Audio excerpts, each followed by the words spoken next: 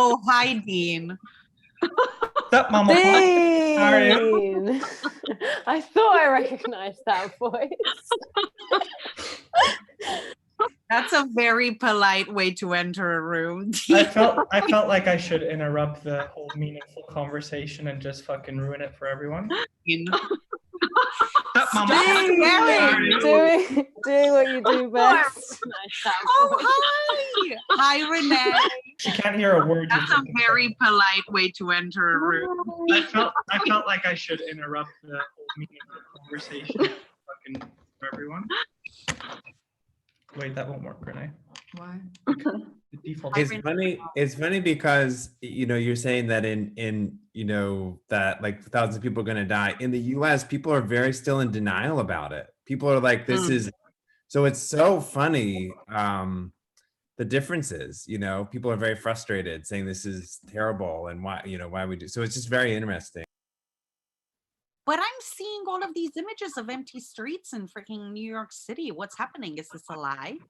No, totally. Like, but people are like griping about it. People aren't like, oh, this, people are like, oh, this is kind of, because so much of our economy for younger people rely on service work, like tips from restaurants and things like that. And so restaurants will be closing because their margins are so small. So it's just I don't know, maybe it's the same elsewhere, but it's my neighbor, for example, is like so frustrated. He just like can't, he's always complaining across the street to me like that. The US will be fun because at least the rest of the world has social structures, which the US doesn't, which will make this a lot more fun than it is anywhere else. That's correct. The nuclear family was banned about 4 years ago. No social structures in the United States. Yeah, I saw in like Wyoming, they fired like more than 3,000 people in like 2 hours yesterday because like companies are just like, fuck, we can't pay people. It's great. Oh, in Vegas too, right? Everyone. Probably. Yeah. Where a lot of the folks are being fired or laid off so that they can file for unemployment benefits, which they wouldn't get otherwise. So, I mean, some of the stuff that sounds evil might actually be, for their benefit. I don't know, man. That seems like a cheap excuse because I don't think those companies are going to hire those people back. In Germany, they're at least giving companies runway. Yeah, but if you're an hourly employee here, you don't really have much option if you get no hours. So that's how it goes. I think as well, that was a conversation that businesses here were having where because they're not being told to shut down by the government, they can't claim insurance. So they're basically just like having to close, but without being able to immediately claim insurance or something. So they were having to go at Boris going, what are you doing?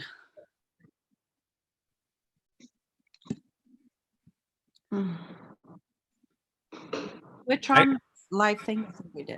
I think it's good that we're not traveling as much though.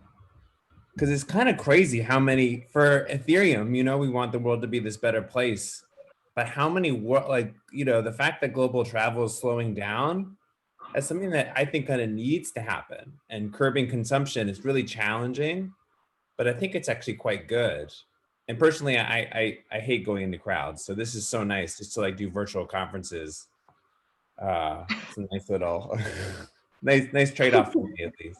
Virtual conferences kind of defeat the point though. Oh, of conferring with your friends in the hallway? Well, that's like a large aspect of conferences is like the conversations that happen in the hallway. Yeah, it's that kind of organic face-to-face interaction. I think it's super important. And I'm worried personally we're going to lose it, but I'm hoping. But then this space has too many conferences anyways. There's no reason to have fucking a conference every 2 weeks in some other part of the world. Right.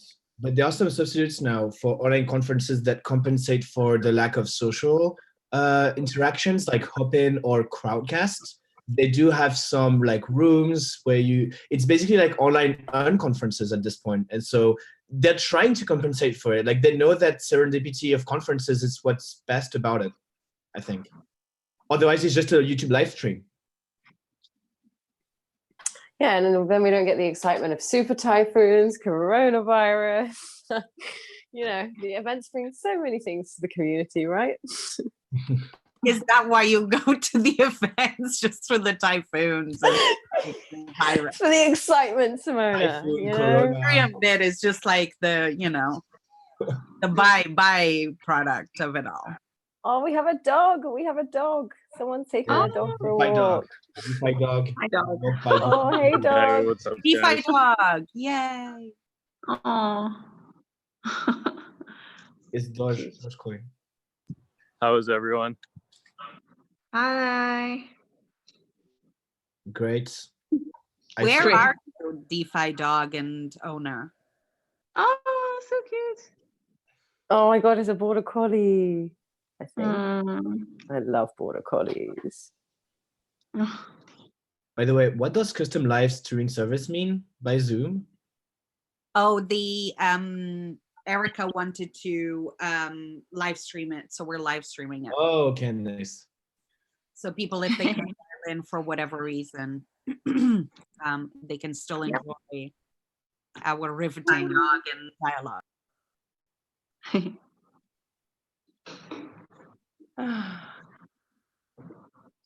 There's how many? 1, 2.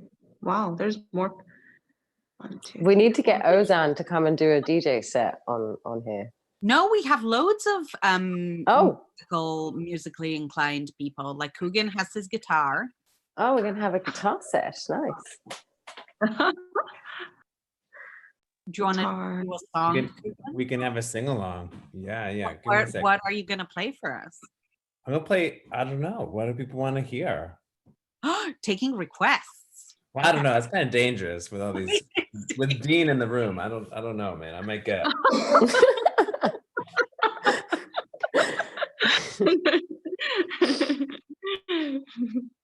Hmm. Oh no, he's gone. You can go quick. He was scared. Dean is dropped off, so you can do your thing. It doesn't matter. Yeah, give me a second. I'll get ready. Okay. And then yeah, I think we had there's Johnny who did a little guitar session at Intercon as well. And then Oh, there's nice. Matteo who's doing Eth Turin. He does a little, he's not bad. And then I think Maggie was saying that later on she's putting together a little DJ set. Oh, nice. Yeah, because she's just got this as a 2 moons thing that she just set up, Yeah. right? So we'll see.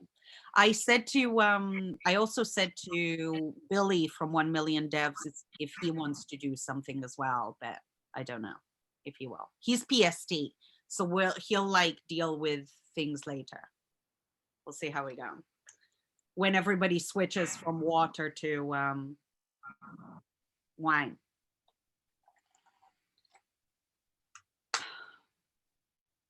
How have you not called it DeFi dog before? Like really? You should do like you should do workshops under the guise of DeFi dog says. You should do this. Where are you, DeFi dude? Where is this?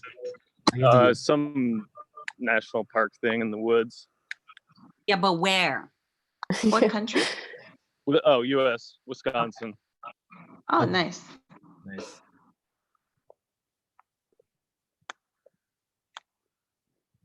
The US kind of reacted fast, didn't they? Like, this is the weird thing about the United States. They tend to be really big procrastinators. They were like, everything is fine. And then when they shut down, they just shut down immediately. Like, everything stopped. So it's been weird. It's been very weird. I thought that things would be shut down there. Like, you couldn't walk around and stuff. Yeah. I guess it's in the countryside, so that's probably why. But Yeah, I think everywhere else, I think all the big cities like New York and yeah, stuff, are are like, coping. yeah. They have just as many cases as France, but twice as less deaths. So the US is better at managing it, but maybe it's like more diluted over the country and France is smaller. That's probably why. But they seem to be doing not too bad. But is it too early for the US to say? Perhaps. What? That they're not doing too bad? Yeah, exactly. Maybe it's too early to Cases? say. Do you mean cases or what? Or Yeah, cases like the situation in general, like cases, deaths, hospital Sure. capacity? How they're doing. The testing is you know. really bad here. There's not a lot of test availability, so the numbers are deflated. Right. And we're actually finding out in news stories that people who had died previously were later identified to have died of corona. Okay. Yeah, and it's looking like the most accurate way of getting numbers is to just look at deaths and then pretend that each death corresponds to like some number of cases of a few weeks before. And so we only really get good information with a pretty long time lag, which is really sad because it means that for a while we're not going to have much of an idea of how well everything's working. Mhm. I mean, the good news is that a vaccine was found and it just needs to be tested for about 1.5 years. So pretty happy about that. Super long. Yeah, is it Caltech's CEO that's part of a team right now that's like recruiting to test the vaccine? Is that this team or is that another project? I think it was in the UK. I'm not too sure about the Okay. details, but yeah. Positives. Yeah, I guess distribution and testing is the biggest thing. I think that's what one of the main doctors in Wuhan was saying, that without testing, we can't know. Well, the thing about vaccines is that it's meant for the people that don't have the virus. Yeah. So if we messed it up, it's just like it's game over. Right. It's pretty interesting. I'm 22. It's not a good time to feel threatened. I feel like it's not a good vibe to start off my life. Whatever. Just death. So what have you guys been up to while you've been on lockdown? I finally learned how garbled circuits work, so that was interesting.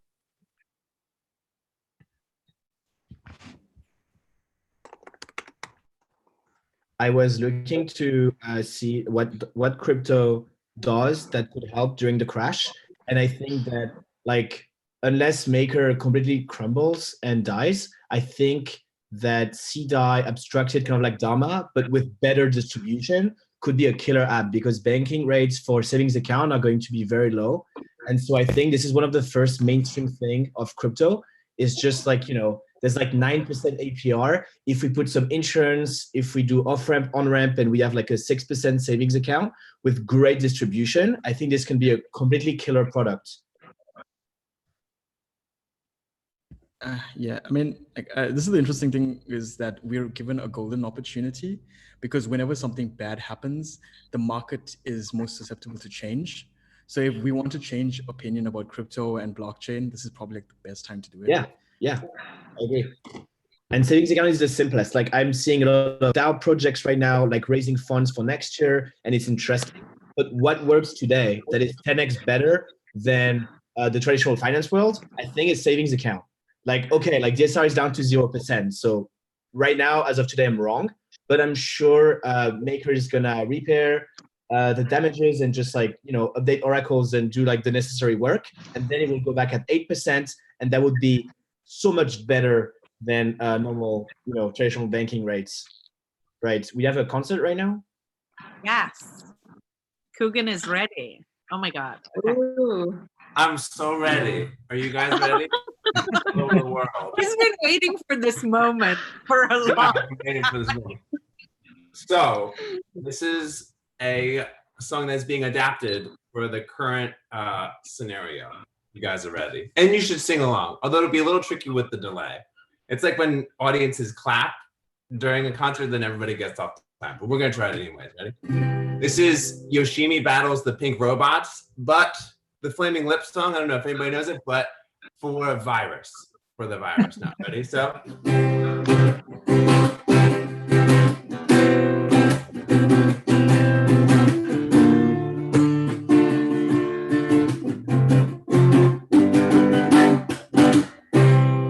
Her name is Yoshime. She's a black belt in karate. Working for the city.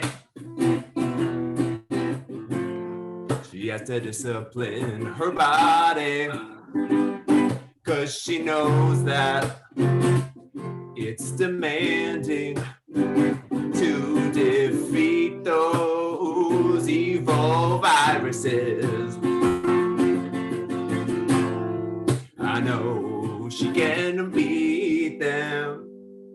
Oh, you see me, they don't believe me, but you won't let those viruses eat me. You see me, they don't believe me, but you won't let those viruses eat me. Those evil-natured viruses, I don't understand. They're programmed to destroy us. She gotta be strong to fight them. So she's taking lots of vitamins, 'cause she knows that it's demanding to defeat those evil viruses.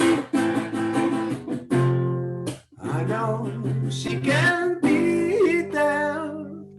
Oh, you see me, they don't believe me, but you won't let those viruses eat me. You see me, they don't believe me, but you won't let those viruses eat me. You see me.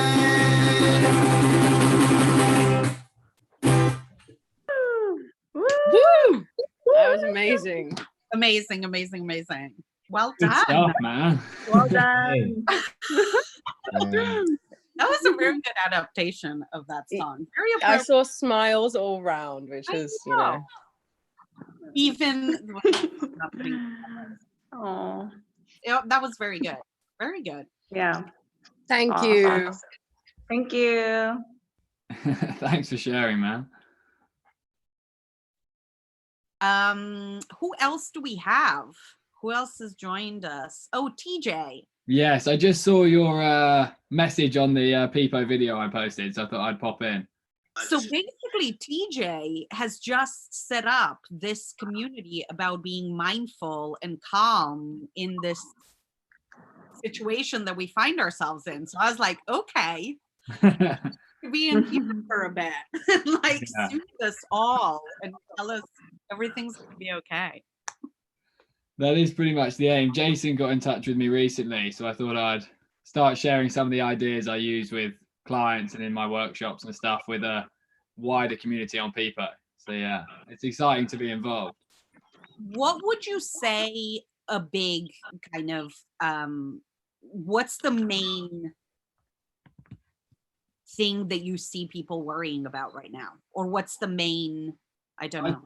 I think one of the main things seems to be the massive fear of the unknown. So people are constantly trying to figure out how many months it'll be until everything's okay and everything like that, which I completely understand people going down that route in their minds. But I think it's impossible for us to know what the outcome of this situation is going to be. So I think helping people begin to just work through what they need to work through each day to get on to their next step, their next job, whatever it is that's keeping them going is really important. Going through that sort of mental shift of acceptance of the fact this is kind of our reality for a while, rather than trying to sort of foresee how it will not be our reality in time.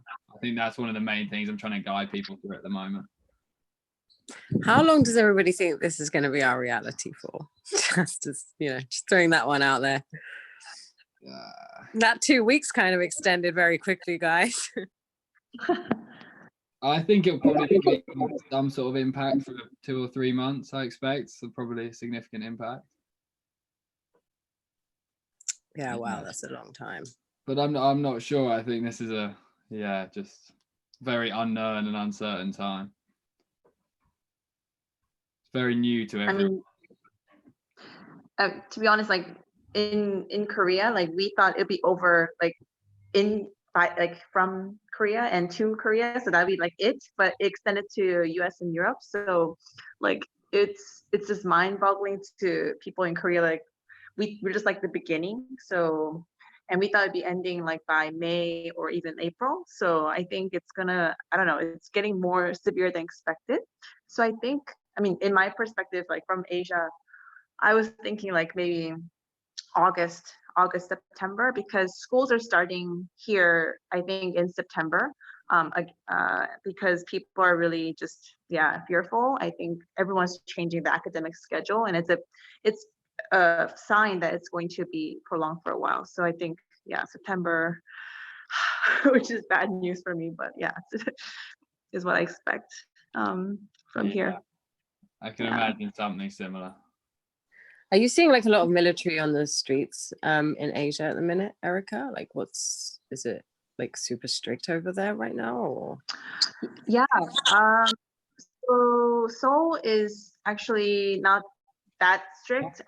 Schools are closed, of course, and people are expected to work at home, but nothing like they don't restrict people going outside. But in Vietnam, it's a different like social system. It's a political system's all different. So right now, like foreigners have to wear masks when they go to cafes. Like have to meaning like it's mandatory. And or in mass gatherings or anywhere that's like a public space, you have to wear masks or you get a fine or something. And also all the restaurants in the main center area are closed from 6 p.m. So meaning people cannot go out for dinner or drinks. Even hotels are suffering because they cannot open from 6, which is, it's pretty crazy. And so people literally cannot do anything from 6 p.m. And it's very strict. And like if certain like people gets suspicious of like being infected, so ambulances come from all directions, police come from all directions, and like they just kind of barricade the entire area so that like nobody comes near it, and they literally block the entire apartment or something. When I see it, it's like, wow, this is like another world. I feel like I'm just witnessing like a different world. It's kind of it's so strange, and so I cannot even leave the country right now. Because I'm a Korean, I'm not allowed to fly anywhere except Korea, but Korea is already bad, so I cannot really fly there either. So I'm just kind of stuck here. It's a challenging time. Are you in isolation at your home then? Are you having to stay at home, or are you guys allowed to leave? So we can leave outside the home. I'm not like a person who's like has been close to infected person, like a patient. So I'm allowed to leave the house, but I don't really want to leave the house. So we stack up a lot of food. It's been like several weeks now, and we order food inside usually. And we're even afraid to go to the pool. So there's a pool outside, and we're like, okay, is this okay? Because people are gonna, spit inside. They're gonna, so we're just kind of afraid of that too. But we do want to like keep it as humane as possible, like because it's gonna be a long-term fight. It's not gonna just end in like 2 weeks or something. So we're gonna lose our sanity if we just like really stay inside and not do anything. So I do try to balance it out and try to like exercise a little bit outside whenever like the streets are empty, and kind of go for a walk, because I cannot just stay home all the time. So it's pretty frustrating, but balance is the most important thing. It sounds super intense, like but it's just getting there. What's going on in NYC, Eleanor and Denison? I see you guys. Oh, there. They're trying to hide. Hey. Hey. Thank you guys for organizing this. I missed all the pleasantries at the beginning, if there were any welcoming things. New York is cool. It's very chill for being a city that never sleeps. Like people are absolutely holding up when they can. And I think just like working within their means to do what's possible. So I'll turn my camera on so you guys can see me from my studio apartment. But like, I think one of the things that you feel the most in a city as dense as New York is that like some people really don't have the option to work from home. So like that is very real. Some people don't have the option to take Ubers instead of public transportation. Like it's $2.75 on the subway versus $40 in an Uber if you're trying to go from, you know, Manhattan to Brooklyn.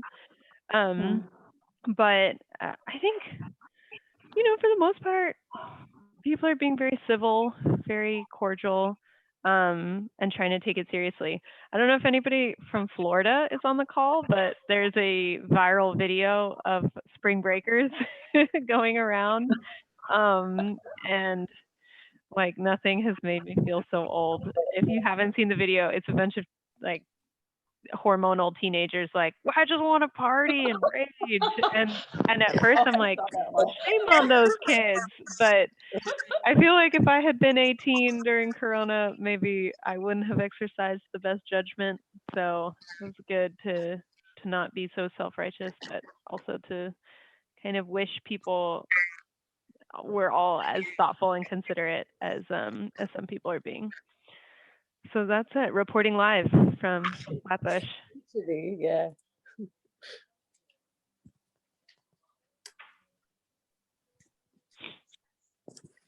I'm basically Googling viral Florida video. Oh, let me share it, please. I've seen it. Like Oh, you have. Yeah, it's like spring breakers. This reminds me of, you know, when there was, what was the volcano in Iceland that erupted that time and it disrupted air travel? Yeah, I can't remember the name, but I remember because I had a flight disrupted. I was so mad. And I remember they were doing like this report on site from Glasgow Airport in the UK. And there was this group of guys who were heading out, I don't even know where, for a stag do. And this guy just came up behind the reporter and he just went, Iceland, I hate Iceland. And that's all he was like cared about, was just like, damn it, I can't make it. So that video, I think I just picked a random person who shared it, but there it is. It's just a bunch of people getting kind of tacky, but you know, sometimes it's fun to watch. Also, some people watch the video and get very angry, so I don't want to trigger anyone.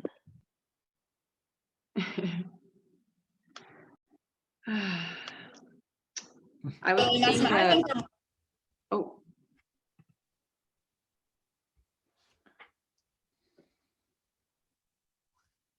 Ah.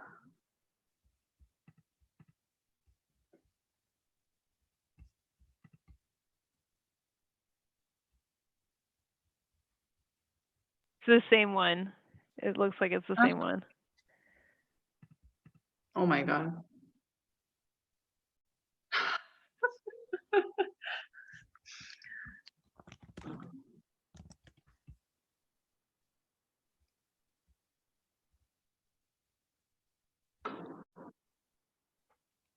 I think a lot of I think like there's a lot of politically sensitive topics that's related to Corona. But yesterday I saw the video of Trump saying the China virus, and the reporter was asking like, why do you say that? And then yeah, it was like China or something. He said something really funny. So everyone was like laughing, like in the Asian like community, like they were not really offended, but it was like kind of funny. But it was like a clip or something. I remember that. But people were really, some were angry about it, some were really they found it funny. But that was kind of, everything seems very sensitive to everybody right now. So this content is like all, yeah. But I wonder what everyone else thought about it. But yeah, it was pretty, I thought it was hilarious on my end. But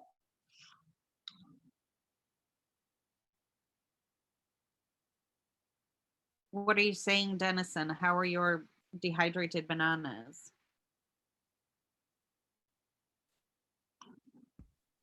Dennison? Wait, what now? Dehydrated what? Banana.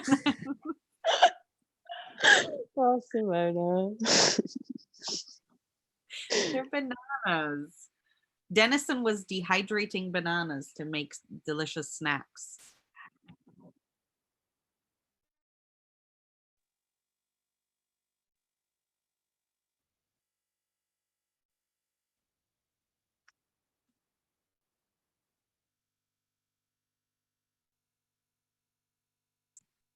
Can we all hear each other?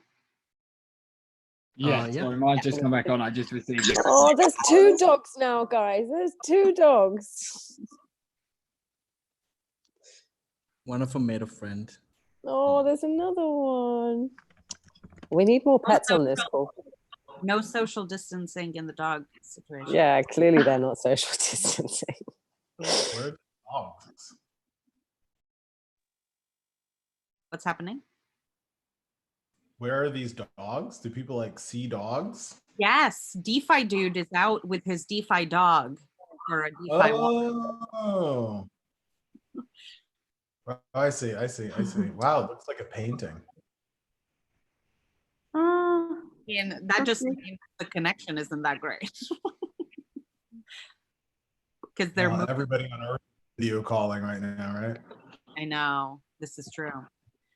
How are your bananas? I was wondering. OMG, I'm gonna make another batch today or tomorrow. Hey, Dennison. Hey. You're with us now, finally. Yeah, I'm like in and out. Dehydrated bananas all around. Oh my gosh, I've been right now. I'm dehydrating those like Jamaican hot peppers. I have dehydrated mangoes. Dehydrating more bananas tomorrow. I have like a whole set of bushels. They are awesome. Do this like banana mango sandwich where you take a dehydrated banana and you roll it up in a dehydrated slice of mango and you eat it. It's amazing. It's the little things, right? Little things.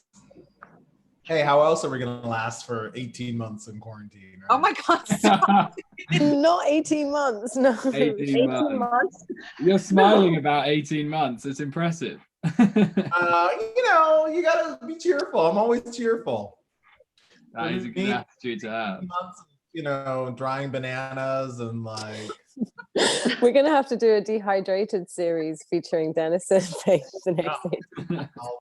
I'll show you. You know, the food dehydrators are only like $25 on Amazon. I highly recommend you grab one. You know, for when the fresh fruit runs out. Sounds like a good plan. Yeah, actually cured meat as well. That kind of stuff is really good for when like things start running out. Totally. I'm pickling things. You're what? Pickling things. Pickling things, that preserves things for quite a long time. Like I'm just trying to think of things that like you can like kind of make yourself. This is a good point. Yeah, it's like we need to, you know, start prepping. 18 months. What the hell? No, that's too long. Yeah, well, the whole thing is like basically until they have a vaccine,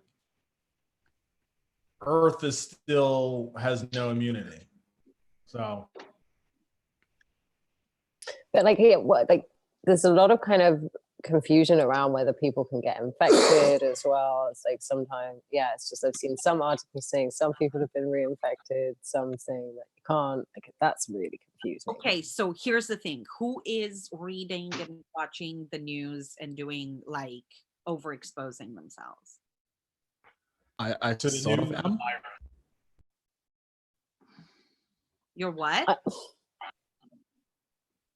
Who, me? Yeah, I kind of sort of am, but it's mostly because I'm very hopeful. I'm hoping that there's a positive statistic that says you won't die. So I'm just looking out for that. But apparently it's just, we just have to wait a year and a half. So I got myself a Kindle. I put 500 books on it, very optimistic.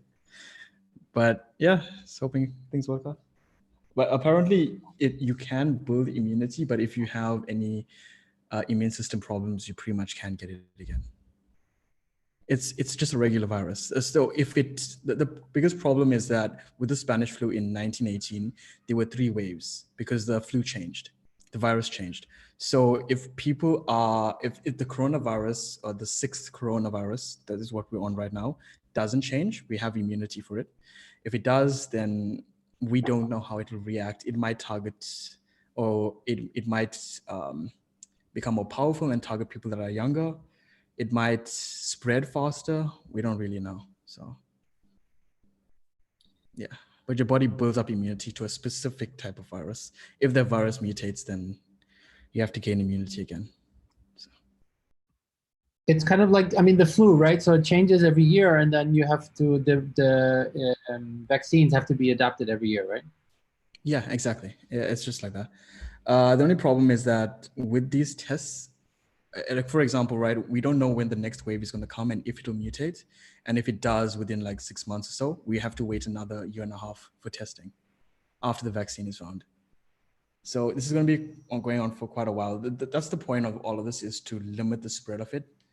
And it can kind of just die off, sadly, but it's true. It kind of just die off. So yeah. There was an Imperial College study that explained everything. I'm not sure where it is, but oh yeah, someone linked it. Yeah, I already linked it. That's the best sort of explanation.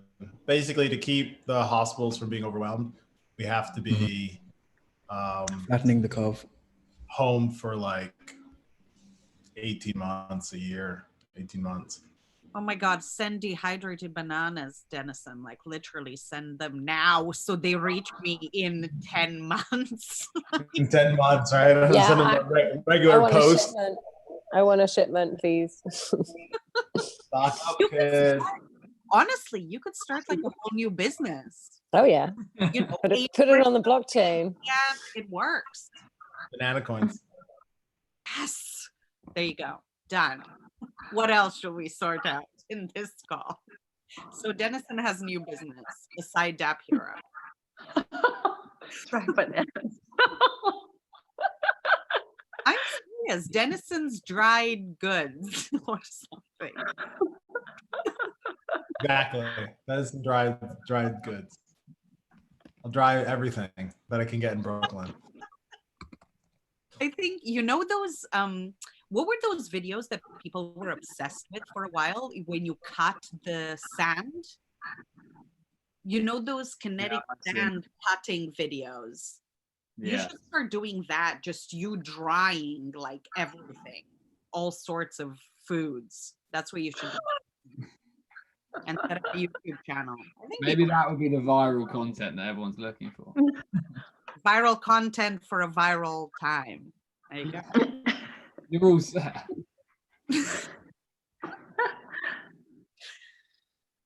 What else, TJ? What else should we be doing at this time? I Other definitely than think, dehydrating things. besides spending 90% of our time dehydrating things, which is the key to mental happiness, This is the key. This is it. Dennis Sullivan. I definitely think limiting news exposure is pretty important. So I initially was overwhelming myself quite a lot with the news. So I'd say giving yourself certain times each day where you'll sort of update yourself with what the important thing is, rather than having like a prolonged stress response all day by constantly checking your phone and seeing another problems happening. I think that's pretty key. And definitely not looking at news the first thing when you wake up and the last thing before you go to sleep, because it just ignites your stress response instantly from the moment you wake, or it makes sleep more challenging. I need a therapy puppy as well. Yeah, therapy puppy. That's an option. I don't know how many dogs are getting sold at the moment, but I definitely think social interaction is key. So any sort of Zoom calling that you can do with people, I think is extremely important. House party. We've been using house party a lot. It's amazing. Yeah, house party is fantastic. That sort of thing is key. Humans are social beings, so isolating ourselves is going to be a big shock to our systems for many. There's a puppy. Hey, Hudson. Hello. Oh, there is a puppy. We got another puppy. Oh, so cute. We had one earlier where DeFi Dude was taking the dog out for a walk. So we walked the dog with him, I feel. We need everyone to be able to get like real puppy and a virtual puppy. Bring back Have you seen the people like walking toy dogs out so that they don't get caught when they just want to go outside? There's been like there was like I think there was a paper dog and I saw like a teddy bear that was like a In dog. Italy, there's a secondary market for dogs because you're only allowed to go outside for 20 minutes if you're walking a dog or going to get essentials. Whoa. 20 Yeah. minutes. Wow. Yeah, it's the same in Spain. I think you can only take it for as long as it like needs to, basically. Yeah. No Oh, long- I'm gonna have to drop off. But I'm gonna be on later, especially in the late afternoon and evening and night, probably. U.S. Central Time. So, because I have some I have some calls in the next few hours. But just want to drop in and say hi to everybody. This is a great initiative, and thank you for organizing this, everybody. Simone, this is awesome. Bye. Hudson. Enjoy your calls. Oh, he's gone. He's like, so yes, okay. So pets, secondary market for renting out dogs for walks. What do you do if you have a cat? I feel shortchanged. I have a cat. I can't make any money off her. I don't know, just like, can't you get a dog outfit for a cat? Just get a dog outfit and then just put her on a lead and just take her around. She's a crap dog though, because she doesn't put anything on her. Just doesn't move. What is going on? This is not what I do. No. Oh no. Well, we're gonna have to get dogs. But then I also like worry now that people are just going to be getting dogs just for the sake of being able to go outside, and it's just Very true. that's really. But then I worrying. know that, oh my God, see, this is why you have to not necessarily watch too much stuff, because they were saying about all the shelters that are closing and what's going to happen to the dogs.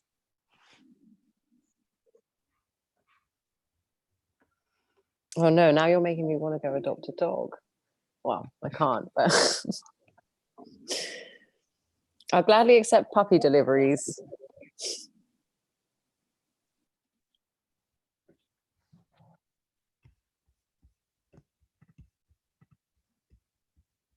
What else should we be doing?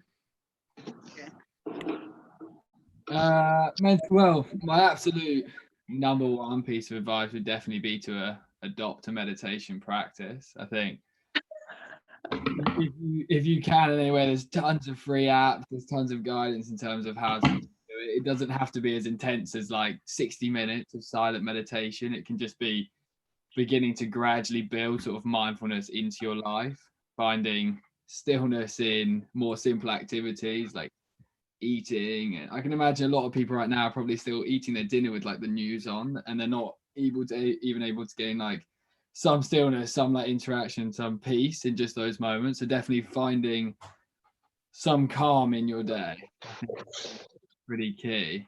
I think humans have been needing to slow down for quite some time, and we've been on this train of burning ourselves. So I think one like silver lining of it is going to be an opportunity for people to slow down a bit, which I think is key. Sorry. Definitely. But how are you guys finding it in terms of your mind? Have you got any questions that I can answer? Well, I'm feeling a bit sick right now, but other than that, pretty Gucci. What were you going to say, Dennis? I was going to say one of my friends is willing to talk about the experience in Milan right now. Ooh. Oh yes, I really want to hear. Yes. You know what has been really cool to see in Milan? Like all of the people singing on balconies and all of that. And, there's a couple of people just organizing like sing-alongs between the buildings. Apparently, a few of those were fake, wasn't it? Like I think I saw online. Yeah, because a lot of this is the funny thing. A lot of artists were pushing these videos out, like, "Hey, they're singing my songs," and apparently someone just dubbed their music on top of it, and it was so well dubbed that people didn't really notice it. So, like Shawn Mendes were like, "Oh, they're singing my song," and I was like, "Why would they be singing your music? It makes no sense." So yeah, eventually people. Yeah, it's quite funny though. That's why we can't have nice things. Yeah, it's true. Like someone was singing Stitches by Shawn Mendes, and I was like, there's a virus outbreak. I mean, it's not really the vibe you'd want to go for. Each to their own, each to their own, you know. There was like an entire block that was singing, and I was like, whoa. I mean, unfortunately, you know, camaraderie doesn't necessarily cure bad taste in music. Or good. I don't know if you like Shawn Mendes. That could be a good. I was expecting like some Queen or something, you know. No. It's Shawn Mendes,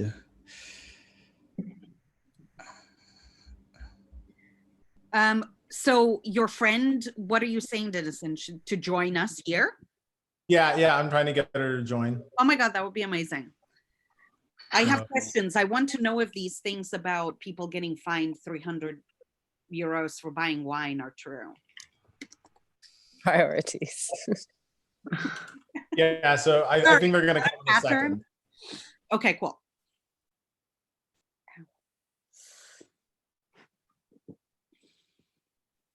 I mean, more than a second, like a couple seconds. Right? Oh, okay, sorry.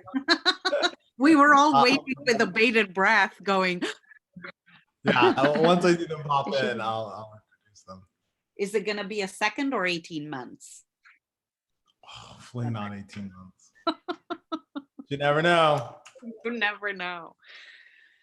Oh, it's fine. It's fine. It's going to be fine. Good. It'll be good. It'll be fine.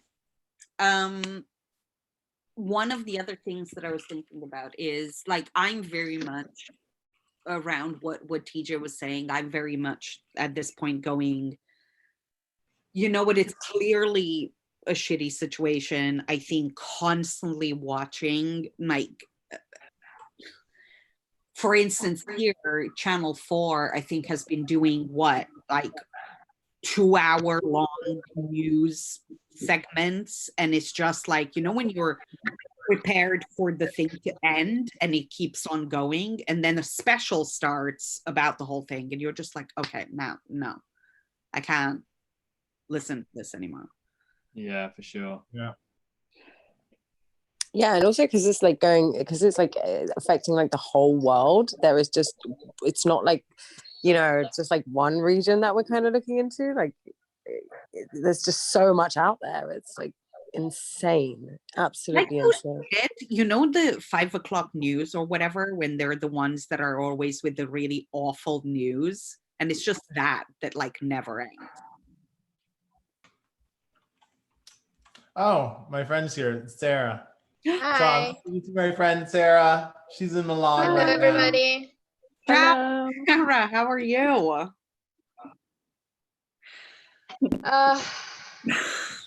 It's hard. It's a tough period, guys. Where are you from? We're basically everywhere. A mixture of UK, States, Slovakia. Kevin, I think, is in Hong Kong right now. Erica's in Vietnam. Where are you, TJ? I'm in the UK. Yeah. And wow. he's in Malaysia, but he's from South Africa originally. Wow. Helena from Berlin. Yeah. Yeah, and Simona has organized this, and basically everyone's basically talking to sort of like stay in contact.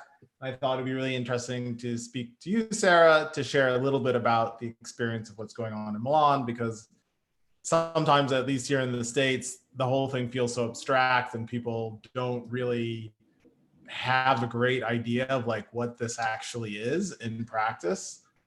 And so I thought it'd be helpful if you could share a little bit about what's going on. I mean, you and I speak, but. Yeah, well, basically what happened is that all of us, really all of us, I was the first, underestimate this virus and just collapse everything from one day to the other one. You don't even realize what's going on, and suddenly you're planning to go to work, to have aperitif, to, you know, you're planning your life, and suddenly everything is closed, everybody is feeling sick, and you don't even understand when you can say that you have COVID-19 and when not.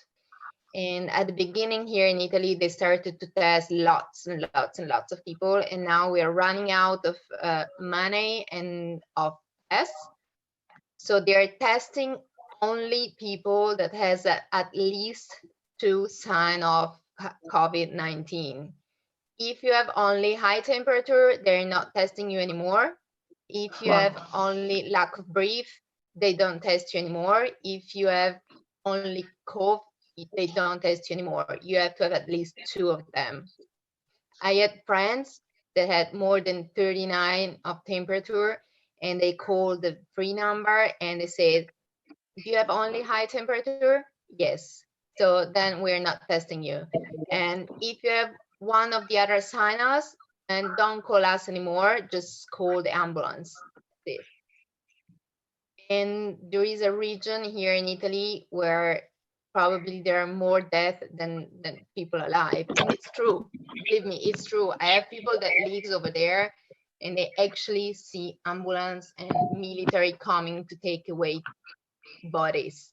And we don't even have enough, Dennis, don't help me, dove bruciano I corpi. There's not enough space to burn the bodies. Yeah. And they're taking the bodies to other cities to do that. And it takes probably at least 3 days or more to be able to burn the body, or 3 weeks or stuff like that. Because I had my mom that called me today, and we had kind of a person that is related with us that passed away, not for the COVID-19, but still they have to wait like 3 weeks before having not the body, but the ash back. So it's completely terrible. And while I was talking with Denison just probably 1 week ago or stuff like that, it's just that everywhere around the world, just don't do the same mistake we did. If you can, stay home, go out only if you need, because this virus is invisible. You don't see it. You may have it. All of us may have it. We can be the type of person that are young, healthy, and our body react really quickly, or we just got in touch with this virus, but not in his high power, but just lower, because we only touched somewhere where there was the virus. The virus lower the power, and then you touch your nose, your eyes, you got the virus, but not that high, but we may have it, and we can pass it to people that are not as healthy as us. And the worst thing I've been hearing around is, oh, don't worry, it affects only old people. Yes, but old people can be your mom, your dad, your uncle, your grandmother. It can be someone that you love. It doesn't matter the age. And it's not fair. Someone you love has to stay in the hospital with the breathing, with oxygen alone. You can't be there. You can't go to the hospital. Even if you have your brother that broke his leg, you can't go to the hospital. No one can enter in the hospital unless you really need it. And what's going to happen? They're really calling doctors that are working outside Italy to come back, and they're giving them a short period job in the hospital because we are running out of doctors. We are running out of doctors, nurse, and whatever. We don't have anything anymore. The only thing you don't have to be worried about, at least for us in Italy, is that we have food supply. You can go to the supermarket and you can get everything you need. But if you have to go there, just keep distance. If you don't have the mask, especially if you don't have the proper mask, just keep at least 1 meter distance. What lots of people start to do now, it's even wash everything you buy to the supermarket, because this virus can actually survive on paper, plastic, especially plastic. They're saying now that it stays on plastic until 3 days. You can touch whatever you took from inside and you don't think about it. You may just go on your eye, and after you put away your food, and you can get the virus. It's fucking crazy. And still, you may don't know, but you have a small lack in your body. There are people that has thyroid, thyroids, and yeah, that's something that makes you the type of person that can get seriously healed from this virus. You're not healthy if you have that problem. Just hormones, okay, but that puts you in the side of not healthy people. And that's when they said, oh, only people that already has other healthy problems. And that's something really stupid in our daily life. We don't consider that person not healthy. But in this case, you risk your life. And it's not a joke. And it's terrible when you stay at home, you know that someone you love is in the hospital and you cannot do anything. And you know that maybe this person is even old and you can't do anything. You can't stay close to your family. You're alone in one or two or whatever. It doesn't matter how many people lives in your flat, but you're alone, isolated from everybody. And Sarah, what has the experience been like in being alone? Like, how long has the quarantine been for you in Milan? Let me think. Today it's 18, 19. We started in Lombardia on the 8th. Actually, everything really started on the 9th. But suddenly they put everything going on just the day after in the full Italy.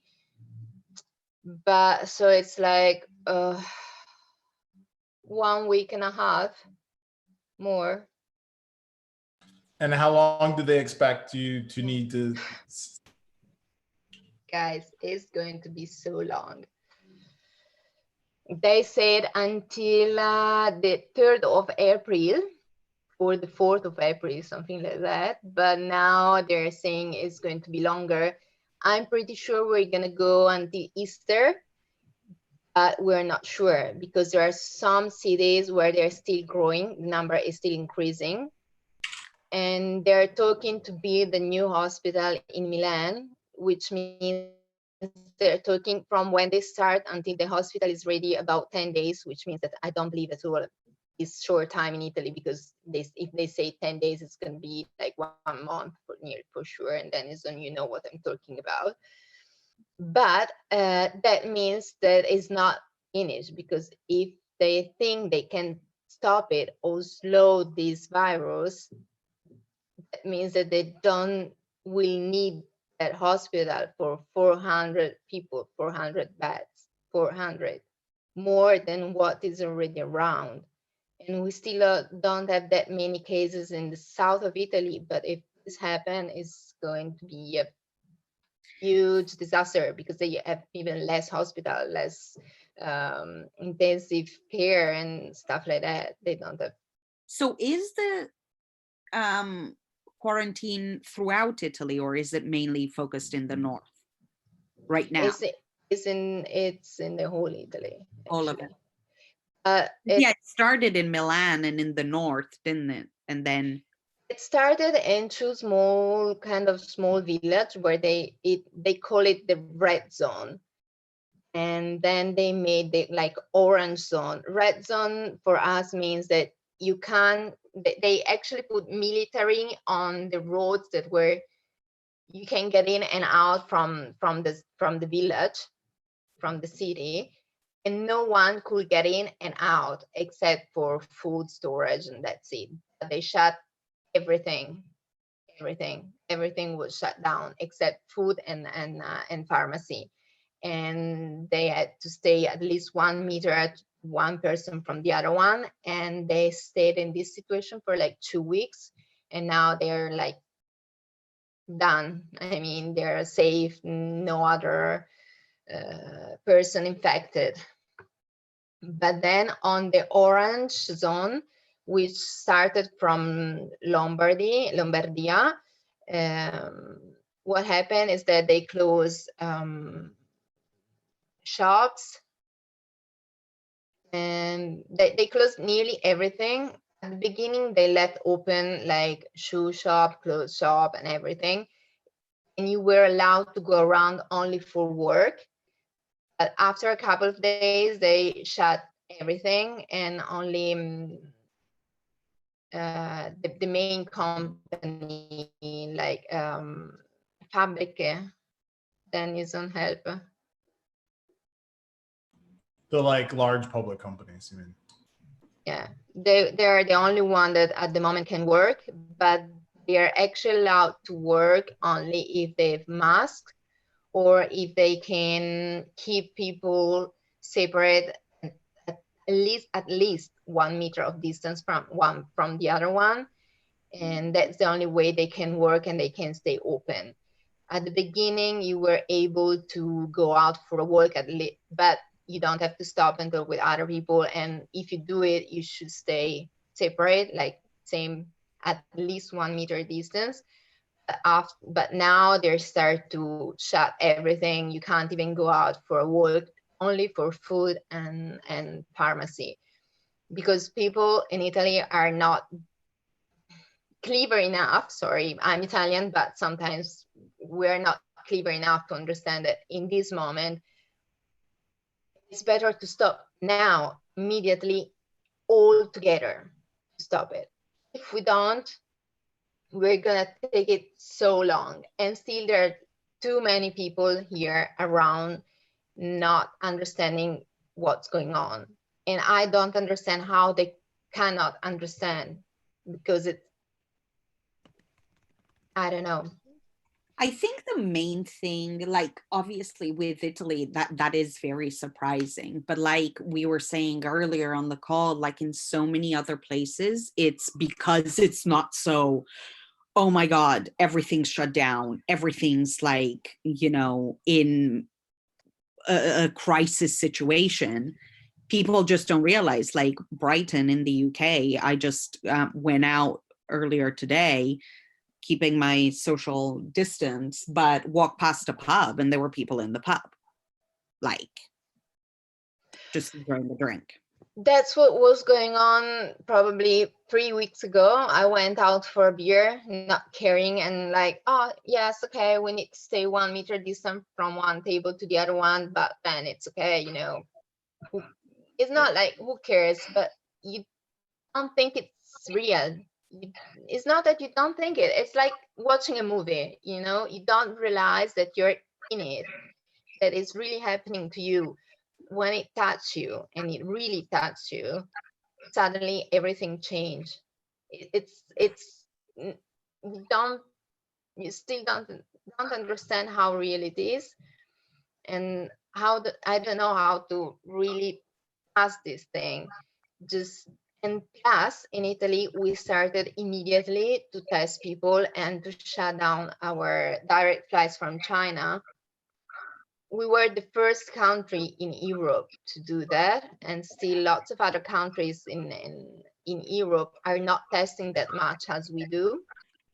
So I cannot imagine how many cases there are around the world and around Europe. They don't even know, and they're still passing the virus around, because it's not a matter of borders. It doesn't matter borders. It comes from China to here, and there is so much distance. This is true. I just wanted to see whether Brady and Antoine, where are you guys and what? Sorry? I was just asking Brady and Antoine, they just joined us, so I was trying to explain to them what we're chatting about and wanted to see where they are. Oh, hi, Martine and dog. Yes, more pets. You brought Pixel! Yes! Oh my God, I'm wearing my East Buenos Aires hoodie too, by the way. Wins! So Brady, where are you?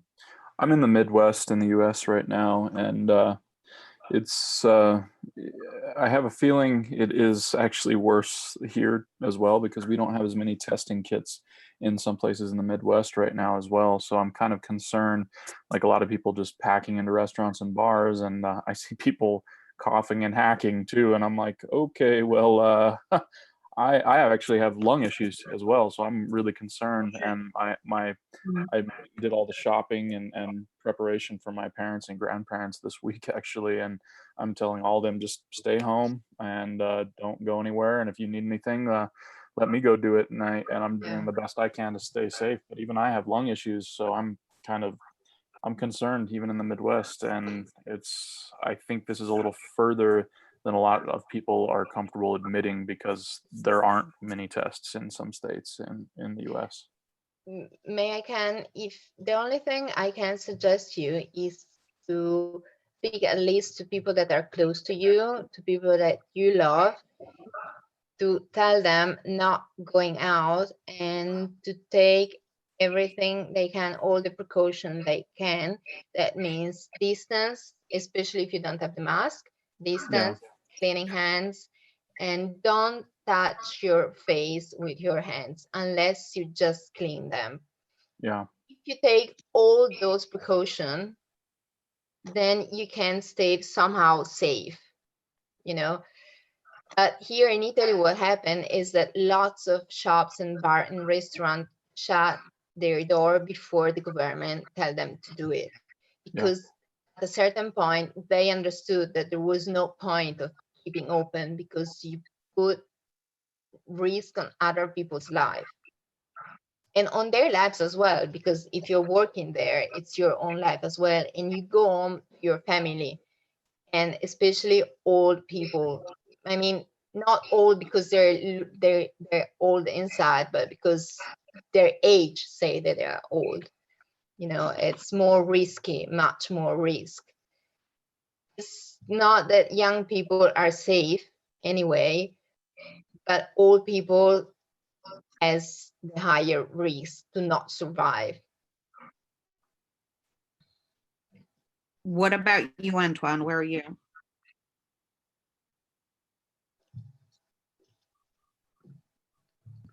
My garage. I'm hiding away from the kids. You're what, hiding from your kids? Yeah, I have 2 young boys, so they're very energetic and they're driving the mom bonkers. So. Oh, but you're okay in the garage. Well done. Yeah. Erica's like, That's a good idea. I have 2 kids. I mean, I just put them in the garage. Oh, no. You go to the garage.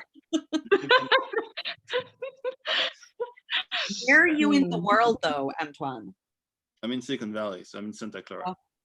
I mean, where Nice. there was a huge outbreak here very early on. We had a bunch of firemen in the fire station just a block from me who got tested positive, so that damped everybody's hopes pretty quickly. We also had TSA agents in the local airport who got tested positive, and they pat down a bunch of folks. So pretty much it's pretty widespread here. The schools are closed for at least 5 weeks. So we're making do.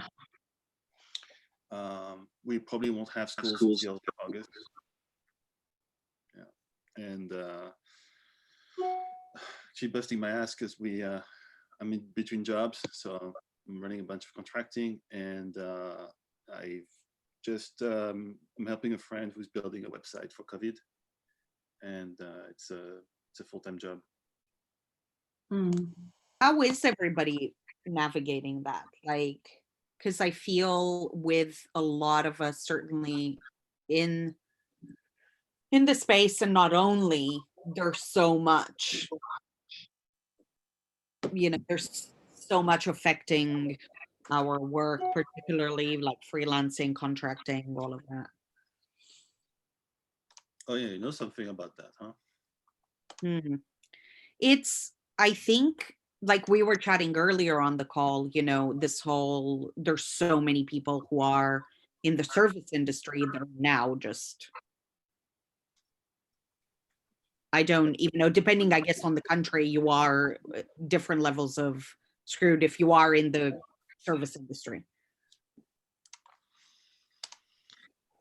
I mean, for me, like, oh, sorry, but like I run events, conferences, meetups, hackathons, and it's like the worst place to be in right now because I just literally can't plan anything further on. So I've been like talking to the hotel, like venue, and they are all canceling, right? Everyone's canceling. So like hotels are in panic, but like I do have to coordinate early on and to commit the date. And it's really hard to predict anything at this point because I mean, as you probably know, everything in Asia is kind of frozen, like, well, everything in the worldwide, it's frozen until like at least I think September-ish. And New York's been canceled, Consensus been canceled. And yeah, so like for me, it's just stopping everything. So actually what I'm noticing is, you know, I'm in Asia, but I'm pretty fluent in English. So a lot of moms are like coming to me and they're like, oh, can you teach my kid English? Because we don't, our, you know, tutors are quitting and the schools are closed. So there's nobody to teach them English. And I'm like, maybe that could be a side job or something. But like, I think a lot of the fundamental educational tools are, you know, and institutions are all closing. So they're looking for like people like me to teach them. But like, yeah, like everything's just changed for me, like the structure, the type of job, and like for the time being.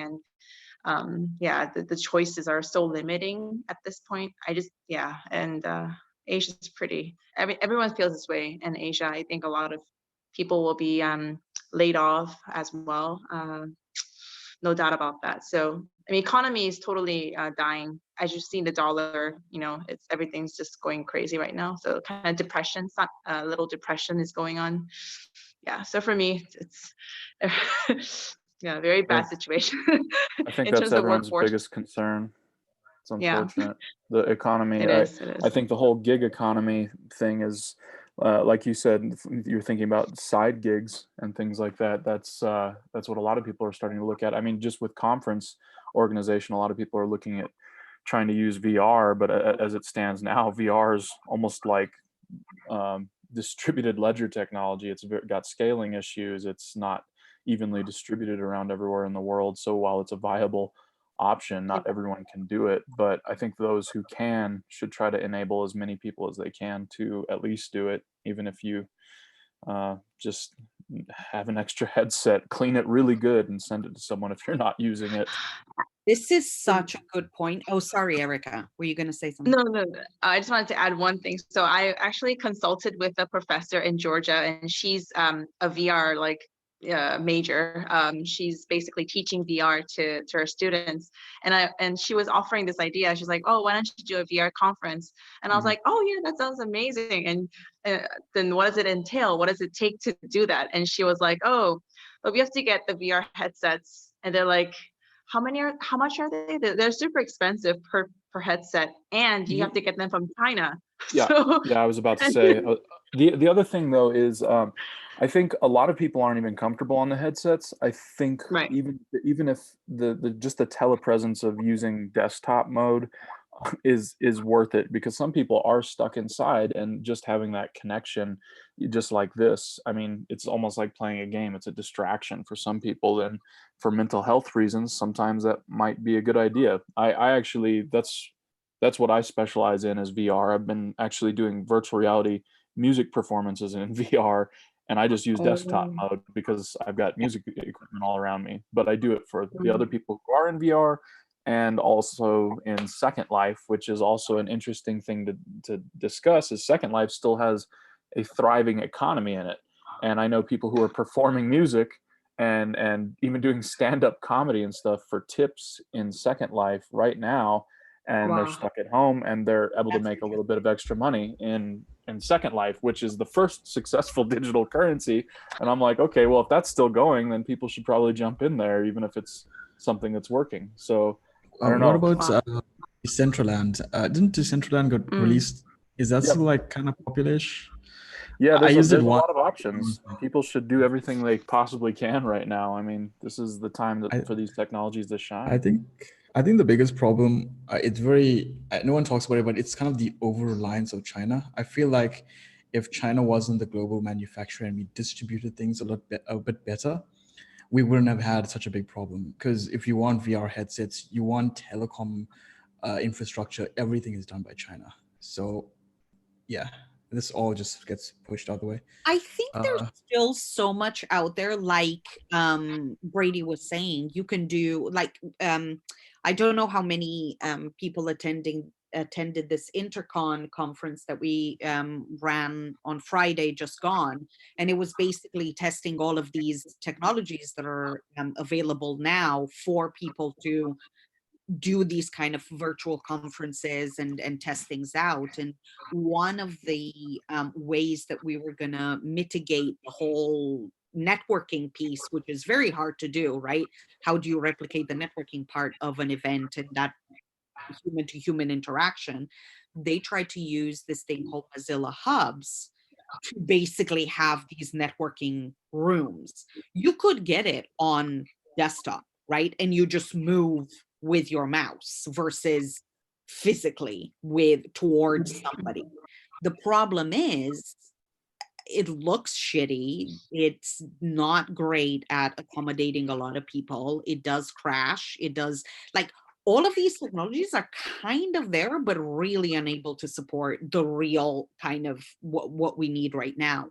And I was thinking, actually, I have a lot of friends who are musicians, and they're having their gigs canceled left, right, and center. And a friend of mine was saying, if I stream my own songs for the next 3 months, I might just scrape, like literally on a loop, constantly every day for the next 3 months, I might be able to make some of my money for all the gigs that got canceled and what I would get paid. But potentially doing it in a setting where you could, or people could, pay for attending a performance that you're doing in a virtual setting might be a valuable thing. Simona, can I say something on that topic? Sure, yeah, please.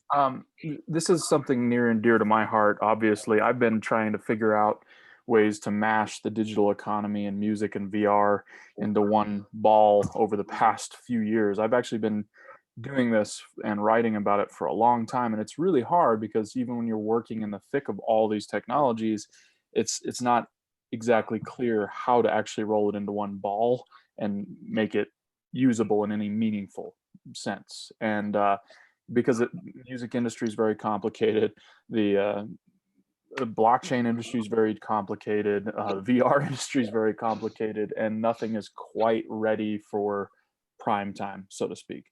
However, what I do know is ready is a lot of, we talk about DAOs and distributed organizations, and really there's a lot of things we could do right now. And one of the things that I've wanted to do that I haven't figured out how to actually get traction with is using music to fund other things. And let's say, okay, I get a few people, I have a few people on Patreon, not many, but I mean, it pays for streaming and server costs mostly. And my bottom line for streaming is pretty much covered there. But like, what if you could like really take other artists and start doing the same thing? And one of my visions is actually funding software development using music. And these technologies could be used for that, just as simple as bounties. Okay, you take what you're making on Patreon, throw it onto standard bounties network on some bounties and go to town. And you could be funding software, you could be funding other musicians, you could incentivize and create like a path forward for people that's very challenge based to get started making money in Second Life or Decentraland or Somnium Space or any of these platforms that have a viable economy. I mean, the economy's sitting there, the tools are sitting there. It really just is missing the fuel to kind of push that forward. So something I've been trying to personally do is I'm actually going to be setting bounties. I set my first one just as a standard job for moderator roles at my VR concerts.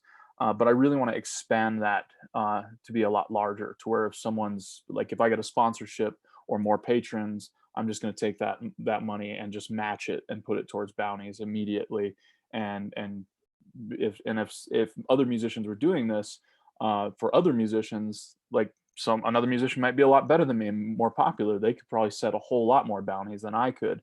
And it's just that model of actually encouraging people to do that. And if someone is a little more well off and they have a remote job, then I think it's at this point in time kind of their duty to go do something like that. So yeah, I mean, if you know musicians, tell them to shoot them my way, and I would love to brainstorm on this concept, because I think now more than ever, this is the time to like really prove these technologies in a very real world, tangible sense. Okay, sounds good. And yeah, you're right. You know, like that's definitely one of the things that I was thinking whilst we were doing that intercon, and also this, like, what medium do you choose to get you what you need, right? What do you kind of have at your disposal to be able to recreate or actually improve the things that existed before we were forced into this, right? Because definitely the tools that you have right now aren't, you know, they're so, and it's very much all eggs in one basket, because again, it's like my friend Ryan was saying, yes, I have all of these gigs canceled. It's not like I can fall back on people listening to my music on Spotify because it pays me pennies. It's like not even worth it. So yeah, okay, that's interesting.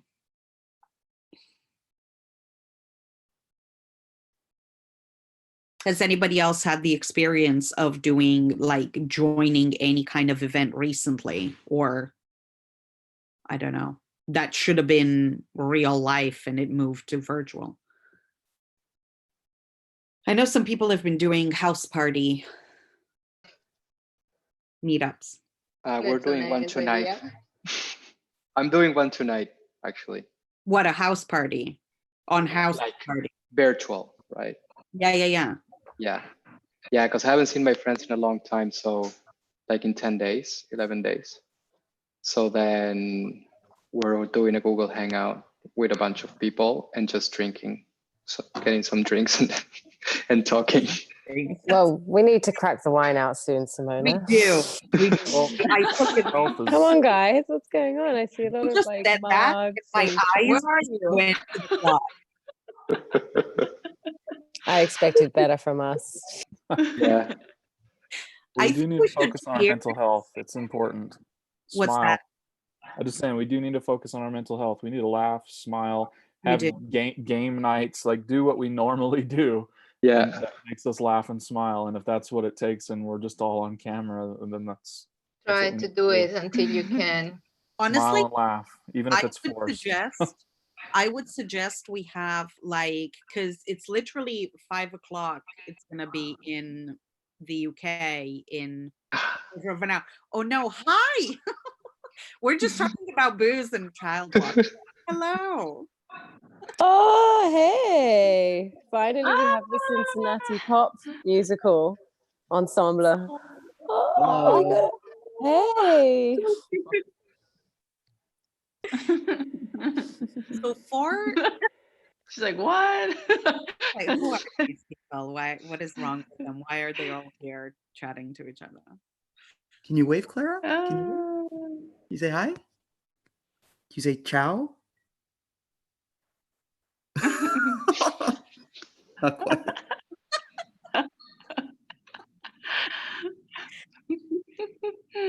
Oh, so cute. Oh, so cute. Yeah. Hello. Hi. Oh. Oh. You see all those people, Clara? They're all just hanging out. So cute. Sorry, I didn't mean to interrupt. No, it's okay. No, we That's need the perfect this. kind of interruption. Yeah, that's exactly what we need. Yep. Next, we need one of your dance moves, though. Well, actually, I'm feeling under the weather. Oh, which no. is really not Okay. a great time to be feeling under the weather, I know. But luckily, she's in good spirits. So when I'm better, maybe Oh, I mean, we might end up doing these on a regular basis, to be honest, if the predictions are right about how long we're going to be, in this situation for. Well, So, then I better great grab my idea. guitar soon. what's that? I better grab my guitar soon then. Do it. It's actually at my actual studio right now, so I'm stuck without my guitar today even. But if you're gonna keep doing these, I will make sure that it's here for the next one. Oh, yes, please. We had a Coogan from Consensus Academy sang a coronavirus adapted song of Yoshimi, fighting the robots, and it was all Yes. about like the virus. It was very good. It was very good. So yes, we welcome music as an essential distraction. Oh, are we going for the 26-hour stream, or do you We'll wanna? see what happens, to be honest. This is one of those crazy experiments that I was like, we basically had, so I had mentioned it on Twitter 2 days ago. And then I said, should we do a share and care call? And then I was preparing this tweet to launch it live. And then Helena messaged me on Telegram saying, hey, do you want to do like a call where people just join? And I was like, I was literally about to tweet this. So let's just do it tomorrow. yeah, Erica and I as well. Erica over in Vietnam, we thought it might be nice to kind of try and get everybody connected, seeing as we might not see each other for a while. And then obviously for those of us who've been stuck in the house this whole time. And yeah, great minds. I have to become sane. I'm becoming a little insane right now. So I just need a little refreshment and a little reconnection. I miss the people, I miss seeing people for sure. And yeah, I don't want to talk to children anymore. I want to talk to adults. Oh no, stop! Like literal adults. no kids. Erica, no. Look, Antoine's son. Hi, what was your name? Not mine. Oh, there's another. Hello. Hey, just gonna say hi to everybody. Oh, he's being shy. Oh. Too many people. So cute. So many people. So many people. So imagine that those folks are all home as well, and they can't talk to anybody because they're by themselves. Kids. Yes. I mean, all of it. The garage. Proof it out. We're all in our garages. It's true. That's where we're. Garage is not safe. No, it's not. I can ask my wife if she could send the kids. So you could have some entertainment for cheap.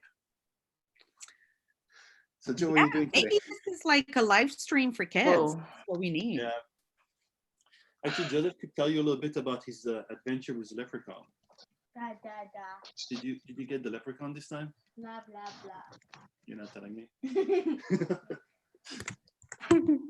Yeah. So that's the 8-year-old for you. They're still wiggly and cuddly at this age. And he's doing great. Aww. He's learning a lot, reading a bunch. He's actually playing a bunch with his computer as well. He tried to turn on Bluetooth the other day, and he was trying to use Bluetooth to hack into his computer so he could bypass authentication. That's pretty cool. Oh. Not bad. So yeah. Start young. You need so busy. Mika is basically saying, teach him to hate the banks, start young. Time. Oh dear. Oh, have you? Okay, I'm gonna speak about a conspiracy theory. So I'm gonna whisper and hope the FBI doesn't hear me. Okay, so recently, over the course of 6 months, right, a lot of the biggest CEOs on earth have stepped down from their positions, and I think it's very weird. I'm just gonna put that out there. That's true. Anyone who wants to jump in, Interesting. just like leap in. I'm a big fan of the theory that some of the worst conspiracy theories are in plain sight, and they're the ones that we just can't do anything about because they're staring us in the face. no one wants to be a wartime CEO. That's the other Sounds thing too. horrible. Yeah, like you just had like all these good bull years in the market, and it was pretty obvious a recession is coming. This is probably going to last quite a long time because the bailout money in 2008 pretty much went to the wealthy, created more income inequality. Still And is. if you look at like maybe like in the US and other places like Hong Kong, if they do a redistribution of wealth to like regular folks in the form of fiscal stimulus, that would help everyone and help, it would certainly help the income inequality gap. But the problem is valuations of companies probably won't go back to where they were pre this crash. And no one wants to be the CEO whose valuations lost. So I do like conspiracy theories, but I think this is pretty simple. It's business is going to hurt for a long time and markets are not going to recover to the point that they were before this crash. Yeah, I think it's just the timing. It started in October before like everyone knew about the coronavirus, and it just sped up after that. But Well, yeah, I think. go ahead. Oh no, I'm sorry. I didn't mean to interrupt you. Go ahead. I was gonna say that governments should really. I don't like the term, but helicopter money. Just like throw some cash, make it rain. You know, just give everyone a piece of that bailout. Bail us all out. I think what's frustrating for me is in September, the Federal Reserve actually had quite a bailout that no one really even talked about, and right before all this, and it seemed like something bad happened that that just kind of got glazed over because they had that quite a bit. It was almost the same size as the previous quantitative easing in 2008 and 2009, all in just September alone, and I didn't hear anyone really talking about that. You dang sure didn't see it in the news or anything, and it kind of makes you wonder what were they repairing, and then coronavirus hits, and then Just a they're doing small even section more. of Twitter was talking about it. Yeah, I saw that Yeah, too. it's a tiny little chunk, and I'm sitting here going, that's the same amount that they did over the course of a few years in 1 month. Like that was a lot in just September alone, and I kind of I was just curious what was going on there. There's very little information on it. Yeah, so I have this thing whenever there's a redundant big story that happens, I usually check the dark side of the internet because it's always like Prince Harry and Meghan Markle are leaving the house, and it's like, I don't care. But the media covers it a lot. So I'm like, what are they trying to hide? Because it's only limited attention. And if they're pushing this narrative, I'm like, I'm very deep into this stuff, man. I'm not like, what's that guy with the frogs and the gay stuff? But what is that guy's name? The dude who's crazy? The dude that's crazy? Yeah, the dude that's crazy. He said he's going to turn Alex Jones? Yeah, Alex Jones. I'm not there. He's like, he's 10. I'm at 4. I'm waiting for. You're in Alex Jones noob status. Is that what you're saying? You're not quite to his level yet? Absolutely. I'm getting there though. Well, I wish you all the luck on your journey. Thank you. Mika, Sounds like a fun journey. Maybe sell some stuff like some silver or something that can make it up for the journey itself. Yeah, that's the thing. Tell what? Oh yeah, I set up a shop with like selling all sorts of crap. That's what Alex Jones does. It's a huge e-commerce site with a sidebar of podcast. It's nice. That's the interesting thing about this, I guess, economic downturn is that I didn't know what to buy. Everyone was saying gold is the best bet. I mean, in Asian communities, gold is just the ultimate best bet. It just lasts. So I was like, eh. And then I thought crypto would do really well because if the traditional system failed, they'd push towards crypto, and then the crypto market crashed. So I was like, nothing's safe. I'm just gonna like huddle up with my clothes and just like stand in a corner or something. It's just like nothing's safe anymore. Except Zoom. Zoom is doing really well. They're quite safe.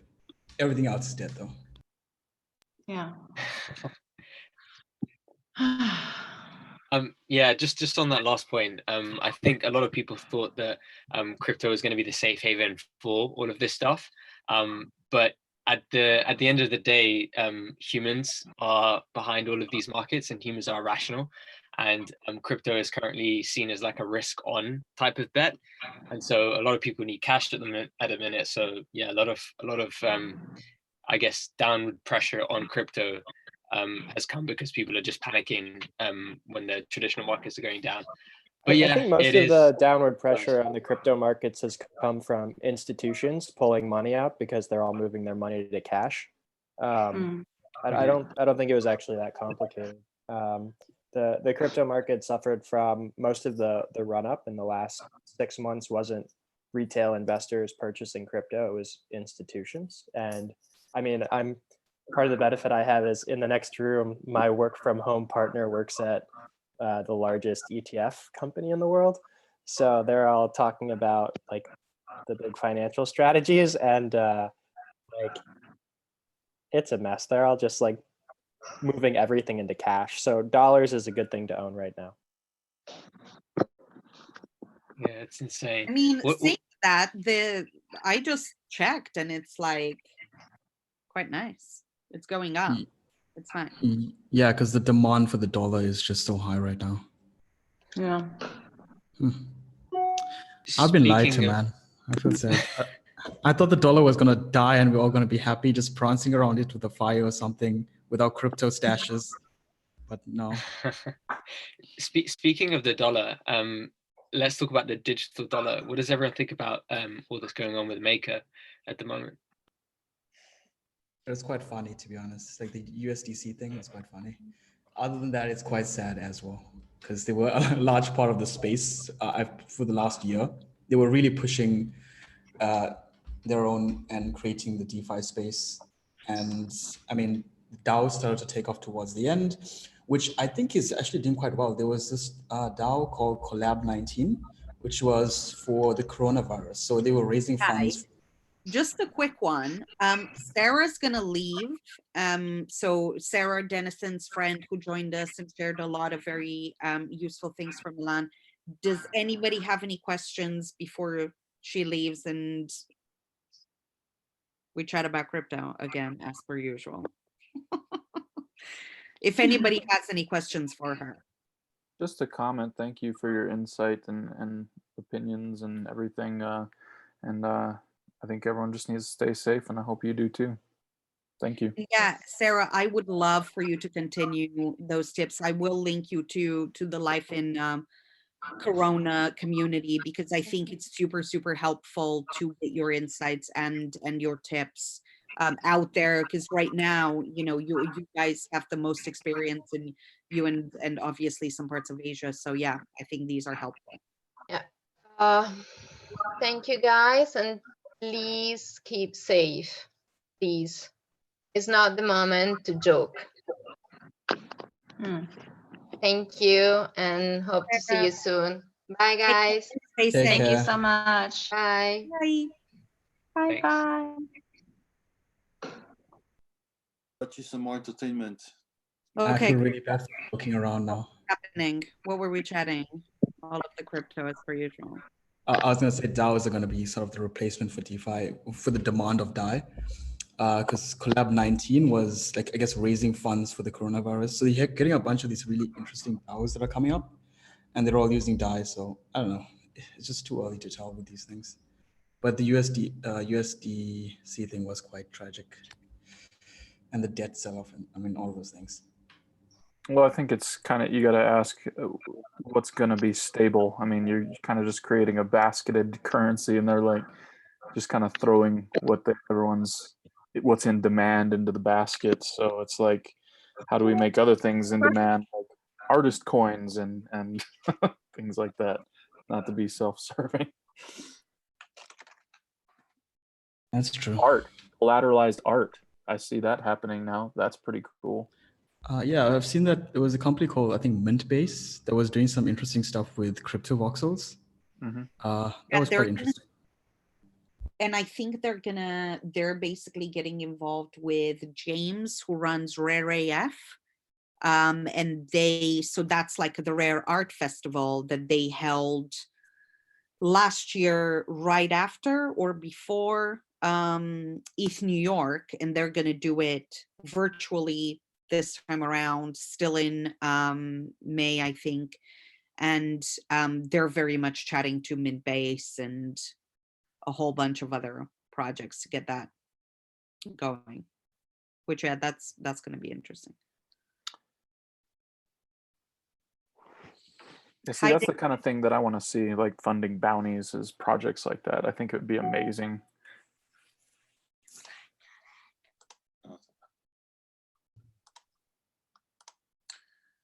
Yo, everybody, I'm gonna drop, but if you want to see a cute kid, this is a cute kid. There you go. This is the second kid. I didn't even see the transition. It was just like, you know, when they change the actor halfway through a series. That's right. Oh, Hello. hello. And no, I don't know why the rabbit is here. Because rabbits are awesome. Prancing rabbit. Of course. How old are they? How, like, what's the age How old difference? are you, buddy? How old are you? You're like 10, right? How long have you been in that garage for, Antoine? Like, seriously? I'm 5. You're 5? Yeah. Sorry. Daddy isn't great at maths, is he? He's not great. Oh. Yeah, you give up when you watch your kids grow up too quickly, and you're like, wait, you're 9? Then you start going, no, I'm gonna get really bad at math really fast because you're growing up way too quickly. You're grounded. Stop growing. That's how I feel. Doing that a lot, Being a yes. parent is crazy. It's like, time, slow down. Yeah, That's we what I just, like, hear. Stop growing up, right? Have you stopped growing up? Stop growing up. Your dad's gonna Aw. ground you. No. I got to tickle you again. Oh. Yeah. Yeah, mine's 9 and I'm boring now. Ready? Oh no. Guys, you should do like, we should definitely do some sort of group where you guys can chat about ideas, what to do with your kids. Oh, That's yeah. a tough one. That's a tough That's one. a big one. Yeah, it's always tough. They're just bug. I'm surprised mine's not in here bugging me right now. I think she's playing Minecraft, and that's the only reason why. And I'm about to go down there and kick her off Minecraft. And we Go take a walk. have very stringent limits on how much time you can spend on devices. Yep. Otherwise, they regress pretty quick. They go pretty haywire as well when you wean them off. So this morning you were doing, what were you doing? You were blowing on a ball of cotton along the track. Yeah. Did you win? Yeah. Whisper, Joseph is doing it. Joseph is doing it now. Yeah. And so yesterday, did you do a leprechaun trap, or was it earlier this week? Yeah, but the leprechaun didn't stay in it. It didn't stay in the trap. What did Yeah. you do? There was 2 different ways to get out. You managed to get out. And what did you do? He just took the gold. It was too cold, so he ran away. You ran away. What did you do in the bathroom? Just make the water. He just made the water who's in the toilet green. Yeah. So he turned the toilet's water green as a break on the kids. Wow. Yeah, That well. was that your St. Patrick's Day? Is that Yeah. what's happening? Joseph just made. Party hard at the Joseph just out. made. Joseph just made it get out. So he just flushed the toilet. But after I just flushed the toilet because it didn't work with me. And there you go. Yeah, we should definitely get you guys with a channel on tips to entertain the kids. Nice. You can actually talk for Yeah. forever. So if you want some free Parenting entertainment, resources. now he started talking. You can make him talk for 3 hours. Just let me know when you want to stop, because I'll need to make him I stop. think we might need to crack open some sort of alcohol to keep this situation going. There's some Is what I'm gonna say right now.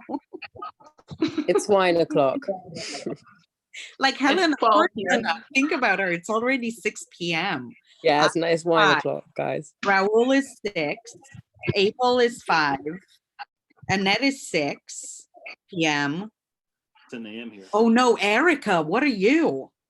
I'm midnight. Midnight. You should be on the whiskey then. Yeah, my kids are asleep and midnight. It's okay. My eyes are slowly closing, but it's all right.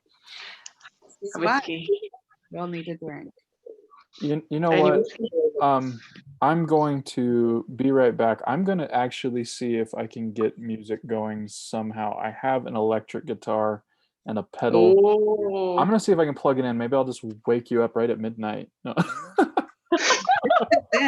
Pretty. What? Yeah. I mean like that. That's what musicians do. It's like we're like, oh, it's midnight. Let's get the party started. No. I'm actually gonna try and see if I can do it, and I'll just at least play 1 or 2 songs. And sometimes, music soothes even the savage of beasts in the worst of times, and sometimes we just need our brain to relax. So let me see if I can do that for all of you. Thank you. That'd be awesome. No guarantees, because this is going to be like a hackathon project in 10 minutes. So let me see if I can make this work. This is like your perfect audience. Go for it. Yay! Music. Okay. You're a captive audience right now. I'm going to play really bad cover songs. Are you ready for this? Like really horrible Johnny Cash cover songs and singing in a higher key. That's what I'll do. Sounds No, amazing. You know what? These days, like I'm practicing classical music because like I feel like that kind of soothes my mind, Yeah. Like I've been like playing the piano when I was really young, but then I never got to it, like because I was kind of busy with life, I guess. It's an excuse. But like lately I've been digging into classical music piano. So I've been doing some of my old stuff, and then like I have these little checkups with the teacher, and like it's actually like one of my favorite hobbies these days because like it just keeps me really calm, and I can do it at home, and I could listen to music right when I'm playing. So yeah, it's actually a really good way to keep like sanity, I think. Well, And we have develop, to. like, yeah, we have to, right? Music really helps us to be happy and like yeah, I think music is the best way for now. Well, if we look at what social media has done in the past decade, it's basically become a cortisol machine that just injects us with terrible feeling hormones, and everyone's fighting on Twitter and talking about all the drama and bad news. And, music is kind of the opposite of that. It's like it makes people connect and bond, and, I don't know, maybe some oxytocin, the only hormone known to cure people when they're sick. So let's smile and play music as much as possible. And yeah, I'll do that for you. Maybe if you that's why. play some piano. Maybe that's why TikTok became so popular, just singing and dancing. Oh yeah, TikTok. Yeah, I started my own account. We'll see how it goes. I think a lot of people are about Good to. luck. Those who haven't are probably going to have an account by the end of the month. Yeah. We'll see how it. Yeah. I'm actually thinking of doing like a people vlog series of like just like my daily life, just sitting reading stuff, going outside, looking at other people, looking at me on their balconies, going back and doing the same thing. Oh yeah. I think, yeah, I don't know. Maybe we can start like a challenge or something. We can start like 100-day challenge, just like talk about what you're doing or whatever on people for like a minute. 100-day. It's probably going to be 180 thinking about it, but start small. Oh no. Holy shit. Yeah, I'm doing vlogs these days, like personal vlogs, so I can record what I do, and like I can kind of keep a unique diary because it's an abnormal lifestyle these days. So it's actually fun to just kind of record it and to edit and put it on like YouTube or something for people to see. I think it's pretty cool. I mean, it's just good for me, not good. I don't know about anybody else, but like good for yourself to record whatever you're doing. And to, I guess, if you look in a positive perspective, it's one of those like things you never experienced maybe in a long time. So it's you can either leverage it or either, be depressed by it. So my choice was to literally just, do whatever like that can make me feel positive about it. And I think vlog's a good way. YouTube, like any kind of like connection like this is great. So and music of course, but TikTok, I think TikTok is maybe I'll do a TikTok challenge if people are interested. TikTok is a young generation stuff, right? It's one of those. I actually don't really like TikTok, but the most popular TikToker is Doja Cat right now, at least in the West. So she's South African. I'm really supportive of her. Only reason. The rest is trash. I'll just support her. Okay. Let me see. Doja Cat. What does she do? What is it that she Doja does? Cat, she makes all of like. Interesting. She makes the songs for like behind a lot of those videos. Yeah, she's like South African, but her American accent is really good. So I'm like, damn, good. Trevor Noah and now Doja Cat, we're making it. Elon is kind of like halfway there. We're still Kili, are you South African? Yeah, I'm South African. I'm in Malaysia now though. Okay. Perfect I have a friend who's also Naidu as last name, and she's also South African. Yeah, it's quite popular in the South African diaspora. Yeah. But yeah. Oh, Malaysia. Malaysia's it's in a bad situation. It's close to Yes, borders. it just surpassed Japan as the most number of cases. I mean, in fourth most number of cases right now. So it's getting really bad. If you include Iran, it's fourth. If you exclude Iran, it's third. So. Oh my God.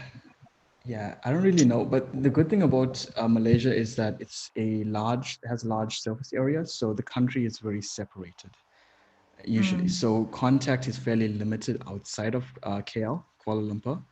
So I'm just hoping that it doesn't spread that badly. But yeah, this is something I think I've read is that it's like the coronavirus survives on cash, and I've been doing crypto to cash for a while now, and I'm like, no. Yeah. Tough times. Oh, Malaysia.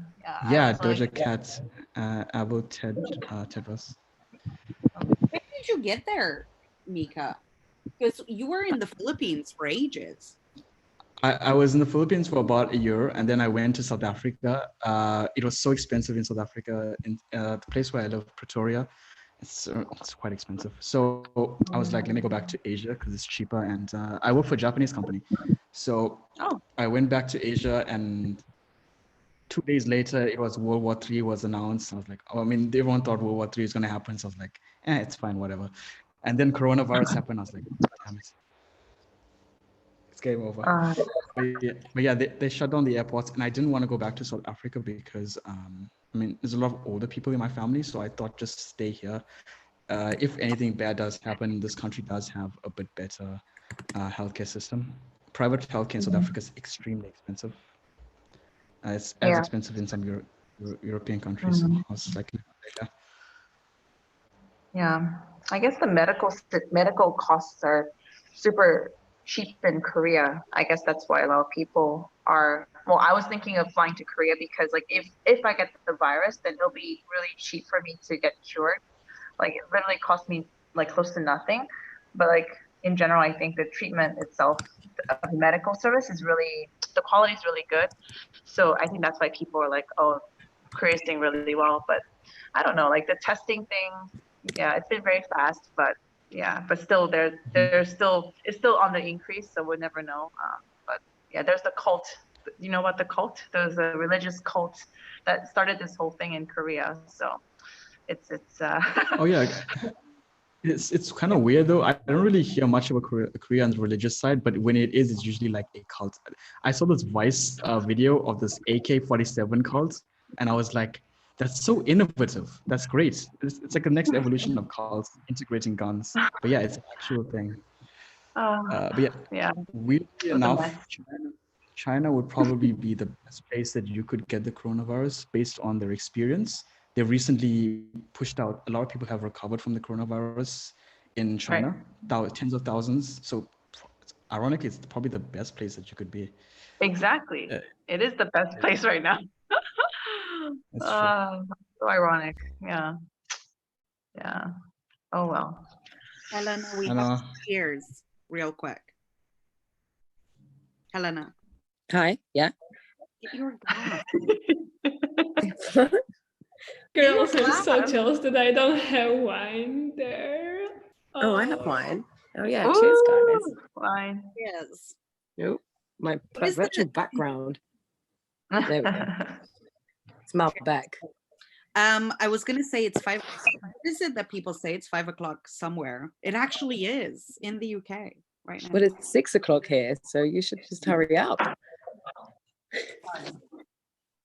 Although, what was it? I read an article that basically all of the alcohol delivery services have seen a 450% hike Increase. yeah. I mean, What else are you? what else are you gonna do, right? And also Wait, 450% hike in what? in just orders, like they've grown 450%, and also apparently people are starting to order earlier and earlier in the day because it's like I went to the supermarket the other day, and already the wine selection of German supermarkets is bad. oh, it's horrific. That is a statement. It's But horrific. now there's nothing. There's like Oh wait, what? Whatever they can get. there's really few options. So yeah. But Riesling, is that the only? No, because like we get usually red wine, and red wine there was not a lot. There was like one Rioja, one Spanish wine, and then one French, and then all German. But they were really cheap and not so good. So I don't know. What are you gonna do, Raul? Raul is originally, you're from Argentina, aren't you? Yes, I am. So you understand I mean, of good wine. to be honest, I prefer beer. So What? I'm okay. But Yeah, you'll be fine. yeah, I'll be fine. I'll be fine. Yeah, you'll be fine in Germany. I don't know what I'm gonna do here with no wine. I'm gonna have to. Can I order online? Like, what's going on, guys? you Can can we order even online. order? You're Because gonna there was a really nice bottle of wine I had in France, in Paris last week, actually, and I tracked down that I can order it to Germany, but I don't know. We'll see if they'll You know what deliver you're across gonna the need? border, so. You're gonna need to. Huh? You're gonna need to make wine out of Denison's dehydrated fruit or something. That he's I should get Denison to dehydrate me some wine, right? Yeah, exactly. Yes. Nice. Yeah, there you go. Travel light. That's gonna be, the parcel is gonna be very slim with all the dehydrated stuff. Yeah, that's true. And you can't really exercise as much. You can't really walk around as much. So a lot of like people here, well, in Korea, are like really worried about gaining weight, like after just eating at home, like just hoarding stuff and like eating whatever that's out there. So I think many are just like doing self exercises, as I have right now on my floor, the yoga mat. But like, yeah, they have these like challenges, like plank challenges, like every day they have like, do some like how many minutes per day or something. So yeah, I think that's the next concern like people have. So you have food, and then what? And then you like gain, become unhealthy and la la la. So you do have to exercise, I guess, but like how at home, Yeah. That's another- You know what I'm doing? I'm doing like since I'm home, I started doing these videos. Like HIIT. Yeah, which ones are you doing, Raul? Because I I'm was doing doing Gillian one- Michaels. I'm doing one with a woman who's killing my legs, but it's really Is it Gillian Michaels? Because she's really good, and there's a few No. videos on Daily Motion from her, and she'll make you cry. I have it on. Yeah, she makes me cry, but it's not her. Someone else. Let me get you the name, and you can try it out. Yeah, it'd be cool to kind of start setting up some like, shared resources for sure. I'm doing. Hold on. I'm doing. There's no name, but it's this one. Hold on. I'll send it here and you can try it out. Be careful because it's a bit intense, but it's only 30 minutes. It's great. Yeah. What is this working out?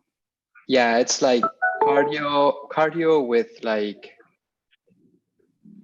yeah, it's both cardio and like muscle. So Oh, yeah, And you did it in your house? I do it in my house. Yeah, you don't need a lot of space. Oh, that's Do you good. have dumbbells? Sorry? Do you have dumbbells? Like, do you have? No, you only, hey, Francie, you only do it with your body. Like, no, you don't need anything else. I just did a workout. Are you talking about workouts? We Yes. Yeah, I just did a 15-minute workout. This is mine. This is my workout right now. And I just came here because I heard that Raul is going to strip soon. Otherwise, I would have joined later because I also wanted to get some wine and something to eat, but I didn't want to miss it. Thank you. Thank you. 15 minutes. Has this gone out of hand? How is this thing being advertised right now? I have my sources everywhere. Well, put it this way, he hasn't said anything. Maybe it's going to be a surprise situation. I don't know. Yeah, it's a surprise. It's a surprise. We just won't know when it happens. It'll just happen. Okay. And then I'm gonna sing the theme tune. No, Brady's coming and doing music. Okay. You're saying you don't want to hear my voice, Simona? What's going on? I'm so sorry. No, I do. No one wants to hear my voice Maybe right now, to Brady be can honest, do guys. the instrumental, and you can do the vocals. Yeah, I'll save everyone for now. But after a bottle of now. wine, who knows? Who knows? Some other thing I wanted to say is that the book club that I'm part of has gone virtual. So that's also really interesting. So we used to meet like a month and a half, or every like we read a book, and after a month and a half or a month we meet. And because we cannot now, most of us live in Berlin, but we use Zoom or Google Hangouts, and then we do it virtual, which is also really good. That's nice. What, again, is a Google Hangout? Sorry? Again, it's just a Google Hangout or a Zoom. Yeah. Yeah. Oh, by the way, you need to dial back in when your house party is happening. Is it tonight? Yeah, 8 p.m. Okay. So Raul is gonna dial back in with his house party friends, and we're gonna do like a Zoom Google Hangout. You're doing a house party? Yes, he's having a house party, a virtual one. No, Francie, no. I was already like, Francie's about to call and the I wasn't authorities, invited, guys. what the fuck? Francie will send me the police. Yeah. Yeah, either I will send you the police or I will send you like a surprise stripper, which is gonna be me because I'm so lonely over here. But that was the reaction was pretty like, it's so different where you would have said this 2 weeks ago, I'm having a house party. Oh, can we come? And then now it's like, wait, you're doing what? You're having a house party? Oh gosh. Super conservative. It's not even the weekend yet, yeah? So you're having your house party on Thursday. Last time I did this, I was studying. I'm just talking to friends at 8 p.m. matter anymore. That's all I'm doing. Calm down, Mom. Did you just say calm down, Mom? No. That's how he usually treats me. I'm used to that already. It's fine. Oh. You're in public now, like live streaming for You didn't even ask today whether I'm still alive, so it's okay. Oh, okay. I did. I sent you a message this morning. Oh yeah, did you? Okay, maybe I. Yeah. forgot. Okay. Well, never mind then. Guys, don't fight. Don't fight. Everything's gonna be okay. Annette's background is going colorful.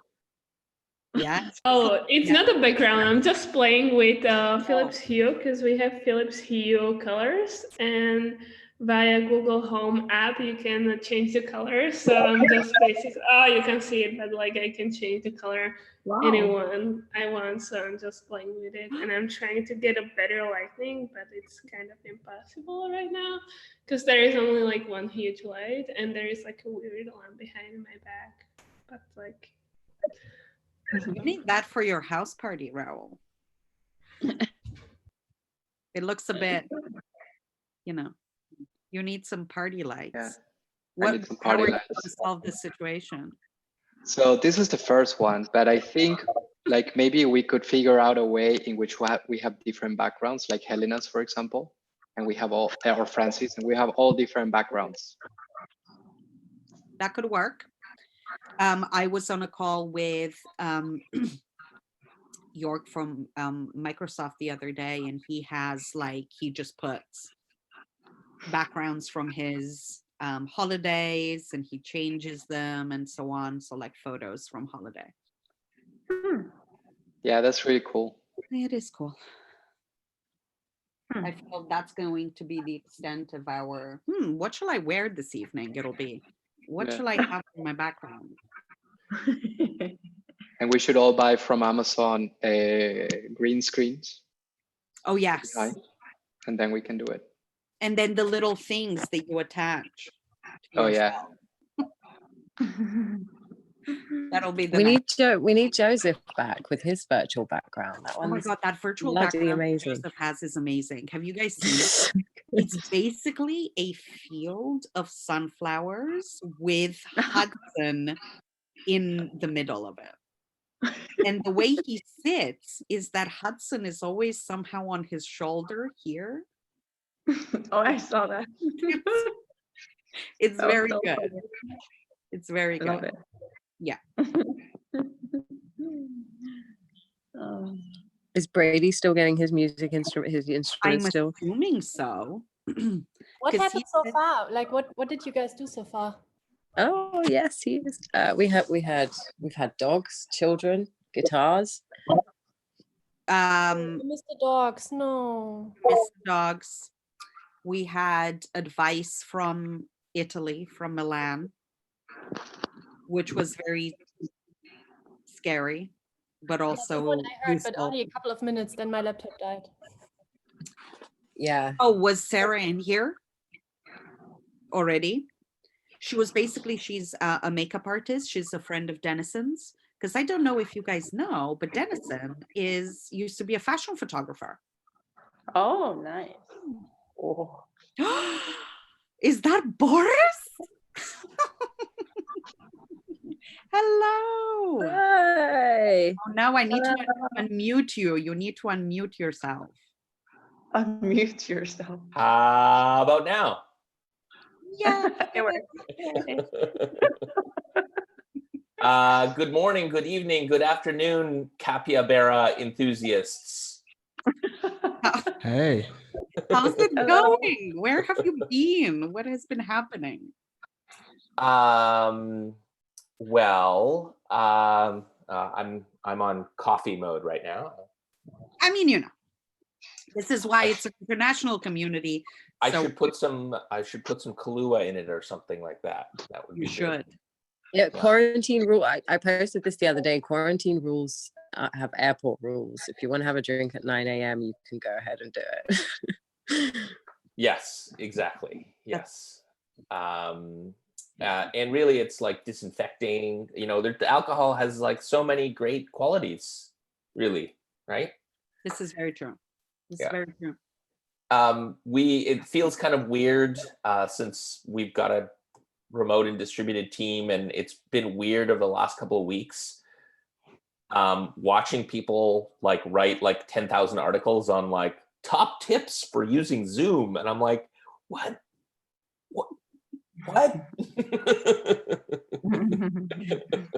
Yep. It's a lot.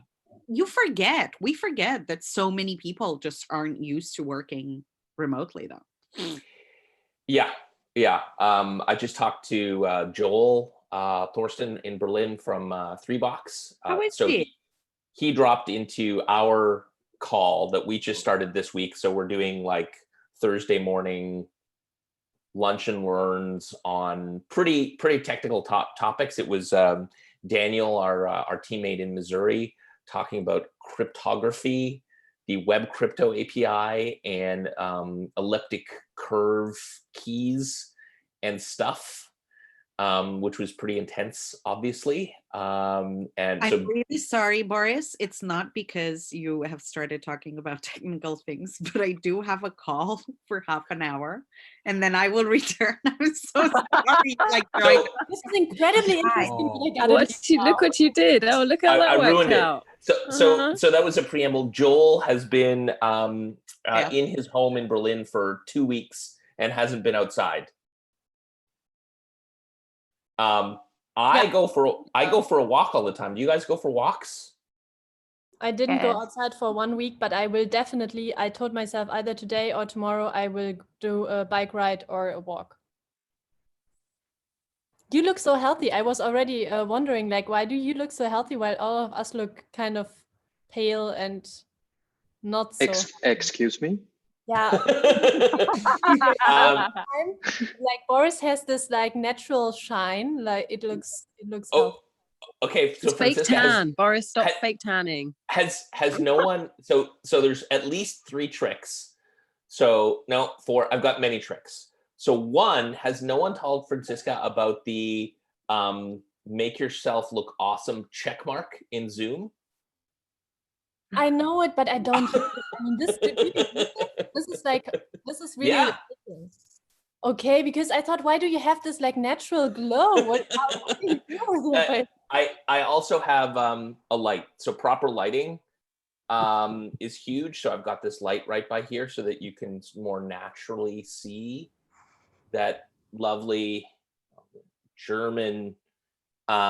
This is also for those of you in Germany, strict adherence to the German levels of pork fat, beer, and sauerkraut. And you too can have Pork fat, no. I mean, sauerkraut, I don't like so much. I like To be sauerkraut. honest. No, I don't. other fermented things. Lots of Asian influence here in Vancouver. So I've got a really nice jar of kimchi in my fridge. Nice. Kimchi. Isn't kombucha or kombucha or whatever like popular now? Oh, kombucha. Ah, nice. Yes. So the kids today, if you know, because it's long and complicated, so little kombu or booch. That's kind of my favorite. Nice. I actually, I've just been drinking water. Water helps as well. Yes. It's pretty good. Actually, I'm gonna go get. So last night, so we do this a fair bit because I'm stuck at home, but we actually have lots of little grocery stores within walking distance in the area that I live in, Vancouver. So I made some. Rachel and I, my partner Rachel, we made some blood orange drinking vinegar.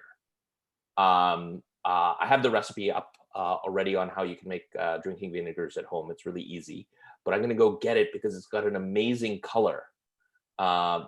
Part of it is Rachel saying like, maybe it looks like we've got a jar of blood. I'm like, no, it's fine. So I'm gonna go get it.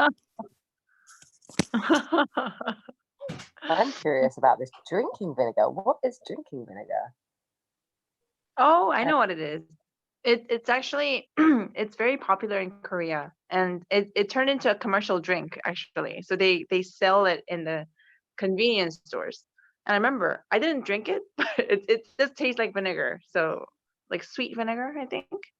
It's really red, really red. A healthy kind of thing like ginger shot or something. Oh, Yeah, that one. whoa, that's Yeah, crazy. the color. Yeah. It literally looks like you have a bottle of blood. Yeah. Yeah, it looks quite scary. You were asking how I remain so healthy and young looking. All the blood.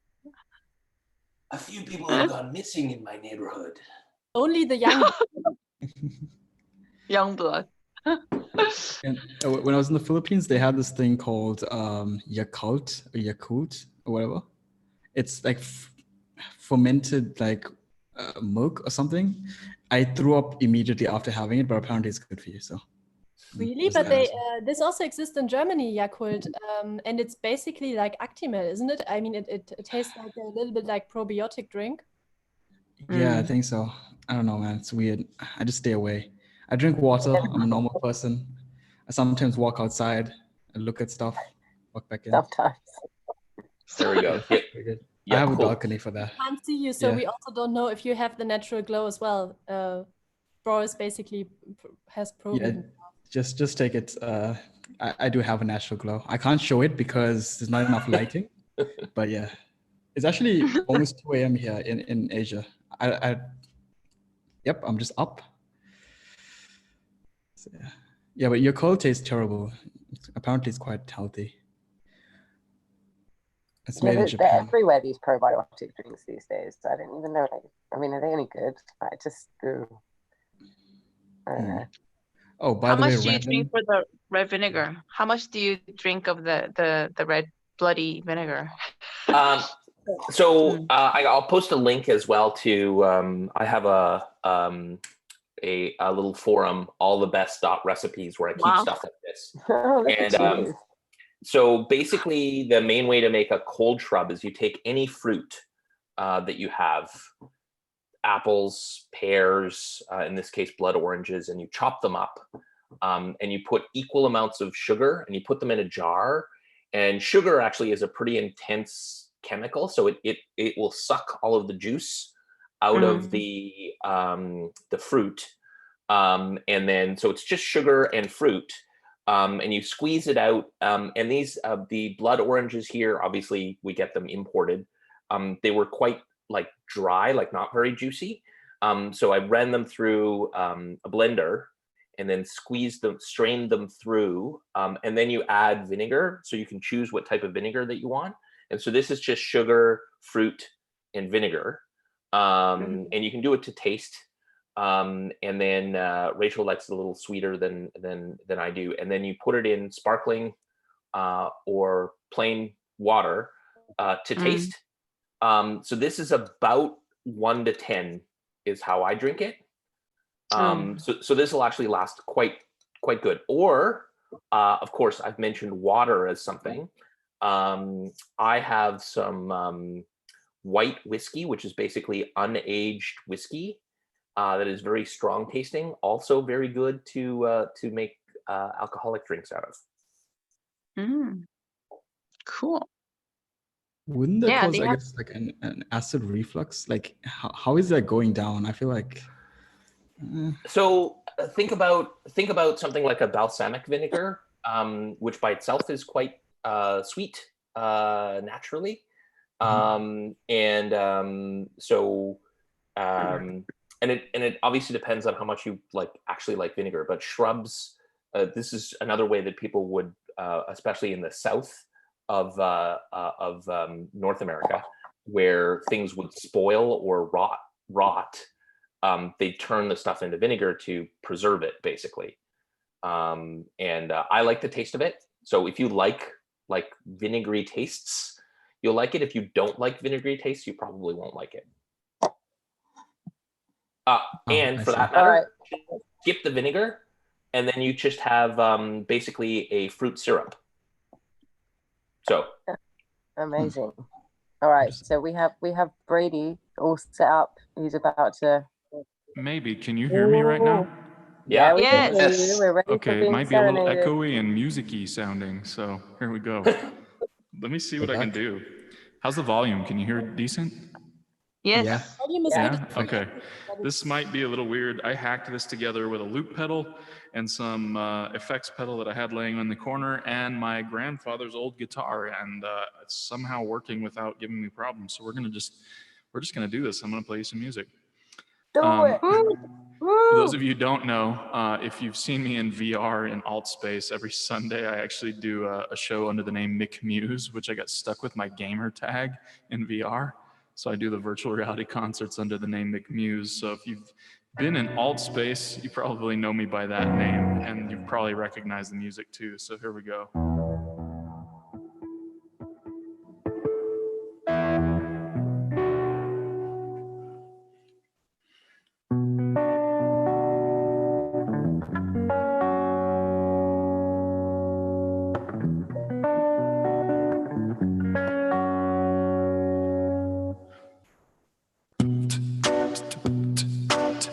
Focus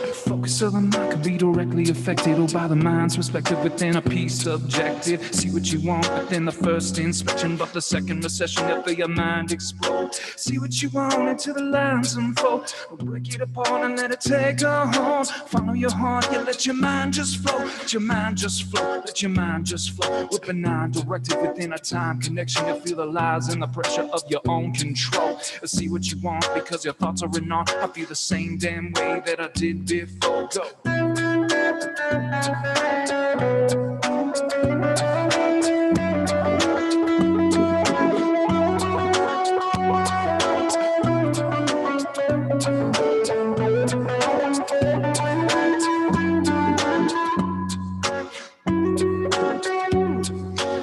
I said, knock down, no fight, but we're never gonna stop now. I can barely ever to see sunlight from the shadow of a sudden blackout.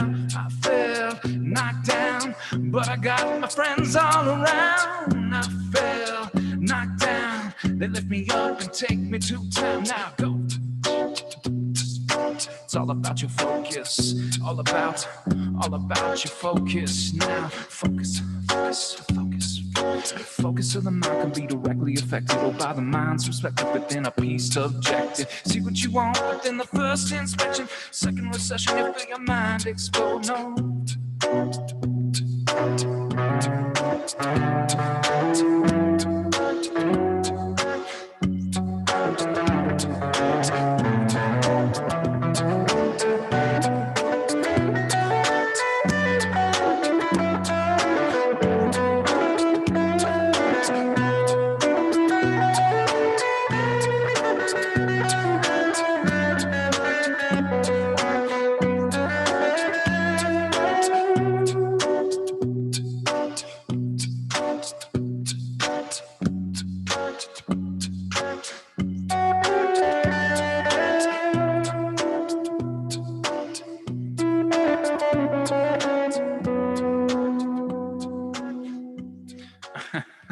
And there we go. That's kind of a taste of what I do at my VR shows. Nice. We need music, guys. So cool. So yeah, I kind of like do mostly improv. Like I've been using VR as my in-studio audience to work on my album for the past like 5 years, and it gives more energy to the show. So that's kind of what I do, is mostly improv. Yeah, it was Wow. amazing. I mean, Yeah, love it's to really hear good. Do you have a link to your stuff? Maybe I can check it out. Yeah, actually, if you look up this name on Twitter and YouTube and Facebook and Mixer Okay. and Twitch, and pretty much if you just Google that name, you'll see my stuff all over the place. But Twitter's probably the best place to follow. Sure, we'll do it. Yeah, I do those shows every Nice. Sunday, though. If you want to come check it out and you're bored and stuck inside, please do. I think might be something better than just sitting there. Definite. And if you're a musician, please reach out, because I'm actually trying to get other people to start doing this too. Let's see do if you I have can any get rid of this. others up your sleeve that you can play us, Brady? Yeah, I do. Let me see. So I usually have this whole, like, I almost do like an electronic musician setup. So I'm like going back to my roots and playing some acoustic stuff. So let me think of a good one to play. Maybe a cover song, maybe something somebody knows.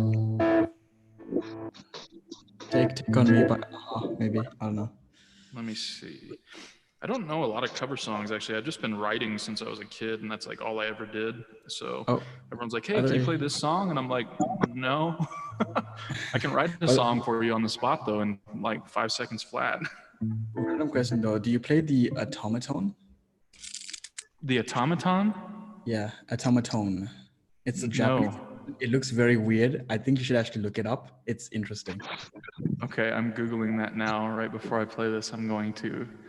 It's so Japanese, it's crazy.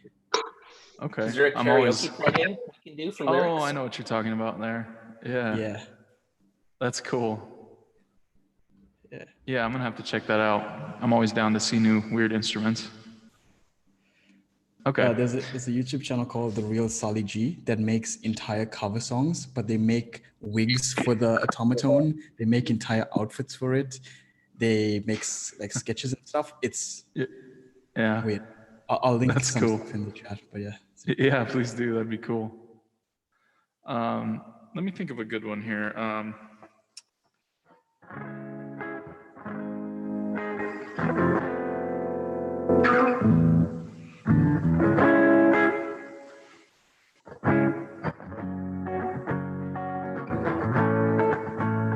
gonna try and do a tongue twister. Here we go. This is by Jack Johnson and the band G Love and Special Sauce. It's kind of a quick flow on the lyrics, so maybe it'll wake me up and hopefully it'll put you in a good mood too. It's a pretty good song. Here we go. This is what's the name of the song? I can't even remember the name of the song. You'll probably know it if you've heard it before. Sweeping up the floors, open up the doors, yeah, turn on the lights, getting ready for tonight. Nobody's romantic cause it's too early for dancing, but here comes the music. And bright lights flashing to cover up your lack of so many people, so many problems, so many reasons to buy another round, drink it down, just another night on the town. With the big man, money man, better than the other man. He got the plan with the $1 million, give a damn what nobody understands. You become a smaller man, the bright lights keep flashing. With me keep on dancing with the clowns, yeah, yeah, yeah. Pick me up and I'm down, yeah, yeah. The rodeo clowns, yeah, yeah, yeah. Pick me up and I'm down. Disco ball spinning, all the music and the women and the shots of tequila, man, they say that they need you, but what they really need is a little room to breathe. Teeny bopping disco queen, she barely understands her dreams, her belly button rings and other kinds of things. Symbolic of change, but the thing that is strange is the changes occur, and now she's just a part of the herd, yeah, yeah, yeah. Man, I thought that you heard, yeah, yeah.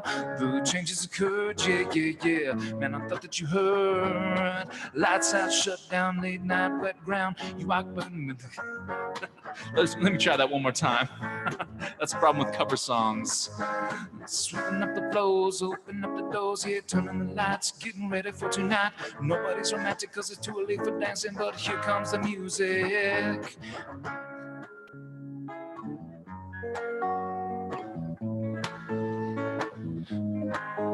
Told you I wasn't very good with the covers. That's what I was gonna do. I was just gonna get up here and like totally bomb some covers for you if you actually know the original song. You're like, oh man, I was getting into it right in that song, right in that part, and he just blew it. Oh well. It happens.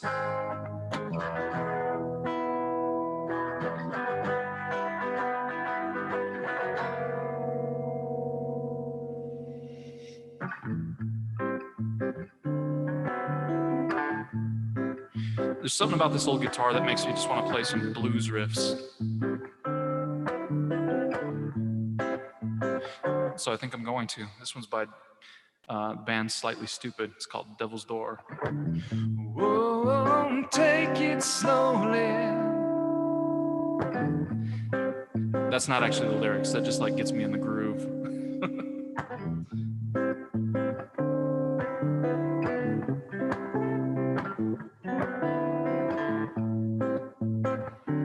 Let me see if I can even remember this song. I'm bad with the covers. All right, here we go. I'm just gonna play one of my own songs and maybe bleed into that one. Maybe, hold on. Oh, no, I got the lyrics. Here it is. Heard you knocking on that. Heard you knocking on that devil's door. Come back tomorrow, baby, 'cause he ain't taking anymore. See you walking down on Bourbon Street. I could tell you, girl, who the man is he got to me. Well, he's got the flash of diamonds, he's got the brand new car. Says he's got the kind of things that'll take you far. All we got to give, all we got to give is just a little bit of loving, girl. No, no, no, no, yeah. Says money's coming in, everything is fine. Food in the fridge, and there's plenty of time to get us up on the top again. It's better than being at the bottom at the bitter end. But I got you in the game. Stories told, devils come around to take your soul. Says he wants to be a number one man, tell you when to walk and when you can stand with the backseat of a limousine. And if you make $1 million, baby, you'll be the queen of it all. No, no, no, no, yeah. Like a vampire, she stalks the streets at night. Says she wants to give you everything you want and more. If your time is right, ain't no you ain't got to take. But any bit of it's a loving girl. No, no, no, no, yeah.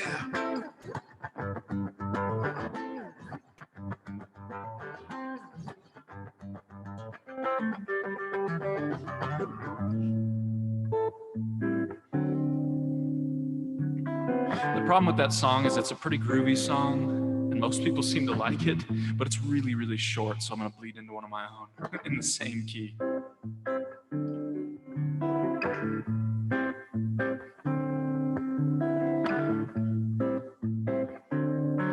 This one's actually about my family. Whoa, take it slowly. Father said, just take your time. Everything looks brighter, baby, when you read between the lines. I know you're lonely, brother, be there. I'm only there half the time. Shake it out, your sister's waiting. A mother's hard, but hard to leave. Brothers, sisters, mothers, sons, fathers, daughters on the run. Gotta shake it out, shake, shake it out now.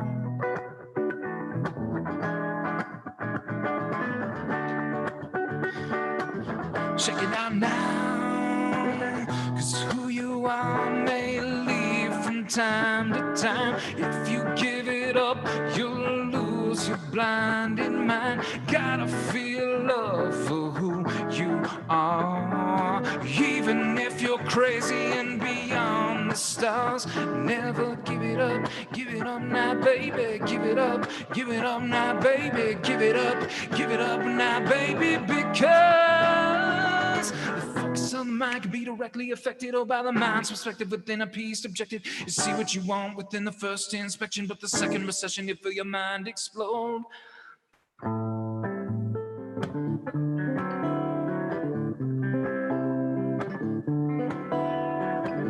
Whoa, take it slowly.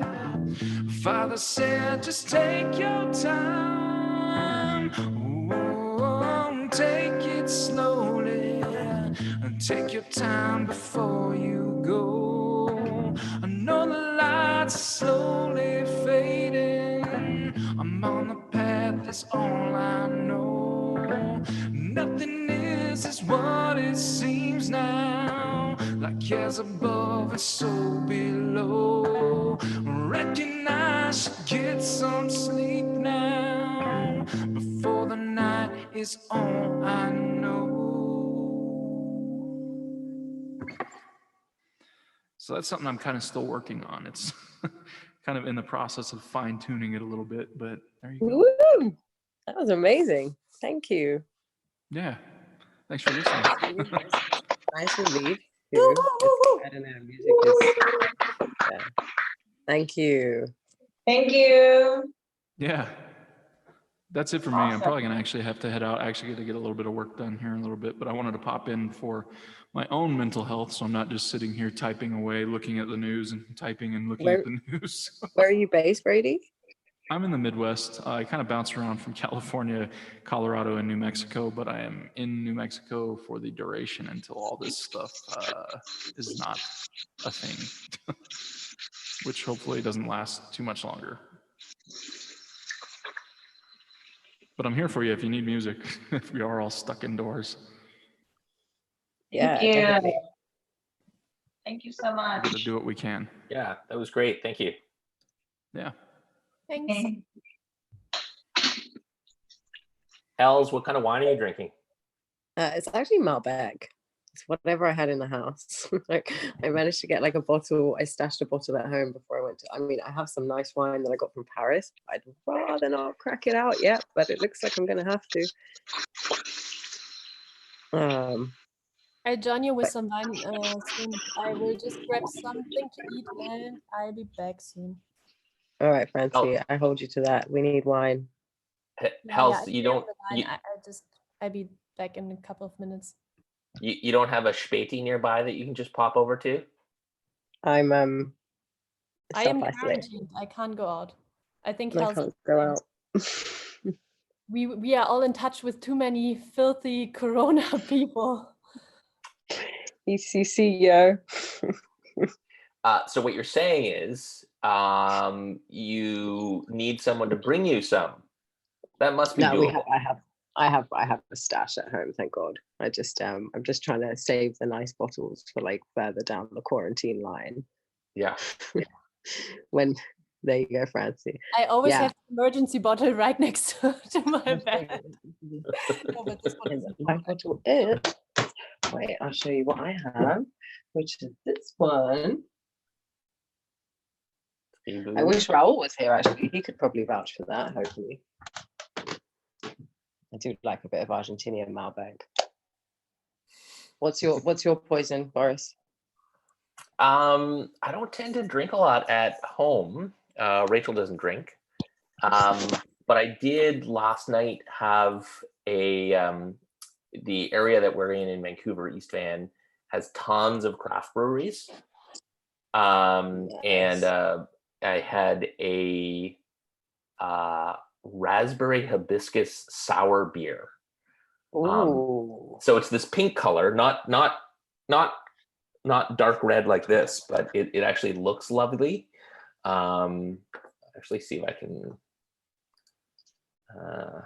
find a picture of it. I think it's called like Love Bomb Sour. Oh, wow. Love Buzz. Love Buzz. Is that what it is? Where can I find a photo?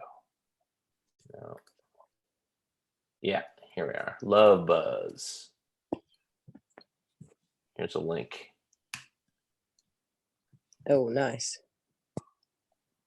And it's got really cool can graphics. So it's actually kind of a Berliner Weisse style. All right. Being brewed in Vancouver, of course.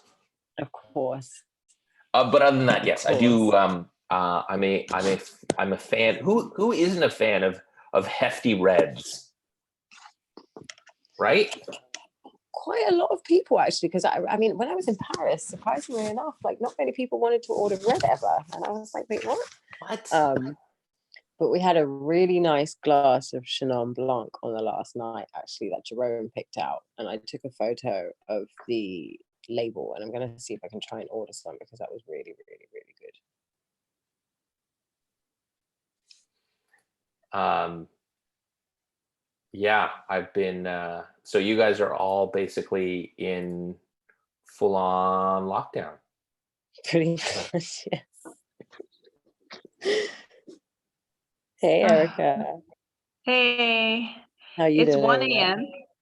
It's like 1 a.m. I think I'm about to check out, but I'm in Vietnam. So In Vietnam? Okay. yeah, I used to be based in Seoul, but I'm Korean, but I live in Ho Chi Minh City. Yeah, and everything's just really dark right now. Nobody's moving, and yeah, changing my pajamas, ready to hit the sack. Oh, yeah, I have a long day tomorrow. I'll check in a few hours, but yeah, You'll it's great. probably be up when we're like, asleep. So I've been meaning to do some cooking streaming. So I had an amazing. Hi, Jacob. I had an amazing a friend of mine who's Korean Canadian. She invited me over and made an amazing meal, and I still have some homemade gochujang. Oh, gochujang. Awesome. Yeah. You can literally have it with just rice and bibimbap. You can just kind of like have it into one bowl. Yeah, bibimbap. Oh, you're making me hungry now. Maybe we can do some cooking tomorrow. Yes. Cooking. Exactly. We have a Yeah. we have a slab of pork to put in the oven that's going to get with like the crackling and stuff. Mm. Yeah, but the danger with that is I always end up eating the crackling and then I leave the pork. I just want the crackling. I literally buy it just for the crackling. I did a big cook yesterday of sort of my Poppy's own back. version. Hi, Simona. Hi. My own version of a cassoulet. So my local grocery store, I don't even know why, but it has fresh whole duck that's actually cheaper than buying a chicken. So I bought a duck and a few other things, and I kind of have this giant container of cassoulet. And then this evening, I think for dinner, I'm going to make us. I have the duck breast and the duck legs, and so I'm going to roast those. Oh, nice. yeah. Yeah, we made a whole roasted duck 2 nights ago. That was nice. Wow. Duck. Honey glazed at the end as well. You're muted, Simona, just so you know. I was just like nice. I guess that translates in any like mute or not. I'm guessing we've moved to the culinary. Well, we covered it earlier, but you missed that part. You'll have to watch the video for the details. The bloody vinegar. What vinegar? Oh my god! Did you do the carcass like the? This is not blood. You'll have to watch the video to find out. Okay. Everybody else who was on found out already. But apparently, do you thing? Yeah, he Did I- did. Yeah, he did. Yeah, it was awesome. Okay. All right, so I'm You're gonna go checking to sleep, out. Erica. Yes, I'll do some cookbang tomorrow. Maybe some Korean food if it allows. I'll show my kids. Probably I'll be with my kids. Kimchi pancakes. Yeah, kimchi pancakes. Oh, hey, that's a Ooh, good yum. idea actually. Maybe I should do some and have some makgeolli, like the rice, the rice wine. Maybe together. So what time will be morning for you tomorrow, Erica? So it'll be early, about from now on, 7 hours later or 8 hours later. So it'll be like nighttime for you. It'll be like 1 I a.m. think Okay. 1 a.m. ish. Yeah. But great for the West Coast. Great for the West Coast. It will Great be for the West Coast. Yes. Okay. All right. All right. Have a good chat. It was great to be there. I'll see you in a few hours. All right. Thanks, Erica. Yeah, we'll see you soon. Schlaf gut. Keep well. Bye bye. Gute Nacht. Tschüss, tschüss. Oh my God, no. Now I just remember your thing from Paris. The words that you know in German, Boris, that I would. Schöne- Oh no, this is live video, isn't it? I know lots of words. I was just teaching people. No, but the word definitely was that. And you knew Is that exactly one? what I meant. That's good. You've got good retention. Yeah. Oh my God. Okay. What else has been happening? So you've been heads down, working, not coming to any of the conferences. So this for you is like normal life. No, I mean we're building on top of IPFS. Yeah. So that's the kind of bottom of our stack right now. May circle back around to do some other things, but really our big thing that we've been doing is saying everything that we have to build, and a lot of it is like building blocks, Yes. has to work in all browsers, including mobile, with no plugins. So setting that constraint well, it constrains you to certain things, but there's a ton of like brand new stuff that's being built directly into browsers. Yes. That haven't that there aren't things to make them easy to use for developers yet. So one example is you can actually store private keys in the browser, and the browser will take care of it for you. Okay. One. Mhm. These are not keys that are compatible with the keys that are needed with the Ethereum blockchain, unfortunately, but it is a thing. And secondly, what you can do is, so one part is web crypto, so that's the keys. The other part is WebAuth, where basically you can use those keys that are in the browser for passwordless login. So it'll prompt you for your fingerprint or your Face ID or whatever. Okay. And so you don't actually have to enter a password, but you're still using whatever's built into your system. Like Face ID or print or whatever. Exactly. Okay. Yeah, so that's exciting. So we're just in the midst of rolling that out. The other big thing that we have is something that's actually like soon is usable by end users. So that's the other thing that we're doing is we used all of these things to build an app ourselves. So we know how we can build something and then make it so that anyone can use it. So I'm dropping a link in, drive.fission.codes. Okay. And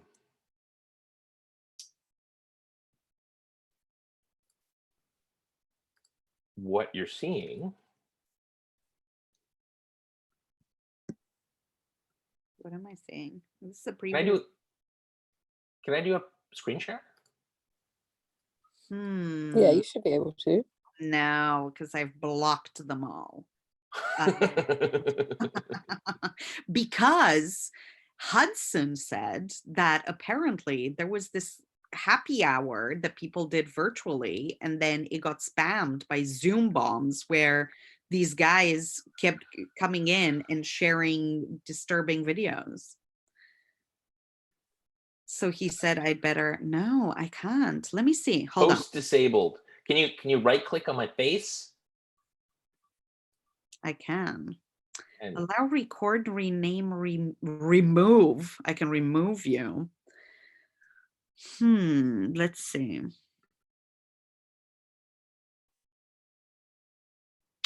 Allow participant, no. Reclaim host.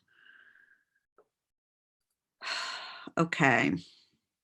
No worries. Anyway, so the drive.fission.codes.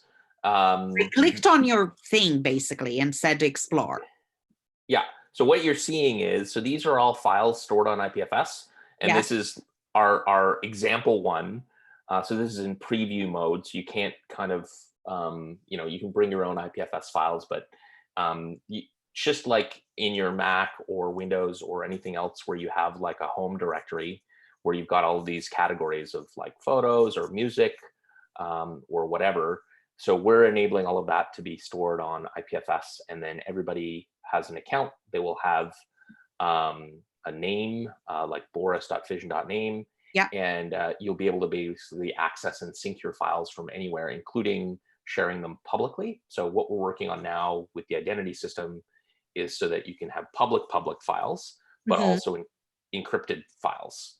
So I've been using this, this is my sample public file folder that we're using as an example right now.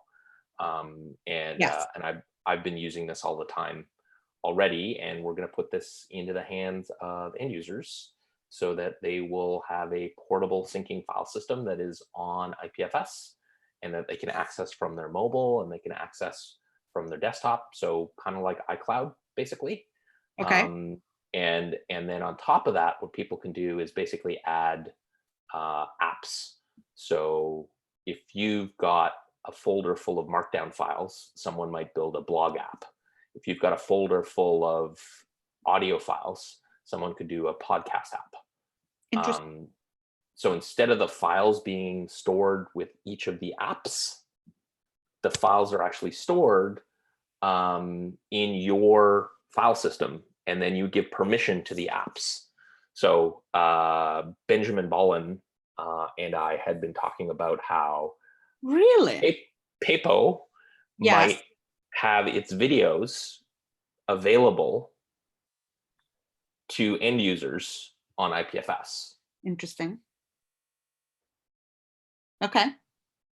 Because right now they're all centralized. Yes. And this is a way where they can then be reused and remixed by the user themselves and follow this pattern. Very interesting. Okay. Yeah. Cool. So you have been building a few things. Lots. Not Yes. distracted by conferences. Yeah. Just a bit. Just a tiny bit. That's been our push, is to get this out. So Teams distributed it already, so not much changes other than keeping ourselves mentally well, right? This is true. This is very true. You're back in Grand Brighton. Britannia, Yes. Yes. taking strolls along the beach in Brighton, or are you in, I was probably infected, so I'm self-quarantining? I did tend to self-quarantine a little bit. I think it was only wise after all of the people at ECC were just like dropping like flies. Yeah.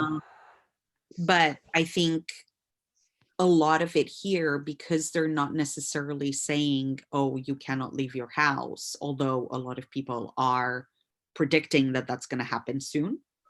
Yeah. I think any kind of main things that I can still do, going out, obviously doing the whole social distancing thing, but at least until they shut us all in, a few strolls, maybe. Yeah. Okay. Yeah. Jonas, welcome. Where are you joining us from? Hello, I'm in Istanbul. Hi. Turkey. Yes. Tell us what's going on in Turkey. Yeah. What's happening? Well, actually, I'm thinking that we don't know what's happening. There is a lot more happening, but it's not being, mentioned. Like probably there's a lot more cases than we know about. For example, in Germany, I think people are testing, but here I think there's not so much testing going on. I don't think they are testing in Germany. They're not testing. No, it's quite hard. They wouldn't test a few of us actually when we first got back, like unless you have all the symptoms, you're in a risk group or whatever.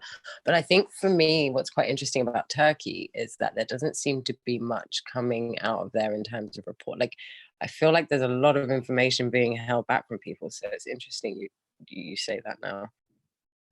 Oh, very interesting. Also, I find that interesting. You're right, definitely. Hey guys. Pele, hey. Pele, hello. Simona, are you still online? Did her run to the bathroom or to fill up her wine? Yeah, probably the wine, I'd say. It was definitely the wine. Actually, Pele and I were having a really interesting discussion last night about the whole privacy aspect of everything. Like And actually, it really got me thinking, just like about how, like, I feel like they're going way too far with our privacy, and it's like that kind of whole like, should they be? Shouldn't they be? I don't know. It's a very big.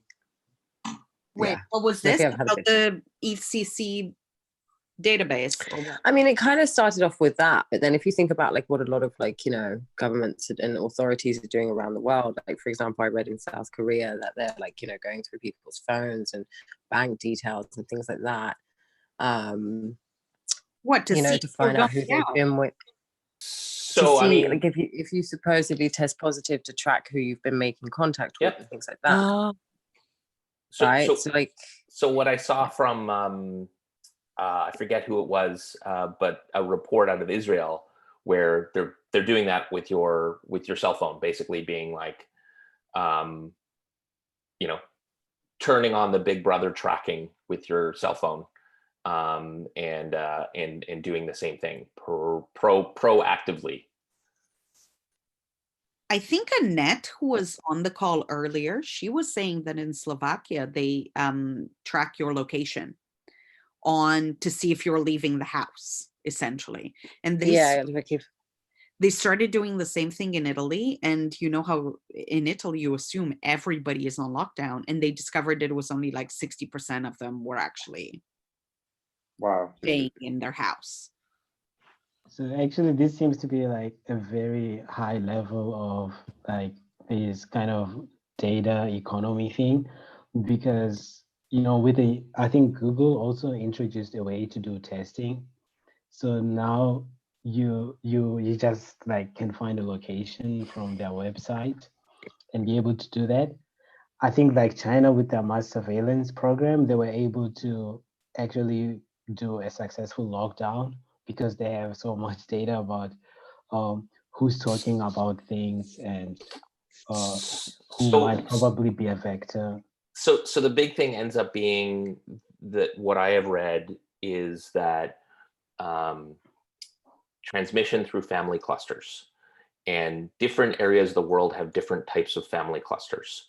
My sister is in Bologna and has lived there for many years in Italy. And in Italy, you have oftentimes families, including grandparents, living with at least one of the children. And then you end up obviously having lots of grandkids.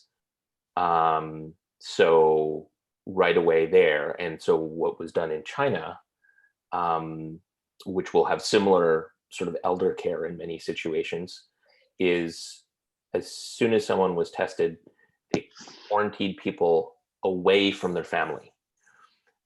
In part, so if we think of the Western world, where every family has their own home or multiple homes or multiple bedrooms, if you're rich enough to have a space with multiple spaces, you can potentially quarantine in a shared space. Whereas elsewhere, this is incredibly difficult. So I think there's two pieces. There's one part is the tracking, but the other part is no, seriously, how do we effectively make it so that the spread doesn't happen? Yeah. Pelle, you're in the US now. I'm in Berlin. Oh, you're in Berlin. Okay. Yeah. And were you at ETHCC? Yes, I was. We're literally all were at ETHCC because we're like, it's gonna be fine. It wasn't that bad before we left. That's the thing. No, like, and Paris was. It is literally that bit in Anchorman where that escalated quickly. We were fine, and then it was not fine very quickly. And I think the problem is as well, it's like, what conference weeks are like, especially like, Osaka, Paris, you're not sleeping much. Lower immune systems? Yeah. Massively. I mean, you're up at 8 every morning. You're going to bed at 3 a.m. every morning. I usually get regular sick at conferences. Oh, that's the thing. It's like, I started feeling like super run down during the week, but then there was a lot of people. So here's the thing. A lot of people after ETH Denver were incredibly ill to the point where they were calling it ETHBola, where it was so many people getting ill after ETH Denver. But like, I feel like this CCC could be done online without any problem. ETHC COVID. Yeah. Right. Jonas, where are you based? Currently in Istanbul. Okay. Yeah. I was wondering to Simona, why did you close the bounty program recently? No, you're gonna make me cry now, Jonas. I'm sorry. I'm sorry. I'm very curious about this. Aren't we all? So in a very small nutshell, we basically at the beginning of the year, very small, at the beginning of the year and towards the tail end of last year, we were kind of working through some things as a team. And then at the beginning of this year, because of the financial kind of status of consensus and what it wanted to do and what it was aiming to do and where it was wanting to deploy its resources, it kind of no longer aligned with the things that we were doing and wanting to pursue, continue doing. And so it was basically, we reached that decision where it just wasn't going to be worked on anymore in terms of deploying new features, working on a lot of the different projects that we already had in the works. But of course, because it supports projects like Gitcoin, the protocol still stays live. Everything that is on the Bounties network continues to be there, and the network is still live. But again, we won't be working to advance any other features. I know that hopefully the Metacartel hackathon that is happening in April will be using the Bounties network for its bounties. And so again, if people want to build on it, if people want to do things, interact with it, create bounties, then it's all live. I definitely still use it for certain things, right? So my educational things that I do, I still use bounties as a means of rewarding people for the learning that they do. So wow, it's that's dormant. Yeah, Not bad. very, very interesting. I'm asking this question because actually recently I was trying to kind of recreate this kind of bounty network, but I was looking at it without crypto, and I was wondering, like, if that, why is it would it be a problem if you approached it as like this, you're just gonna make regular payments? And is it harder to do that? And actually the main reason why I'm asking you, because I realized that most programs that are about bounties, they somehow end up closing for some reason. You know, like there's a long history of bounty networks that are just closing because of like a lot of reasons. And while I was doing that research, I was just trying to approach the problem, but I realized that there's a long list of people who tried this before. And so I think I did some of the first open source bounties 15 years ago. Wow. Or And OJ in the bounty. Bounty universe. There's a bunch of different challenges with it. I mean, so when you say bounty systems always end up closing, so one version is some entity has a pile of dollar bills that come from somewhere, and eventually those run out. So that's one version. The other version is, I'll say, like Patreon style, in the sense that that you've got people who would like to complete bounties, people who would like to pay for bounties, and some sort of marketplace in the middle that, let's say, has a business model around charging a percentage one way or another. It turns out that this is the same as sort of like a freelancer platform in many ways, the same pattern. And so the challenge is the market participants that are being connected, they, from a societal point of view, or from sort of they have an incentive to move their communications off platform. So they're not paying for the commission in the middle. That's a problem. So the marketplace is like, well, how the hell are, like, you admit that we have a see you, Pele. You admit that we have a useful service, but it turns out from human nature, it's not like, please, can you pay? So I think that's a challenge. So Patreon, in some ways, the main customer is the person. So not really bounties at all, right? But let's follow it through. The main person is the person that says, I'm doing a thing and I would like to collect money. Can look like memberships, it can look like donations, right? Or however that looks like. And it turns out it's hard to put all this infrastructure in place. So I'm happy to pay a percentage to the marketplace in the middle.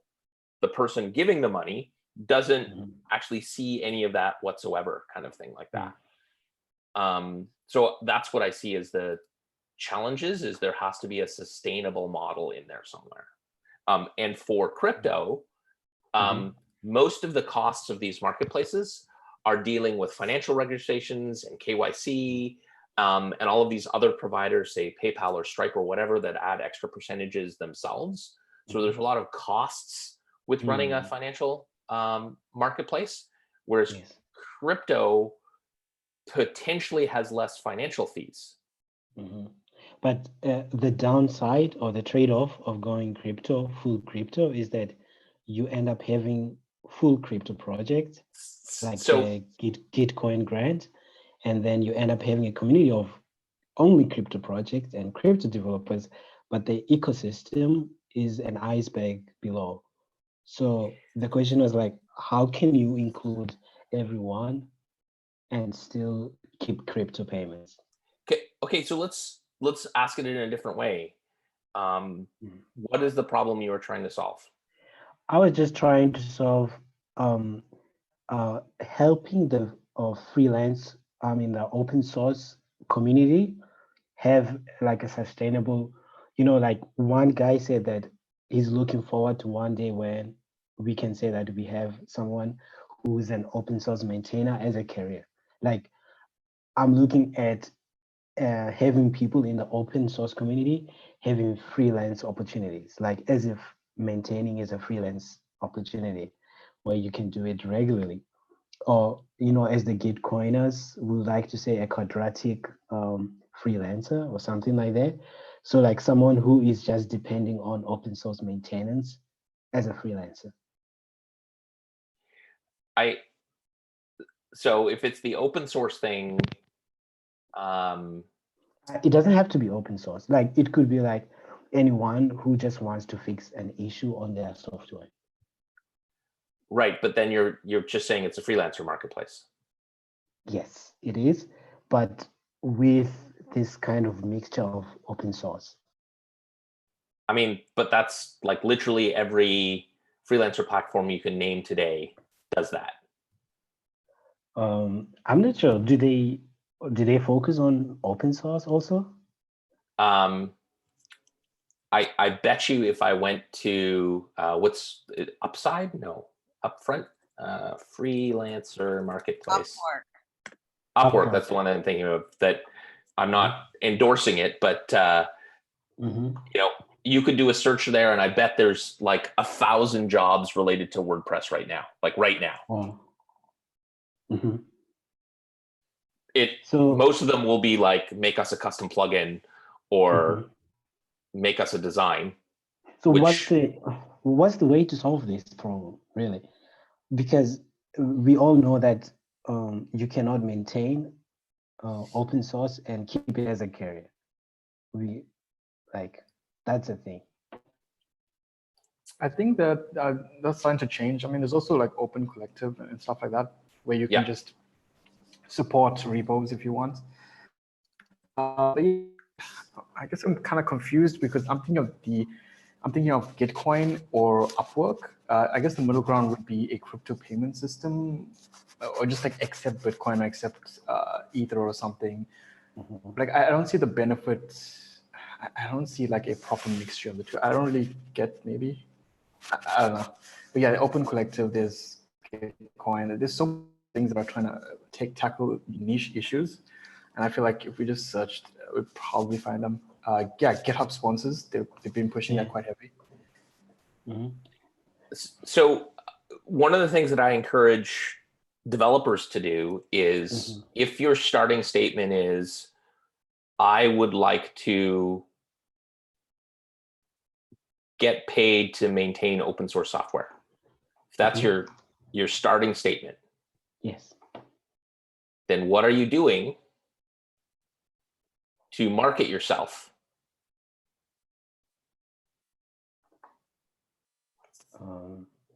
Right? Have you written a blog post that says, I can be paid to do X? Have you enabled GitHub sponsors? Have you created a Patreon and says, I'm going to make one patch a week and I'd like to make $250 US a month? If we translate $250 US into what is needed in Turkey or Algiers, that starts to be pretty great. I'd love to see that.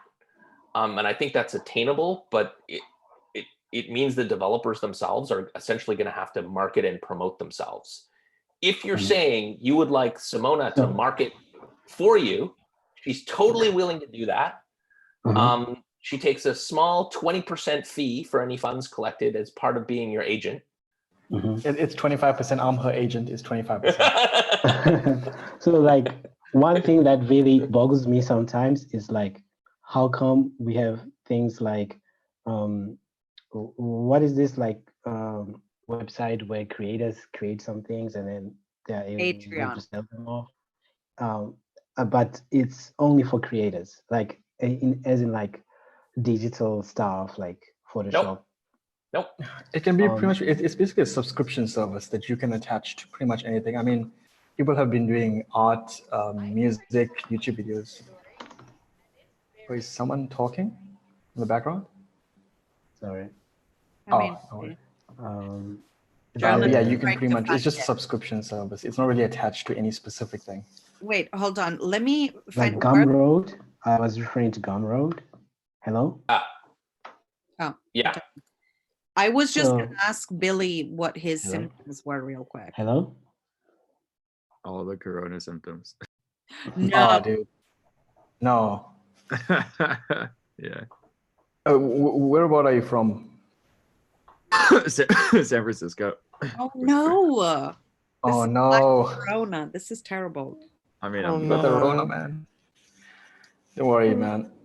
I'll survive. So I was referring to the Gumroad. Like on Gumroad, it seems to be fairly successful as a business model.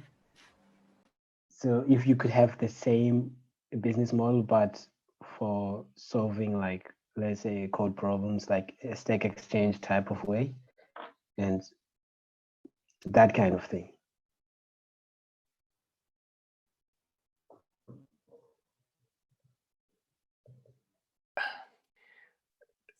Gumroad has gone after very specific audiences and solved the problem for audiences. If you're saying, I want to create a Gumroad-like platform to have people pay to get code work done, that's Upwork. I think the one difference is you're really talking about a reverse bounty. You're saying, Jonas, I work with WordPress, and I'm making a WordPress module that integrates Paypo. And I know it's going to take me 3 months. That was one of the features that we were going to include in the bounties network. So you also had people offering versus just people demanding. But sometime in the future, perhaps. Yeah, it seems like it's not the time for that right now. Let's get out of this mindset. Like, okay, so if you want to do the thing, there's zero thing stopping you. So you write it up, make a blog post, say that you'd like to a goal, like, and literally Patreon could do this, right? It's the to unblock yourself. You need to tell the world that you want to do this. Maybe make up a template of how you think people should write these blog posts. I mean, the default stuff when you create things in Bounties Network, guided you in filling stuff out. And just say, I'm starting this thing and it's a web ring, and send me the link on Twitter or use this hashtag on Twitter. And, you know, like, there's nothing stopping you. Step one is not build Gumroad. You know, PayPal button. How can you accept money? TransferWise. I think like the big thing that you mentioned already is just that their services always have like charges in between, like Stripe, even though like the API is really good, you always have some charges. And if you go the crypto way, that's how you can actually win and do good. That's not the problem. You're just pushing it, and you're saying that you want me to volunteer to run, me and Dean to volunteer to run the Ethereum network for free. I don't do shit for free. Right? So Genuinely don't use Stripe because it costs 3%. Have you used a payment system other than Stripe? I happily pay more for Stripe, right? So you're shifting costs one way or the other. So like this fucking mindset that we have, even as open source people, you then want someone else. Nothing is for free. We just get used to the fact that things are for free. But it's Yeah, I not. have noticed that we do tend to kick the can down the road. It's like, oh, you take some of it, you take some of it. Like, yeah, not really good. Free is free though. Free is free. I think free as in beer, like as in no cost, is the least interesting part about open source. I think the scalability is the biggest thing. The ability to change or adapt to different scenarios is, I guess, the biggest selling point. That's where a lot of big companies are now pushing towards it. So no lock-in, really. I mean, a lot of big companies are pushing towards it because they know they can get suckers to add features for no cost. So I need to find the link. Someone was making a proposal about Please find it. was talking about how companies, you know, based on the number of engineers that they have, should set aside a certain budget per engineer. I think it was $500 a year per engineer that they should donate to open source.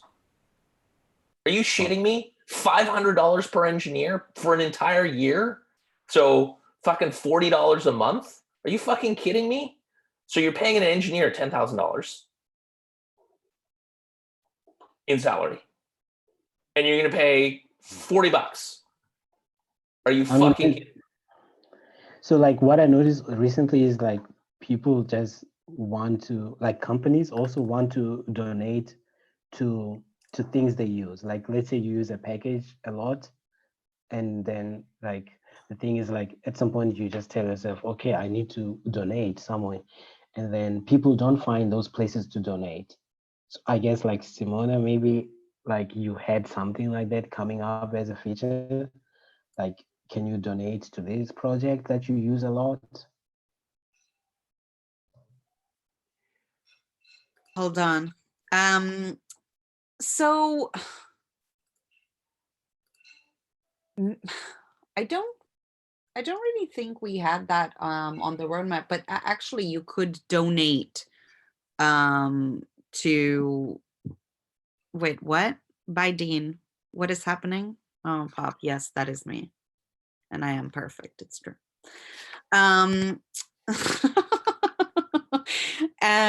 So basically you could donate so easily to the pot of a bounty, right? So remember, that's exactly what we did in the Philippines, and it's exactly what we did across so many different projects, because it is so simple to just add to something that doesn't go straight to a person, goes into the contract, right? And that's why it was so appealing to a lot of people, particularly when you're talking about redesigning how crowdsourcing works, redesigning how you fund charitable, but not just charitable situations, right?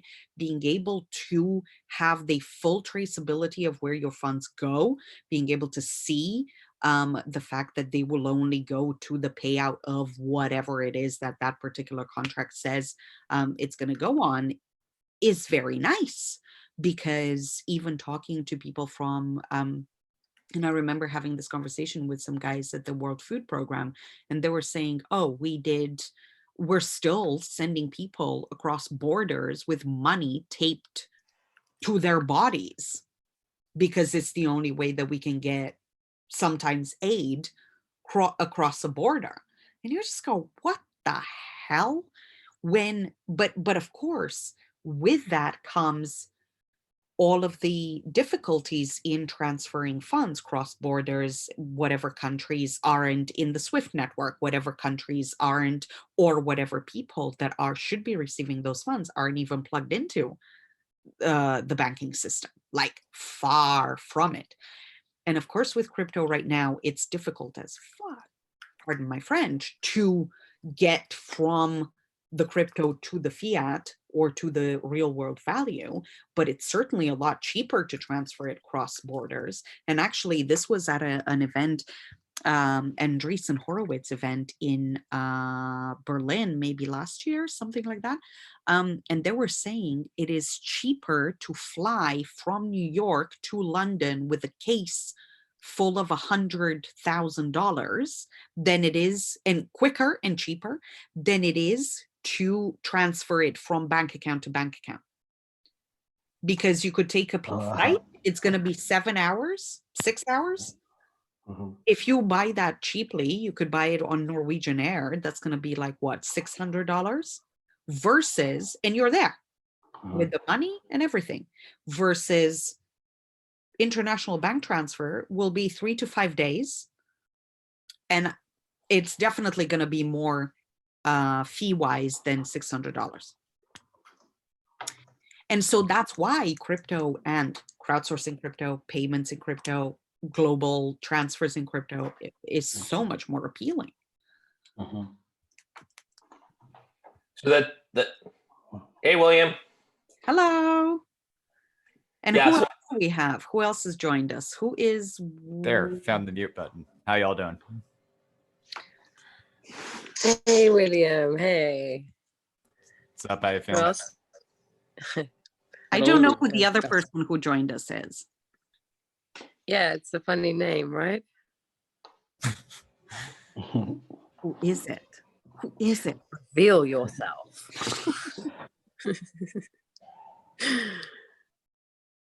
Simona, what wine are you drinking right now? Champagne. Oh, of course. From the Champagne region of France, or is it merely sparkling wine? It is from the Champagne region. Thank you for your concern. for special occasions. Whilst it still flows, I'm gonna drink it. When we end up in a crisis situation, I might need to resort to sparkling wine. But there we go. Oh my goodness, I just saw that message. No. No. Yep. No. Mika, I think it's true. This is terrible, and it is a terrible time. But I think at this point, like Boris and everybody else who missed Sarah earlier from Italy, she was one of Denison's friends who dialed in and was telling us about the situation, and it's pretty grim.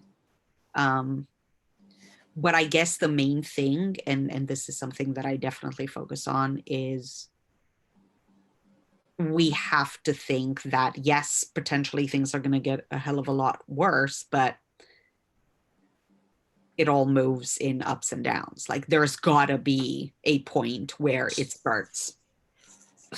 So I mean, I think this is an interesting thing. One of the things that I've seen some people talking about is how one of the things that we all need to do is work on our fight or flight reflex. Mm-hmm. So what I mean by that right now is a lot of people have this reflex turned up to max right now. And we scroll through Twitter and we talk to someone and said, hey, did you hear this thing? What about this thing? And we can only sustain that for so long. It messes with our body chemistry, it messes with our brain, it messes with our emotions. One of the things that we need to think about is what mode we need to be in for 18 months. So it's going to be over at some point is probably not the right thing to do. Is we need to actually think about, and we're uniquely equipped for this in people who've been working in sort of decentralized space, is because we've in general been like, what if it was all different, and thinking through that. But I'm not there yet. Like I'm literally just like talking to my local building, trying to figure out if I can support the local brewery or the local restaurant by getting takeout a couple of days a week, as well as like making a big vat of cassoulet and, you know, handing some to my friends. I can't do that over 18 months. Yeah.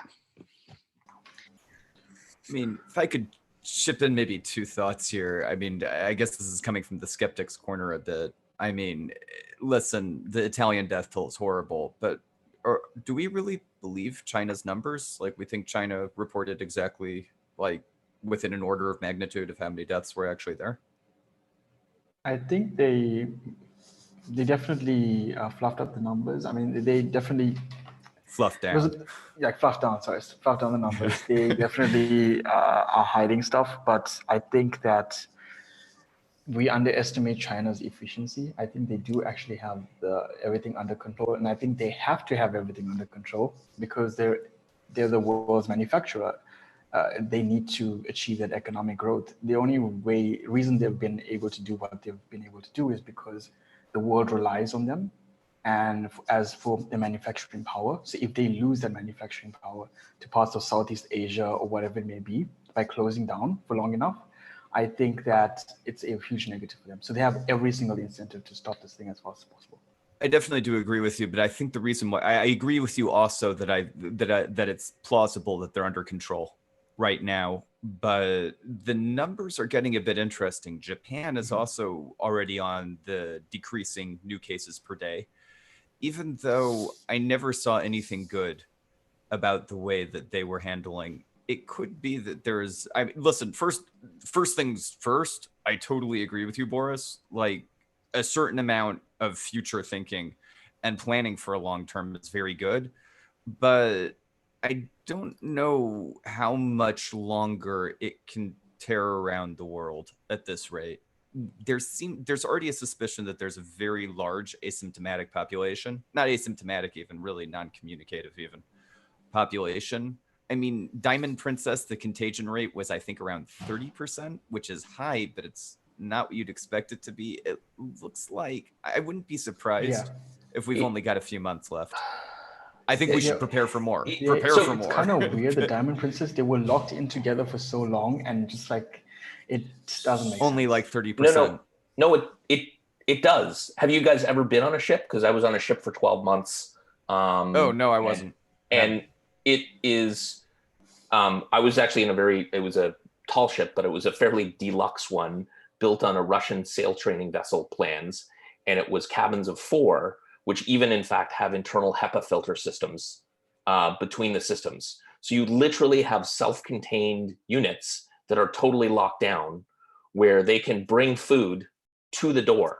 So it is like being in prison, but with better hygiene and a huge staff that do nothing but cleaning. So I actually think the Diamond Princess numbers are optimistic rather than randos going to fucking bars and partying that I see in the US. So Diamond Princess is best situation. That's really interesting. Number one. Number two. So from what I've read so far, and this is I fucking hate it. I wish, like, this is all of us trying to build trust and think about who to listen to and everything. From what I have read, is there is a concern about, until there's a vaccine, you have reinfection.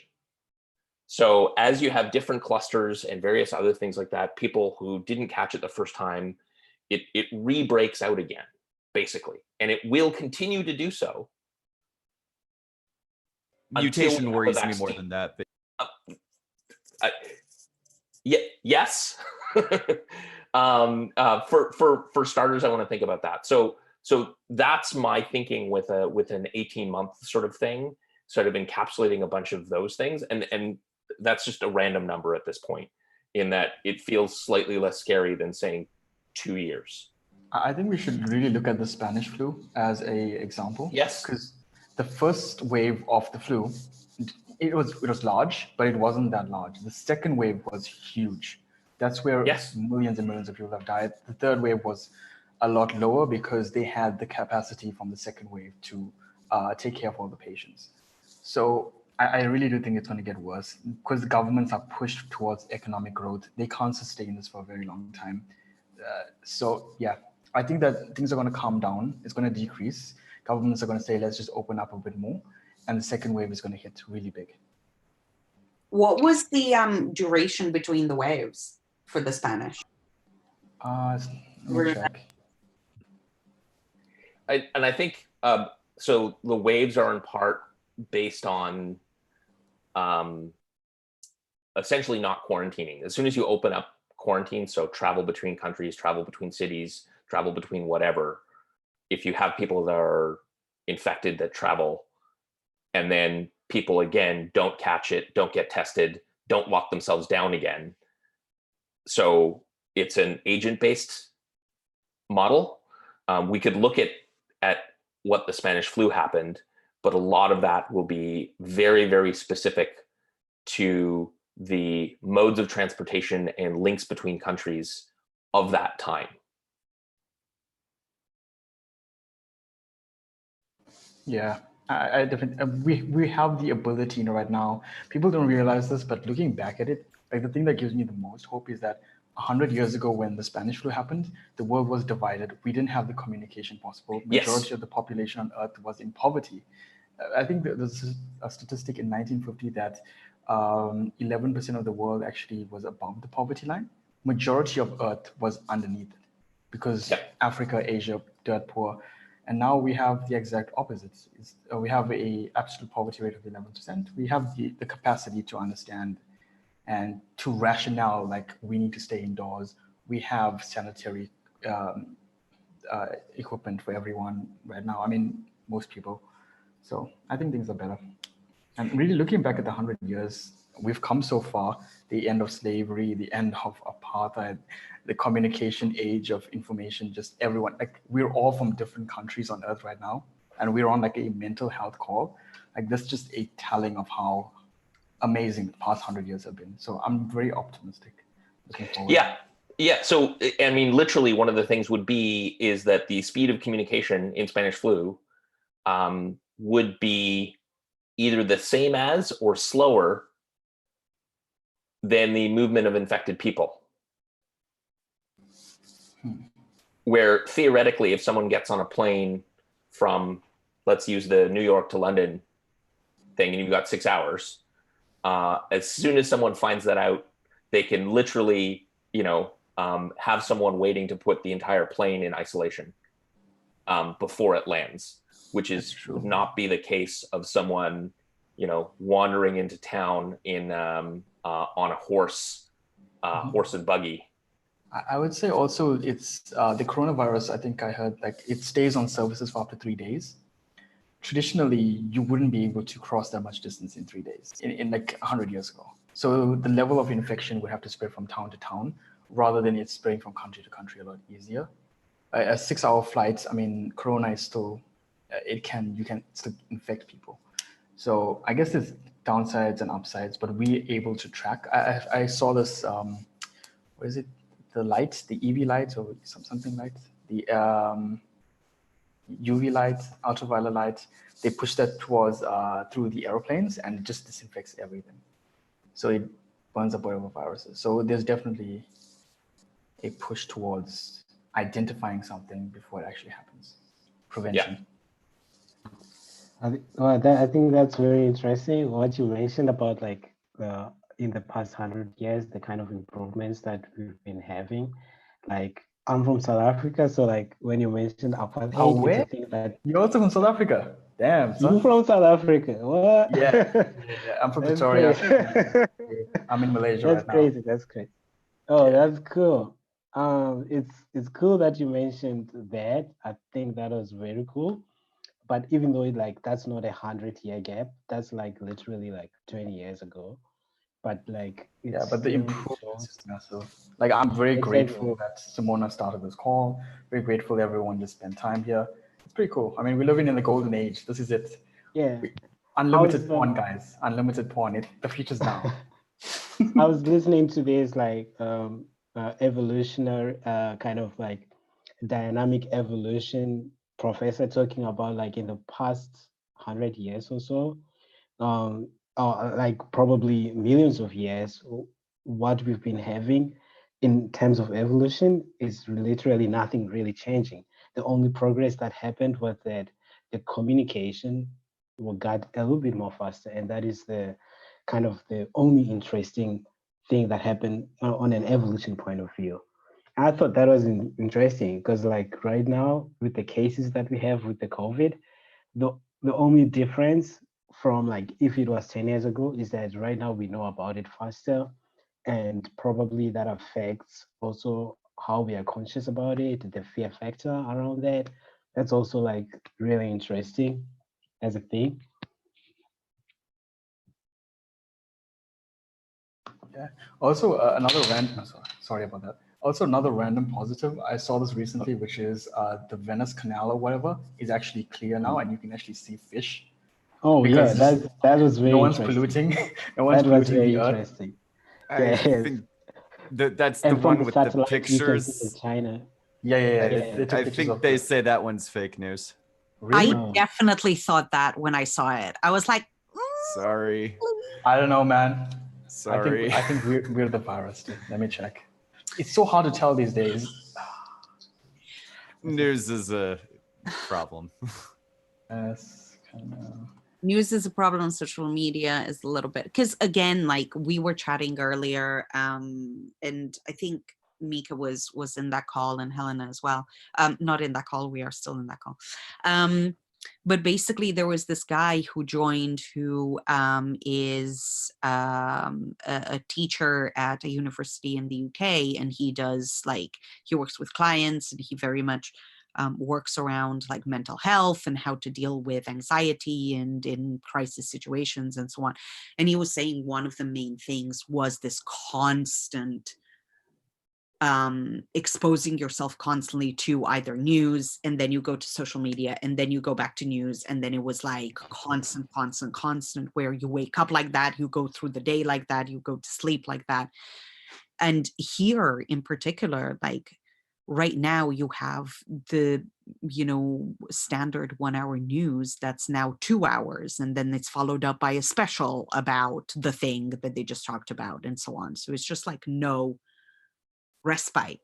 It's not just that, but also like once you're at like sort of the common news level, at least the feeling I personally usually get is either that it's traditionally poorly presented, wrong, or not processed right. So you get this hysteria, especially with things like COVID, of people who are hearing all this news but don't know exactly what to do with it. And then you get sort of these like herd fad trending pseudo news things that like sort of like float around. And yeah. How has it been in the States? Because I feel the States is like a bad one when it comes to spreading all sorts of crazy shit on different channels.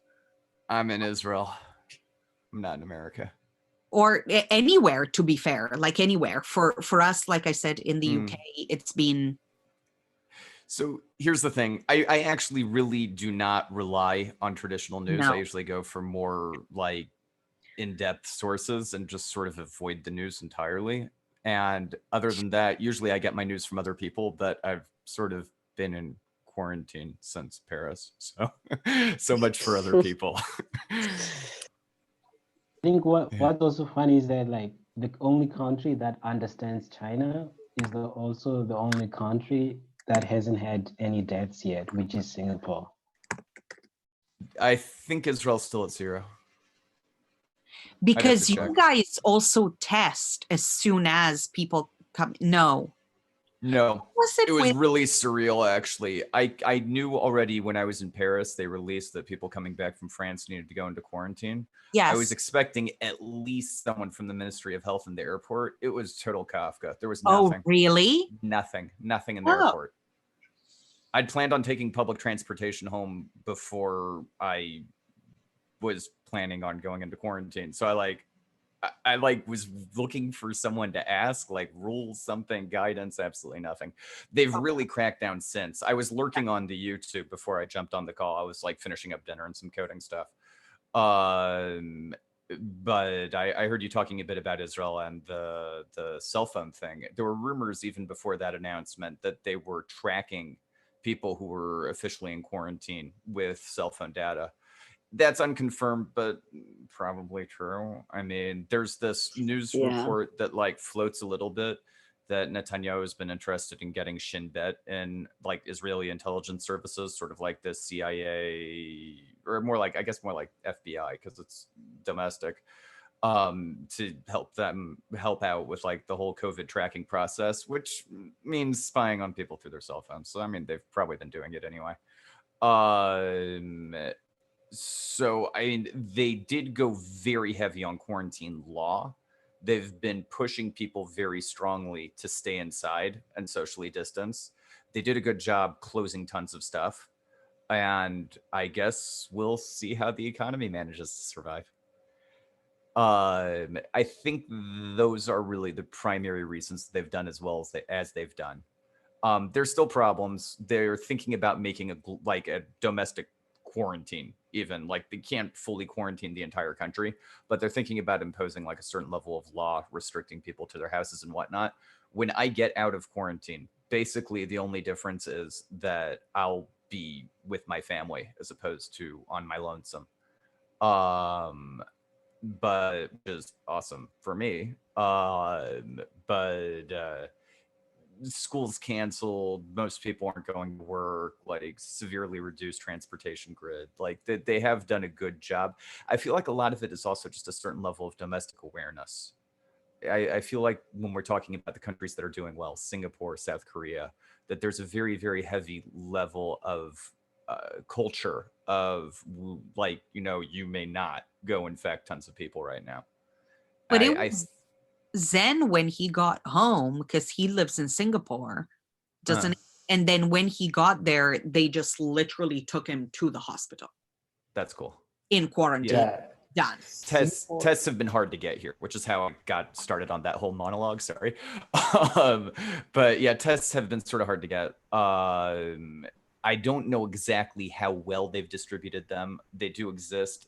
I keep on hearing these rumors they're going to ramp them up. But I guess we'll see.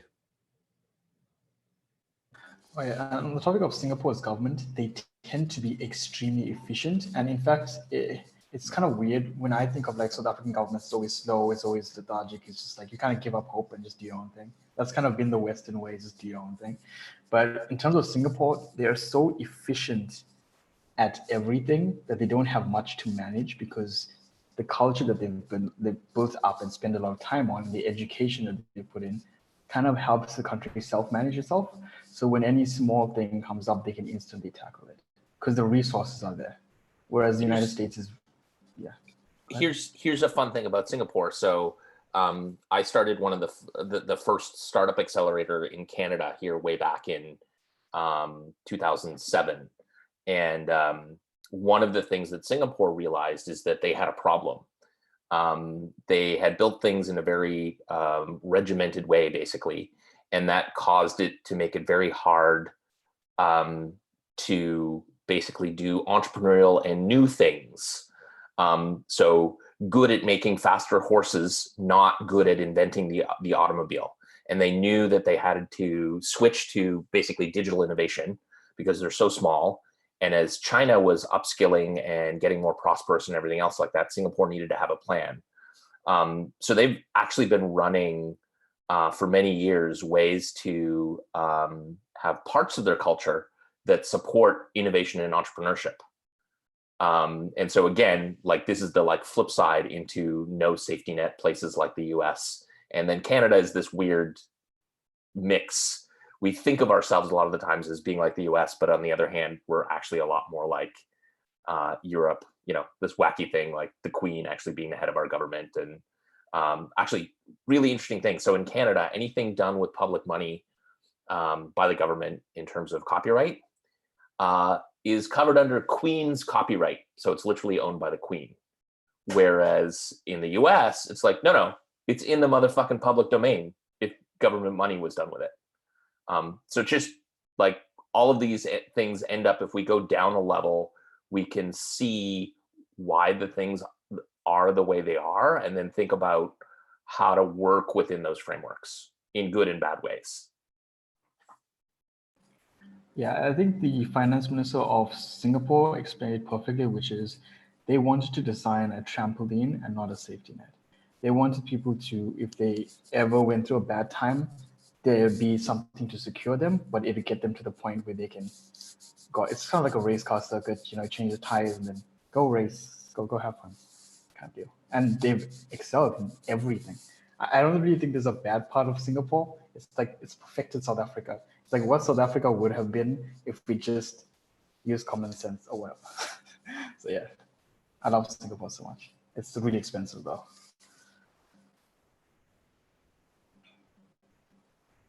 Yeah. Oh, by the way, why don't countries implement the HBD that Singapore implemented? I think it's a really good idea, in which they have like government housing and they give that at a fairly low rate to like. Because I'll speak on behalf of Canada, all of Canada. Are you representing Canada right now? Okay. I think Canada is a really interesting test case for this, again, because like in one direction, we're looking at Europe and we look at European solutions where governments get directly involved in the housing market. And then the other direction, we look in the US, and we have fuck tons of property in terms of being a very, very large country. But most of it is not places where people want to live. So here in little old Vancouver, the challenge is, for the most part, the people that live here, I'm actually not even talking about people coming in from elsewhere, have treated housing as their main investment strategy. Mm-hmm. So I call this real estate time machine. So 20 or 30 years ago, the basically previous generation is like, oh, I'll buy a house. And you know, they've seen that value go up and up. And somewhere along the way, they may have actually taken the value in their additional house and bought like another house and either kept it for their kids or other things like that. So this is a classic sort of rich gets richer kind of scenario. And then in fact, there's all these service systems around it that start treating renters as somehow second class. Like, oh, what's wrong with you? Why don't you have a home? It's like, well, because you've made sure that I've been priced out of it because it's not 30 years ago. So that's the long answer to, essentially it's politics, and housing has become a financial instrument rather than what is the most efficient way to house people. I think it's also culture related. Like I've been told that as well. In like just invest in housing. Housing is the most stable asset. Just invest in housing, you'll get a slight interest rate. That's just what I've been told from a young age. But yeah, it's obviously not true. But if you do the math, that's the other thing. So there's most of the things around homes are around emotion, and well, it's gone up for the past 30 years, so it will just continue. You know, in Vancouver, at some point, there will be an earthquake on the West Coast.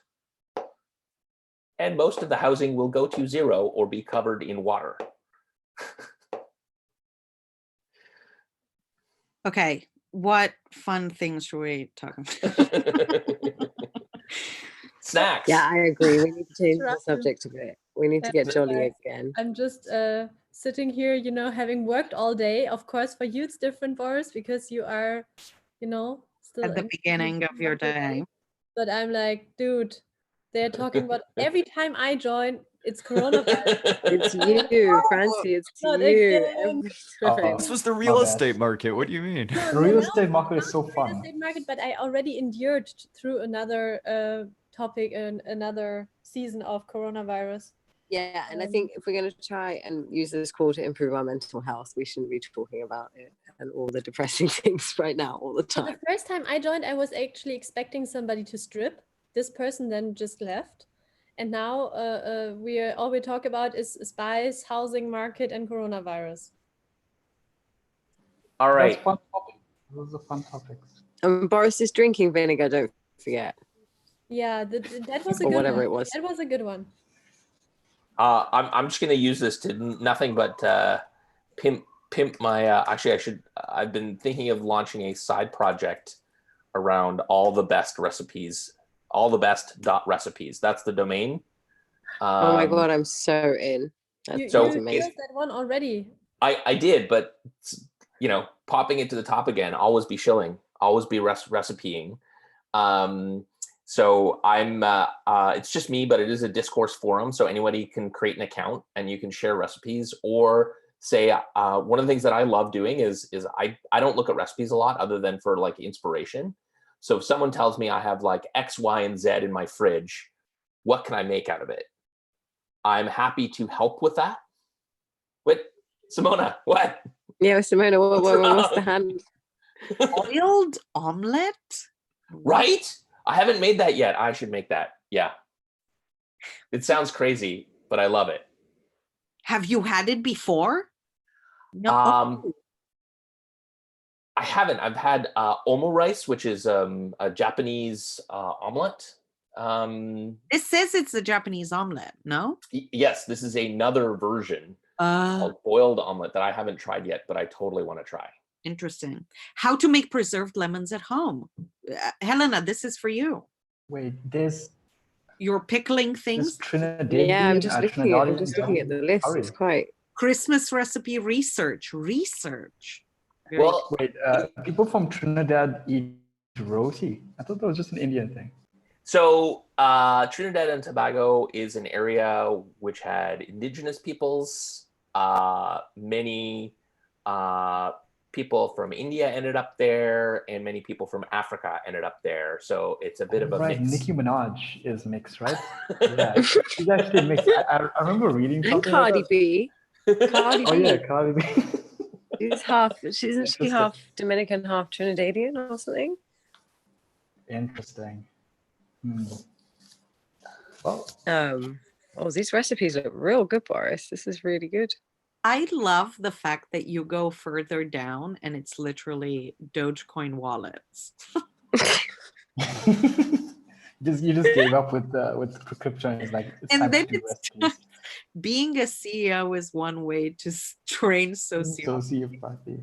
So basically what I did is I was using this as a little community site when I was starting some crypto stuff. So there's a bunch of other stuff in the Tech Talk forum that I haven't fully archived yet because some of it was interesting. Yeah. But food and travel. In the Raspberry Pi bulk buy in Vancouver. What did you do there? You bought a lot of Raspberry Pis? Which one? The Pi shop? No, Raspberry Pis, not the pies, not real pies, the Raspberry Pis. Oh, But yeah. are you sure they're not actual Raspberry Pi? Yeah, sorry. I'm super. Yeah. So I ended up just because the new 4 came out, so I ordered stuff. Basically, there weren't enough people to bulk buy, but I just bought some for the whole team because we're using IPFS. It's a great little thing to like put on your little local network, and then you've got a local file sync, which is pretty useful. Do you want me to give you some South African stuff? Warning, it's kind of weird. It's kind of weird, man. So no, it's I mean a braai. Come on. No, not a braai. Boerewors? I'm going towards the banana bunny. I'm going straight. Right, it's a barbecue. Like that's how South Africans call it. Barbecue. Cheers, Francie. Wow, this website is so cool. Like it's like you went all the way. Like, oh my god, this all the recipes. Like, how long did it take to do that? I'm trying to think of like weird South African food. It's so that's exactly the thing is the unique stuff is what I'm looking at. How long did it take? I mean, this is me just documenting as I go around. So if I like go to the pie shop, I'll like take a picture. And so rather than putting it on Instagram or Twitter where it's like lost forever, I But can post people it. post? Yes, Can you can people- sign up. You can sign up for your own account. I mean, it's wall to wall Boris right now because I haven't shilled enough people. Because people really like posting on Facebook and elsewhere. But that's what it's there for. So like weird South African recipes is like an amazing topic. Like I'd love to have a couple of those. This isn't weird, but it's I come from Durban originally, so this is what like we were known for, which is the bunny chow. There's also Bunny chow. Yeah, it's cooked Exactly. Fed cook. There's a bunch of stuff, man. Man, Honestly. you sound like 100% South African. Yeah, like the weird thing is that South Africa is so diverse. We don't even know much of anything because it's such a large landmass, and we speak so many different languages. It's like it's all over.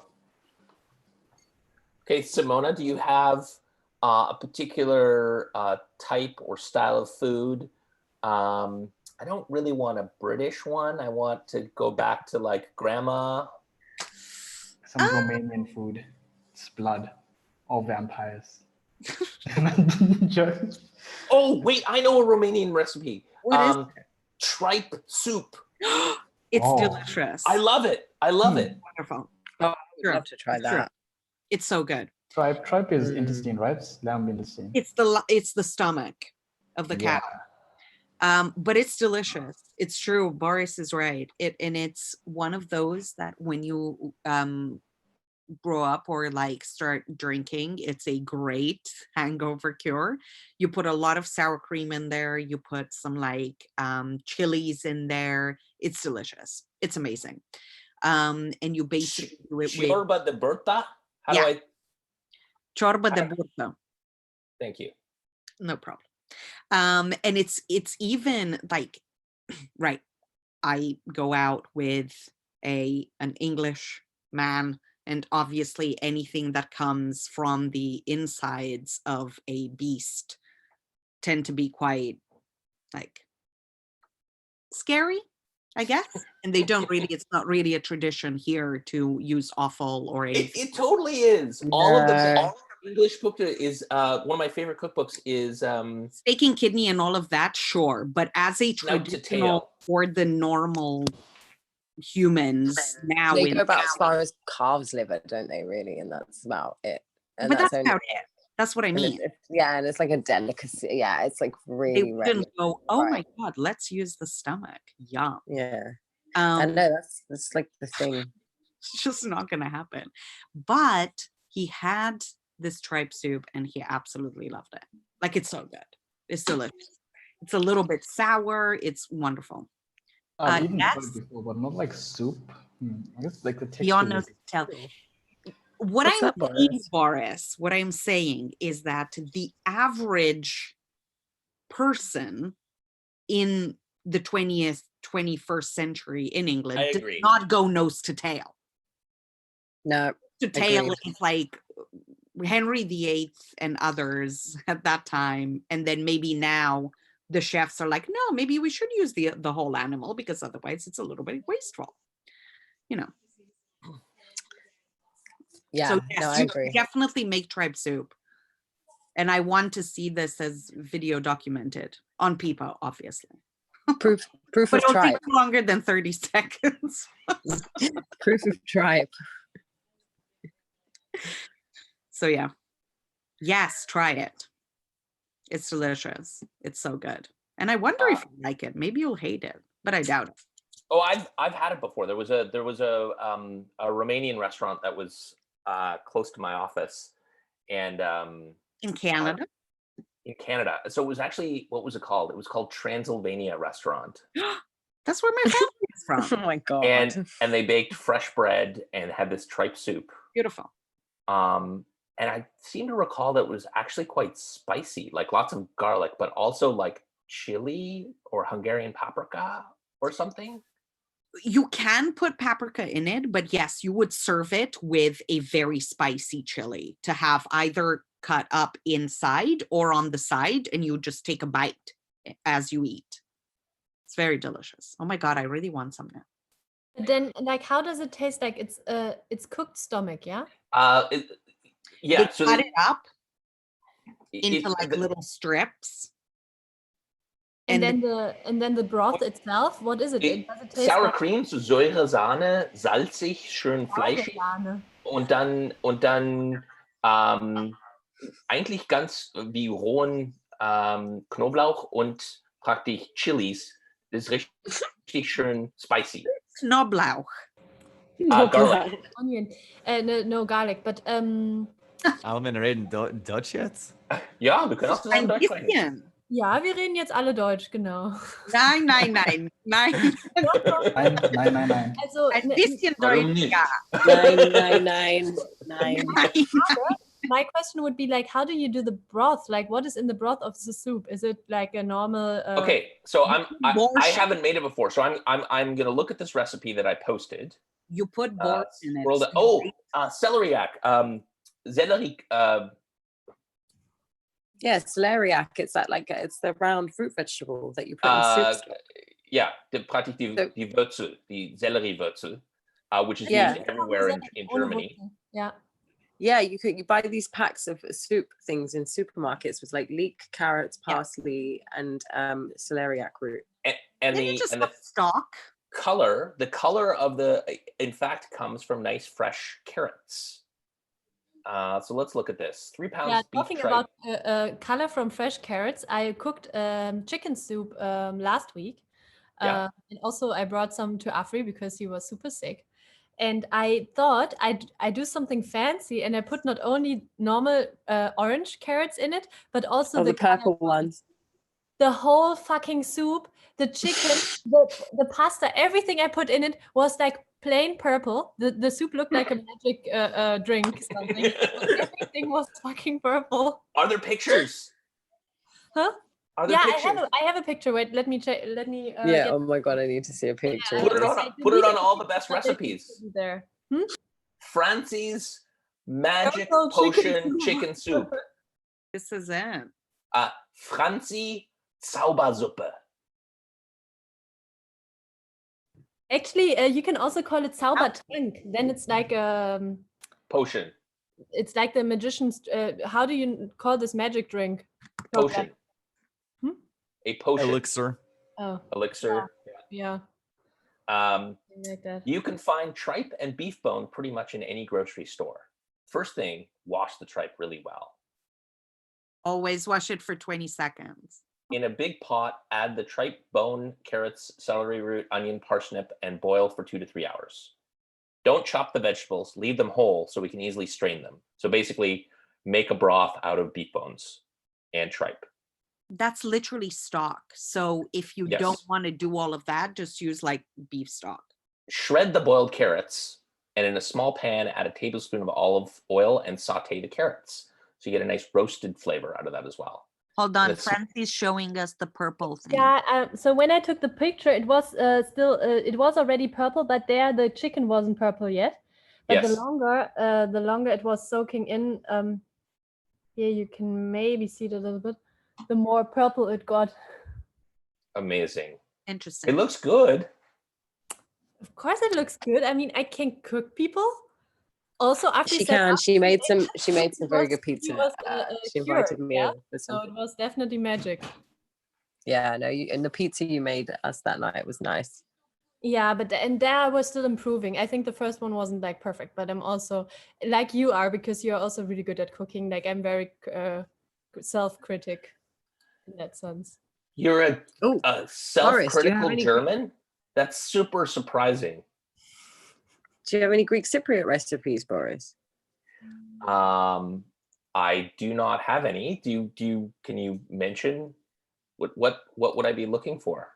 I mean, it's like kind of like it's like where Greece meets the Middle East, I guess. Oh, that sounds So it's- amazing. So it's kind of like Middle Those Eastern food. grilled meat. Yeah, lots of grilled meat, but then like Grilled we also do octopus. like Yum. oh yeah, octopus. We also eat a lot of snails. Yum. My family are a big snail family. So but we I've have been these like we have these things called cheftalia, which is like it's like minced pork basically with like parsley and onion and breadcrumbs and some other things, and we wrap them in cool fat. So like it's like the inside layer of the stomach, I guess. And like we grill them on the barbecue. They're probably like my favorite. I have some in the freezer that I got from Cyprus at Christmas that I have to make. I'm going to make them in the next few days. I'll send you a picture, but they're like amazing. Oh, you also wanted to cook Cypriot for us one time. Well, but we've got a few more days left. We can... Yeah, I'll definitely cook some. My mom, she sometimes did this, but I'm not even sure if this is like original Cypriot, but like when I was younger, we sometimes flew to Cyprus, the Greek part, also in over New Year's Eve. And then she got this one recipe back from there, which was like pork, I think it was like grilled pork fillets with like potatoes, some sort of what's Kräuterquark or tzatziki, something like tzatziki, but in a more like fatty way, and some salad with a lot of parsley and tomatoes, I think. But like this tzatziki was like a special kind of Cypriot version of it, I think. Yeah, we put mint in Cyprus. We put mint in. Yeah, our exactly. from the Middle Eastern So side. nice. Yeah, I love it with mint. I guess I don't know. Are you speaking about souvlaki, just like the cubes of pork that they just cut up and put on the skewer? Yeah, I mean it's not chopped meat or something. It's really like a fillet steak or something. Pork fillet. Yeah, and they just cut it into cubes and we put it on like the skewers, and it's like a souvlaki, but like the Cypriot souvlaki is very different from the Greek one as well. So that, you know, we have it like in a big pitta with like parsley, onions, tomato, cucumber, and like we put tahini in it as well in Cyprus. Yeah, that sounds Whereas so in God, I really want one now. This is ridiculous. I might have to take a cooking break in a minute and cook that pork crackling. But yeah, oh my God, I really want a pitta of souvlaki right now. Guys, like when can we meet? I don't know, when are you clear? I think on Saturday. So I gave myself one additional day. I think officially I could already from Friday onwards, but I said better safe than sorry. So Saturday. Okay, well, I'm gonna say Tuesday, Wednesday probably for me. But no, that's all right. We'll but figure yeah, something no, let's not. We'll have to just delay it by a couple of days. But we I will got it definitely- delayed anyway, so that's fine. Yeah, but I Hey. just need to be safe. What's up, Boris? I was saying goodbye to Rachel. She's going for a walk and staying 6 feet apart from her friend. Very Oh good. yeah, Boris, have you tried jellied moose nose? So I found out this is a Canadian thing. What? It's a Canadian thing. I saw it on Google. It's true. Oh, the poor moose! I really Maple syrup, yeah, maple in my syrup. life, and I really think they Oh, are yeah. adorable. Oh, you guys went to the Philippines, right? Did you try balut? Balut? That is my line in the sand. I've tried a ton of things. I generally eat very widely, and balut is something that I have not eaten. What is it? It It's, is okay. So anyone who is a bit squeamish, do you want to go ahead and explain what it is? It's hard to explain. Okay, it doesn't sound as bad as it sounds. Sound as bad as it sounds. Okay. Yeah, it so makes it'll be sense. bad. Okay, just imagine, right? You have an egg, which is just an unborn baby, right? And then you have a chicken, right? And then how about you put a chicken in the egg and then you eat it from there? Like, Except it's a duck egg Except rather it's than a a duck. chicken. and except it's very slimy and you don't cook it. Fermented, partially formatted duck embryo in an egg. That's what it is. It's yummy. It's hard to explain, but it tastes Why really, would you do really this? good. Why? It tastes Is really it good. nice? You were in the Philippines. You should have called me. Matthias, I had it with Matthias actually. So we were there. We were just both looking at each other like we didn't sign up for this, and then we both had it together. It actually tasted pretty good. It's not that bad. I mean, pretty good would not, if you were to tell me, oh my God, it's the most delicious thing I've ever eaten in my whole life, I'd be like, maybe. But pretty good. I'm not going to put myself through that for pretty good. The Filipino guys here were like basically saying it's a beer snack. So I'm like, it sounds like the kind of thing where, sure, I will eat it after I've had like 4 beers or a bottle of wine. But it's kind of Talking about like beer snacks, I really miss these Scotch eggs. Scotch eggs are really nice beer snacks. yes. Scotch eggs. So basically, you boil an egg, and then you take a mixture of breadcrumbs, spices, and ground pork, and you form them around the egg, and then you deep fry it, and then you take it out and you cut it open. And if you've done the egg correctly, very soft, you can potentially still have like a soft yolk covered in like a sausage casing. Interesting. And they can be spicy or mild. I prefer the mild version because I can't eat spicy so well. But I remember that when I was working in London, the pub next to our office where we had drinks most days, they were always doing this like spicy Scotch egg challenge. If you could finish the whole egg, then you would get like the whole tab reimbursed by the bar or something. No. I'm looking at the weirdest dishes on earth, and apparently in Korea they have this thing called boshin tang. It sounds delicious when you're reading it. This supposed health-giving Korean soup is made with spring onions, dandelions, a host of spices, and one infamous ingredient, dog meat. And it goes downhill from there. It goes, man, this is one extreme website. No. No. Did you say dandelions? Did I get that right? You said dandelions, didn't you? Yeah, I did. So that's a pretty, I mean, when they're in season, dandelion greens is like a thing for salad. Yeah, I didn't know that. Yeah, apparently Mexico has fungus-covered corn. Yeah, that's really good. What the hell is that? That's really good, but Balut is like, nah. I think it's we're all eating fungus. It's the sort of baby duck, partially unformed duck, partially crunchy duck pieces. Yeah. Okay, here's a question for you guys. Who wants to stay on this thing and I can make co-host whilst I go and have dinner?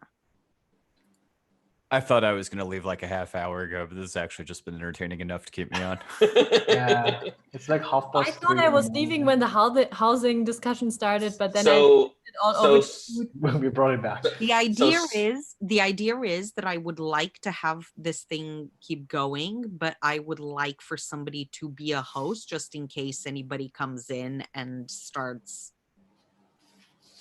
I nominate Boris. I mean, I don't need to do stuff, right? I mean, I'll be home here and maybe I just go on mute, but like I can stay the host. Yeah, so can I. I'm just gonna grab a bowl of my cassoulet but I can eat it here at my desk. And clearly, Simona, we have to launch our talk show that we talked about. Our talk show that we talked about? Which one?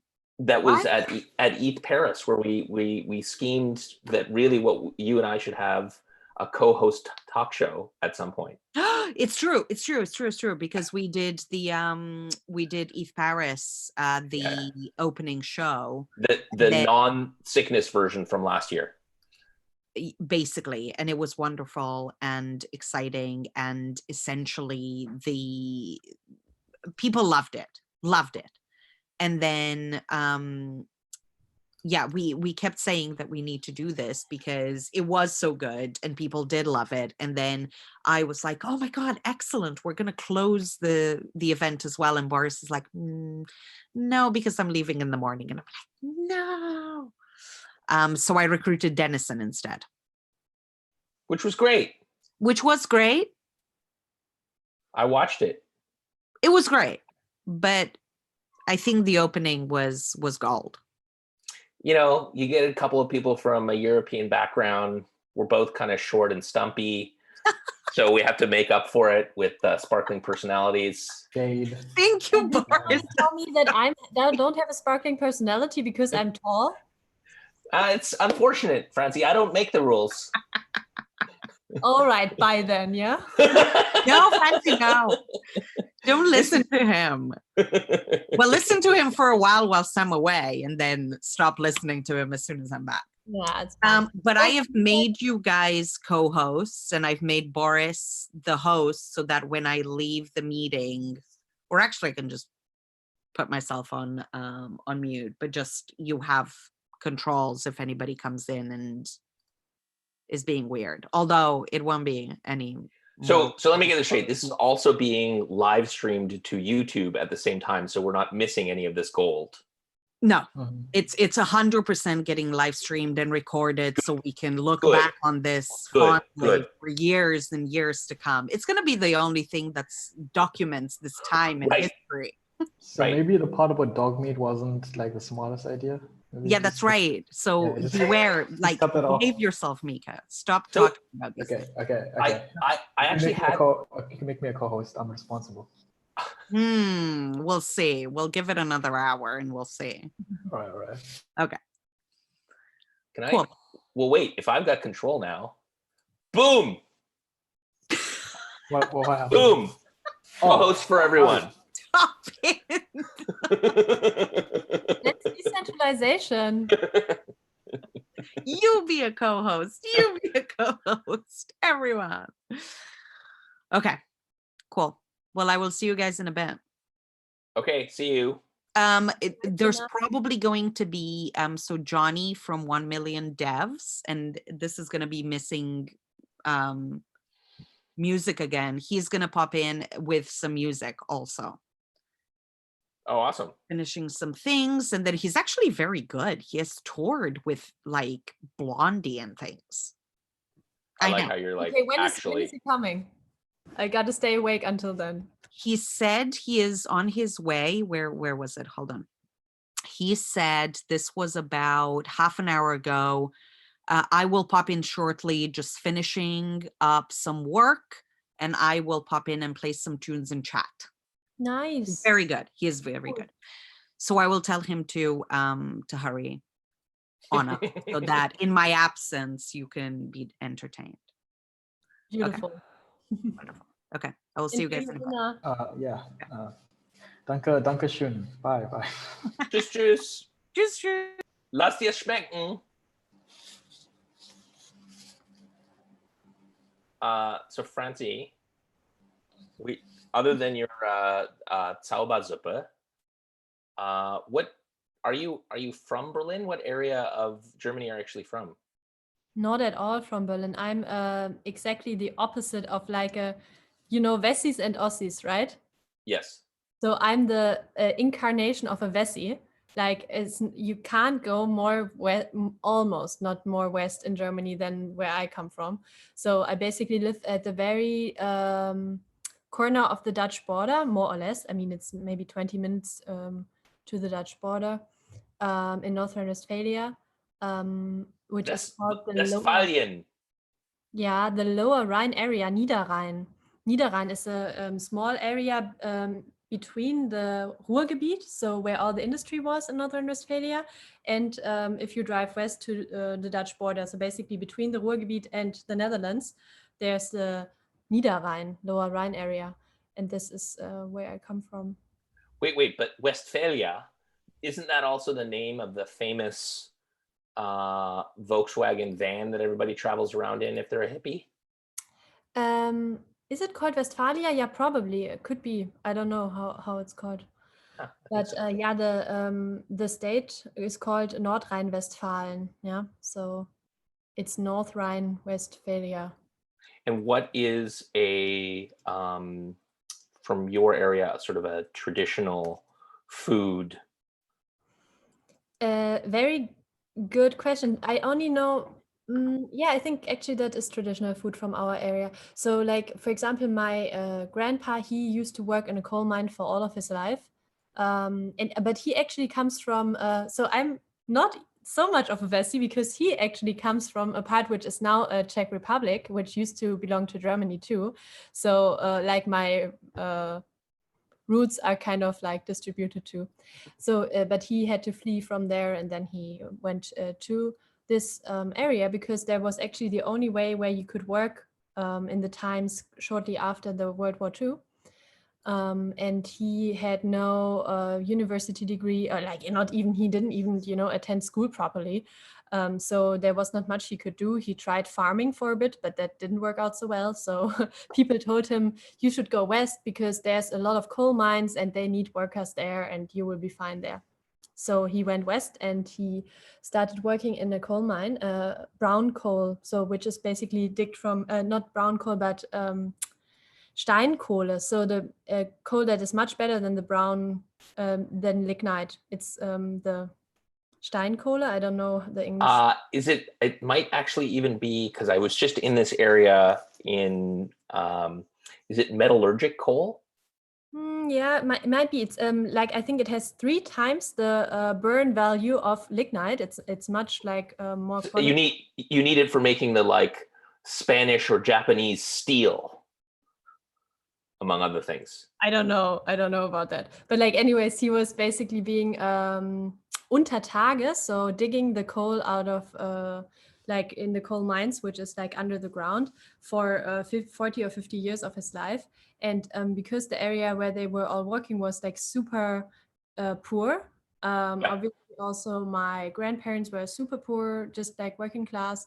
And what like famous dishes they used to do are basically not very expensive.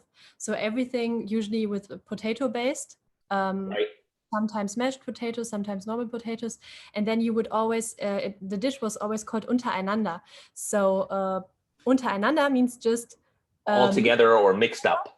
But in this context, it always meant mixed with potatoes. So you could do carrots untereinander, so carrots mixed with potatoes. You could do Wirsing, all kinds of Kohl, so all kinds of cabbage, chopped cabbage mixed together with potatoes. You could do different kinds of salads that you put with like a lot of vinegar and onions, and then you mix it with potato mash, which is like one of my favorite dishes actually. It's called Endivien untereinander. Endivie is also a endive. Yeah, a special salad. And yeah, there you put this special dressing, which is really sour, and then you mix it with this mashed potatoes, and it's great. So most of those dishes are without meat because meat was so expensive. Right. They only did meat maybe once a week, and then they do, for example, on a Sunday they sometimes did these big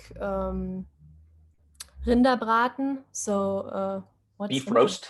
Yeah, exactly, beef roast, and then again with potatoes and vegetables.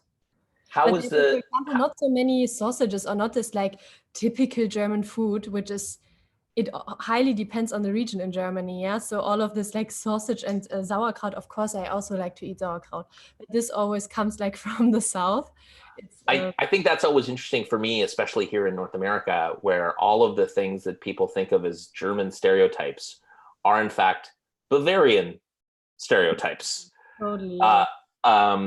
Here in Canada. So we were covering, this is now a cooking show, Pele, in case you're confused. Yeah, hey. But you like to cook too, right? I'm all for it. We're going around and asking about people's background and so and looking up some recipes. So I found an Endivien untereinander Rheinland recipe there that I just Googled. I'll find some more. Straightforward. And this one even has meat, but only a little bit. So yeah, that That would be the fancy version, right? It's got a little speck in it. Yeah. Rohschinkenwürfel. Yeah.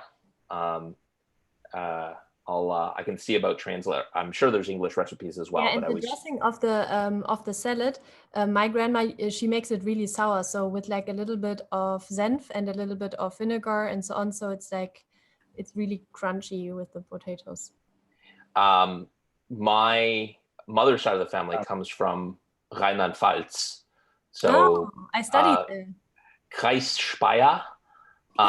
This is where our friends have a hotel. So I'm saying that is the like nearest thing that people might know about. So but the little town where she's from is called Limburger Hof, and then her extended family are on her dad's side were small wine farmers, grape farmers up the Rhine. So that's my background from that area, which obviously is also close to France. So you end up having some crossover there.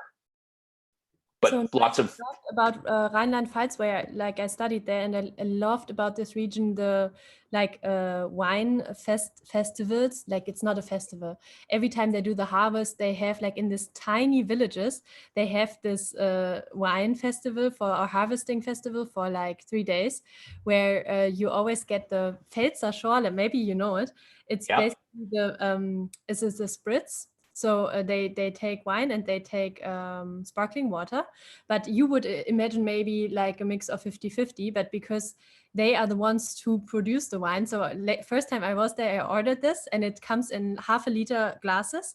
And then the guy who was handing it out to me, was pouring the wine. And I'm like, no, sorry, I ordered a spritz. And he's like, yeah, I know, girl, but this is how it works. And he puts wine. Yeah. 95% wine, and then he puts like boop water, and I'm like, oh Lord, if I drink 1/2 liter of wine, I will be so drunk. it's the German equivalent where again usually like the stereotype is a giant stein of beer, of Pilsner in Bavaria, but then in this Rhine region you're drinking a 1/2 liter glass of wine. Like you're handed a glass that's filled with wine because it's basically like cheap as water sort of thing like that. I went on an exchange to Germany when I was 16. And I was staying outside of Boppard am Rhein. And I went to a wine festival when I was 16. Remember, in Canada, you're not allowed to drink unless you're 19. And so I hadn't had a lot of exposure to alcohol.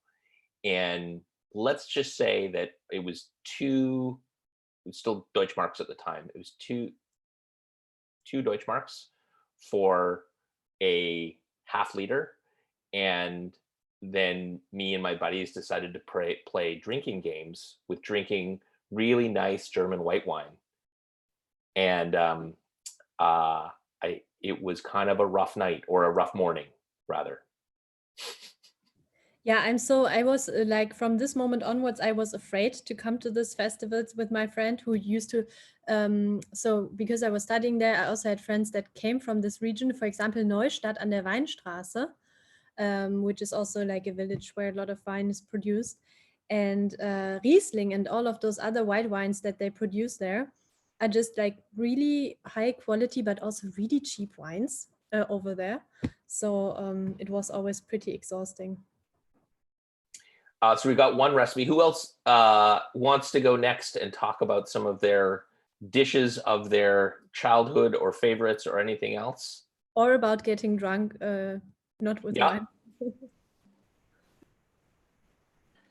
I'd love to, but I actually stopped drinking because I drank too much. So that's kind of weird, because if you drink too much, then you have to stop it. So what do you mean with get turned? How do I say get turned?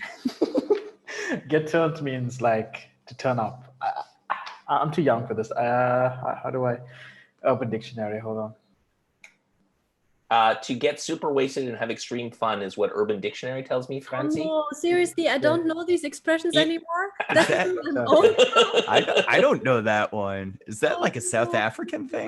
No, it's a young people thing. I think in your time you had Little John, and I think he expressed it as get crunk, maybe. Oh my God, I can't believe the ageism. Okay, Jakob, it's totally your turn. So yeah, how do you say get You were turned? just Say you were just basically unmuting. 1000. I just wanted to confirm that Volkswagen Westfalia is actually the hippie camper. You're right. Okay, good. They use the Westfalia as the version of the like nice camper, and you're right. And I'm from the Czech Republic, so Francie, you said your great dad, right, was somewhere close to the borders or something. Yeah. I even have like the I marked the place where he used to live in my Google Maps. Is it like Erzgebirge? Or? So if I zoom out, maybe you will already know the region. It's the Oh, right, over there. Oh. Ah. And it's called so the town itself, it's called Bozanov. Cool. But it is really small, and it's like in this area close to the mountains. Yep. Yeah, for sure. Yeah. So, well, the thing with Czech Republic and cuisine is that like we have lots of like similar stuff with Germany, like schnitzels and knödels. Knödel, dumplings, right? brown food, amazing gravy. Yeah. Goulash. Yeah, we got knödels thick also, yeah. sauces and beer. So it's fairly easy with us. Is there a particular dish that comes to mind for you that's kind of special for you? That's a great question.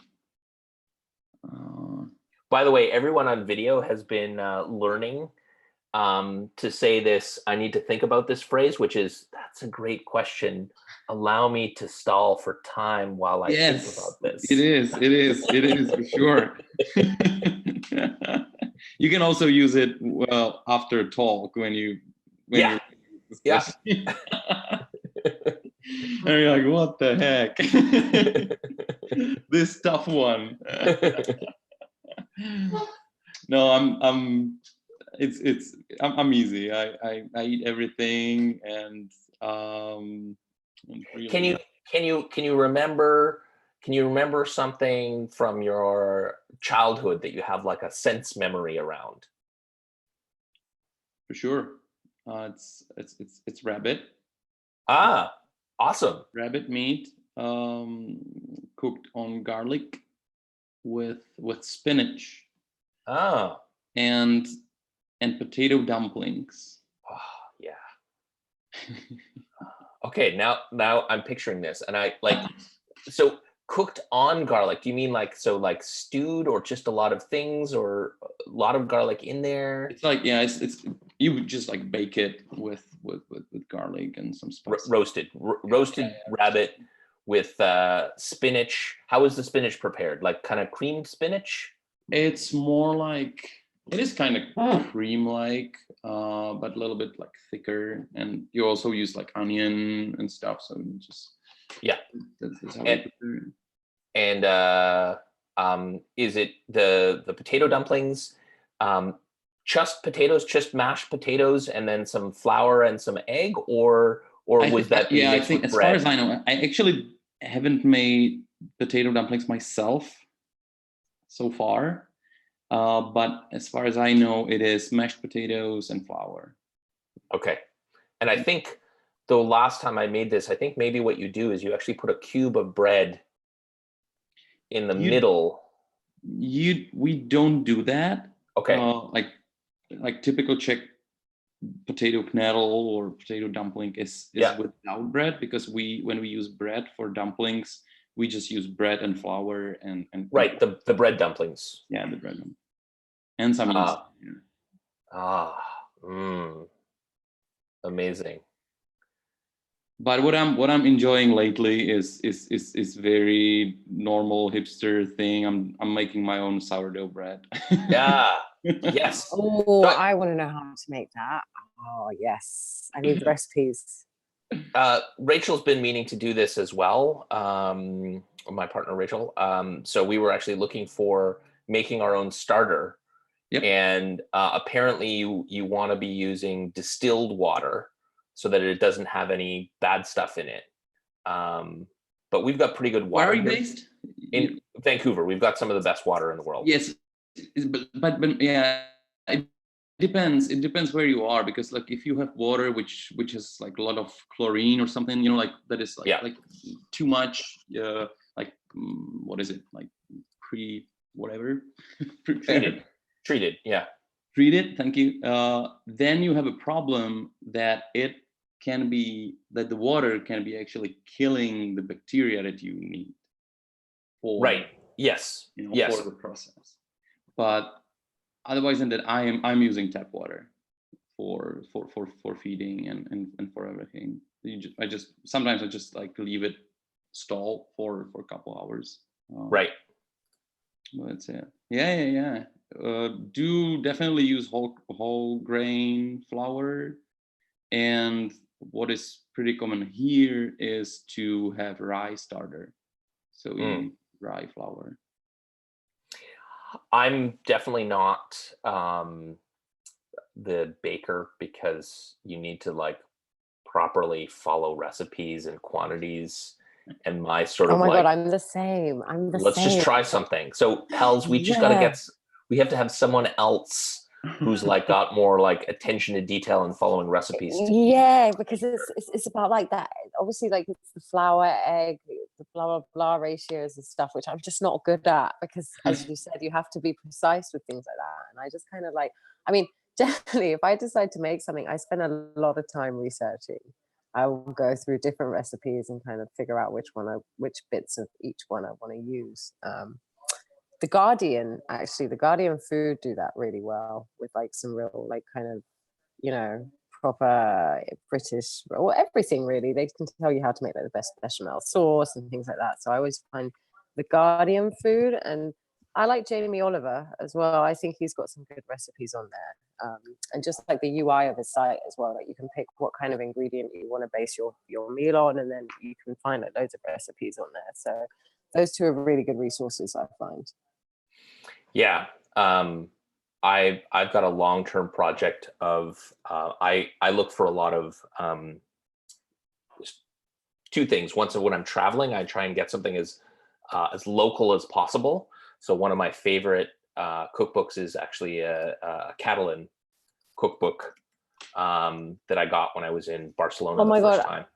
I saw you had that on your list on all recipes. Oh, do you know, I would kill for some cod bacalao, bunyols de bacalao. Oh man, why? It's such a great resource. I love it. In fact, it's one of the cookbooks that I read. Basque, amazing, awesome.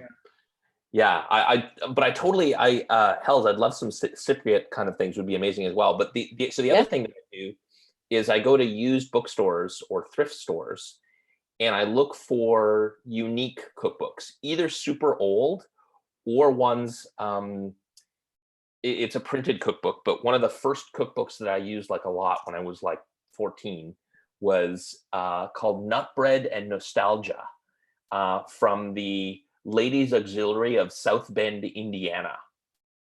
You're so weird, Boris. I mean, lovely, but so weird.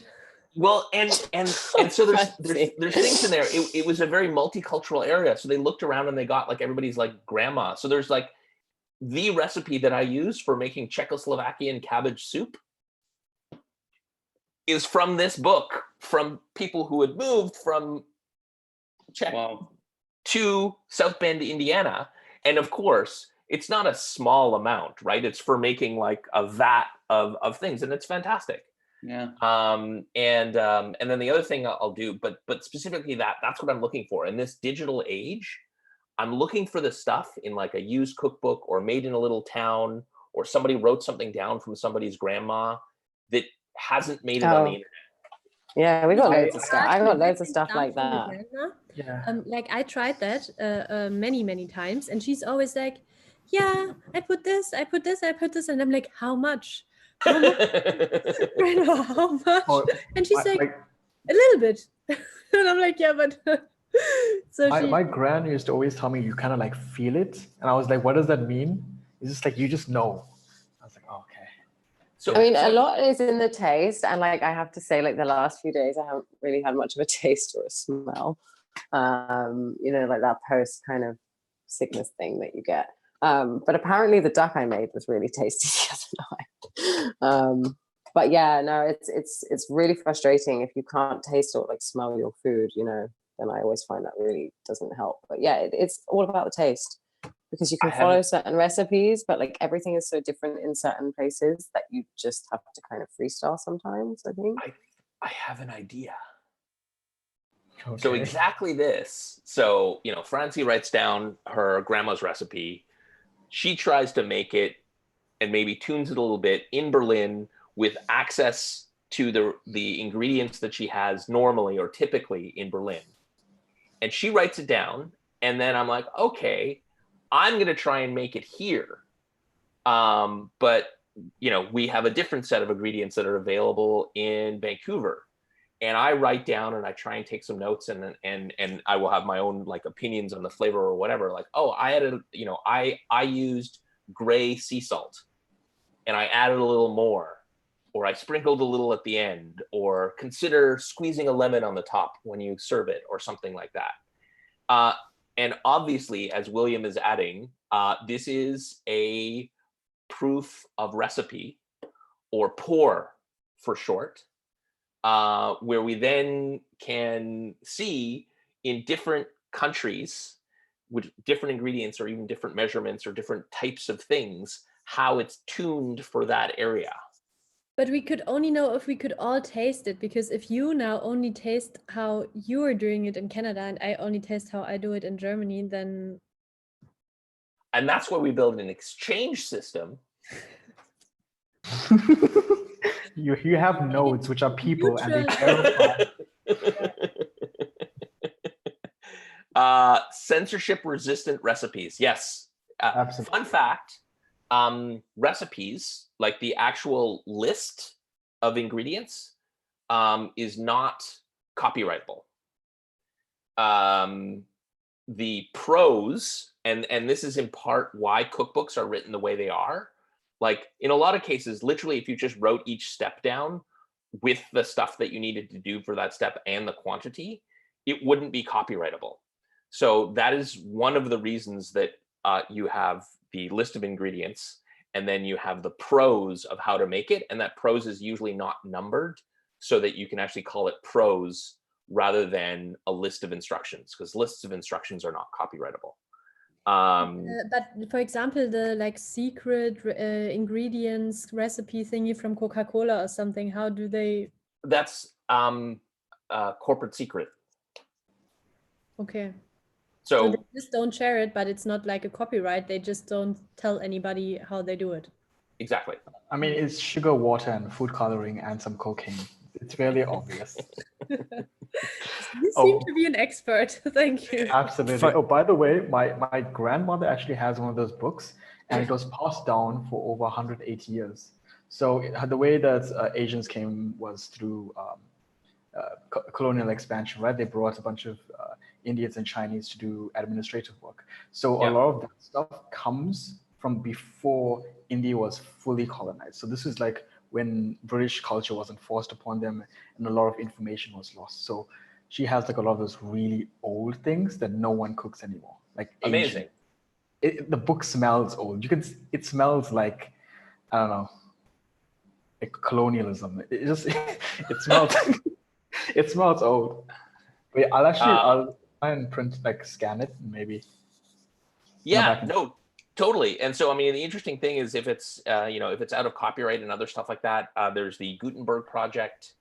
Oh no, my grand wrote it. It's definitely not copywritten. Yeah. Oh, she wrote it. Yeah. It's my great grandmother passed on only 3 years ago, so it's from like quite a long time ago, 180 years. Amazing. Just a fun. Go for it. No, go ahead. Oh, right. Fun Coca-Cola fact. For kosher certification for Coca-Cola, whatever, they pick one rabbi who has to sign like a serious NDA with Coca-Cola in order to find out what the ingredient is. So like, I mean, it's a proprietary thing. Like they can register it as a proprietary secret and then like sign NDAs on anyone who actually knows what it is. What if it's just like salt or something basic? It's just, that's the whole ploy, is to make it seem more valuable than it is. It's just like half Yeah, a it probably tablespoon of is. salt. Yeah, it probably is. Yeah, I think some of those things end up being though like techniques or other things like that where you know, Mr. Coca-Cola just spitting into like one portion of every 200,000 Coca-Cola bottle that he has to spit into it. or right. something. So it's actually a familial lineage.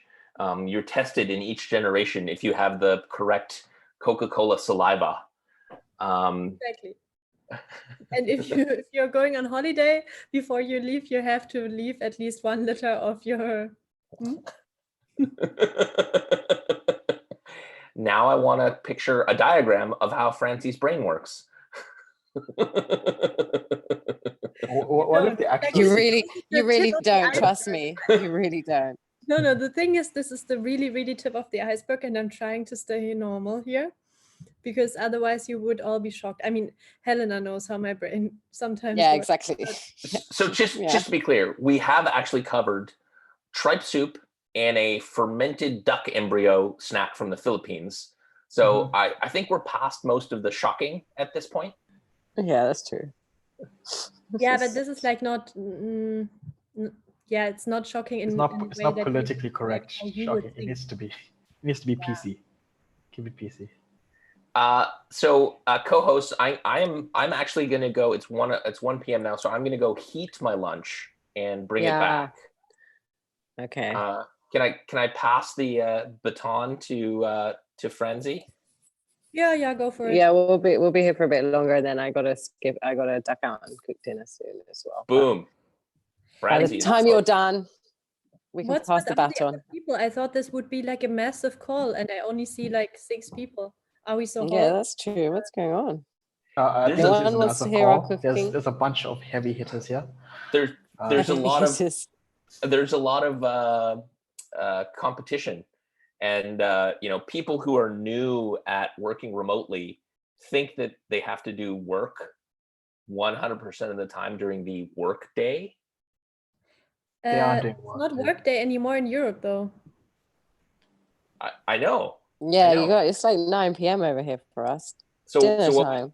what we need to be doing is we needed to spread more to the North American time zones. Yeah, we need more stateside people. What's going on? Hudson was gonna join. It's actually 4 a.m. here in Malaysia, and I'm still up. Wow, 4 a.m. in Yeah. Malaysia. That's hardcore. Okay, I will see you guys in a bit. Okay, see you. Tschüss. Bis später. Wiedersehen. Yeah, Hudson also shared it in the Yeah, Hudson was gonna join, but I don't know where he's gone. room chat too. I thought he would come.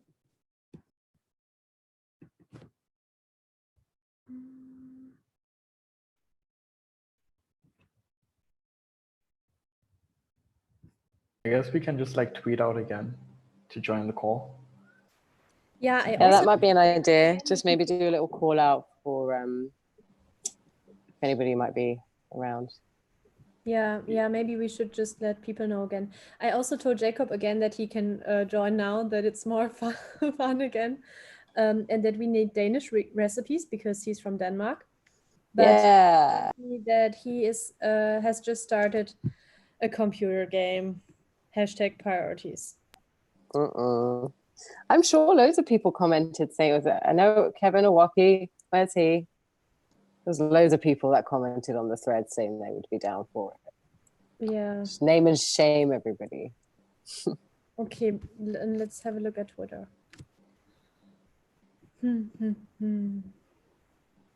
Where's this? It was Simona's tweet, right? Yeah.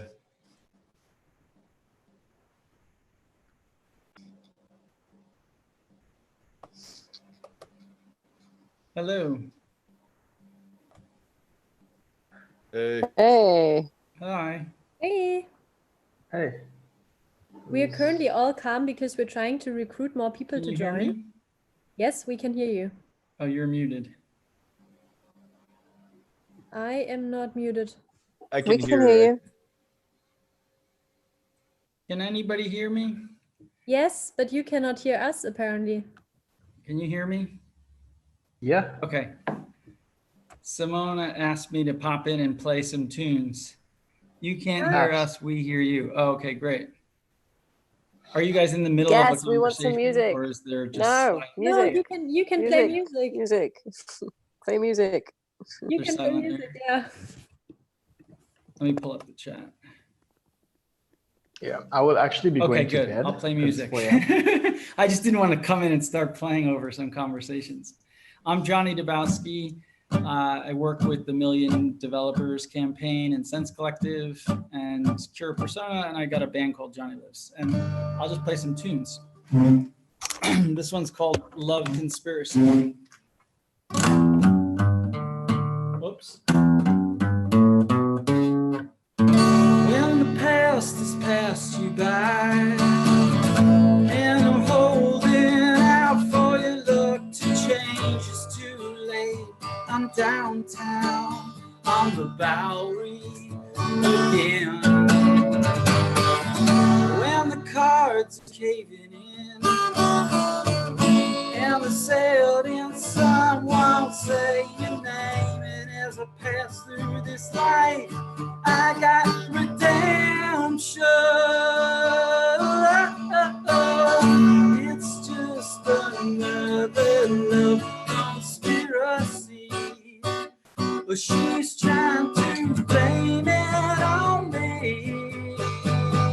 Yeah, yeah, yeah, yeah. It's just another love conspiracy.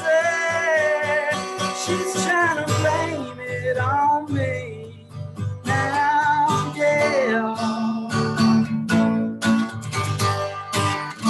I'm the best that ever was. I'm the worst that ever there could be. And as I pass through this life, it deceives me again. And I'm the saint that never was. I'm the devil dressed up in disguise. And as I pass through this life, I got redemption. It's just another love conspiracy, but she's trying to blame it on me now. Yeah, yeah, yeah, yeah. It's just another love conspiracy, but she's trying to blame it on me now. Yeah. When I found out that you'd always been a cynic, then I ran out of words to say. So I sorted through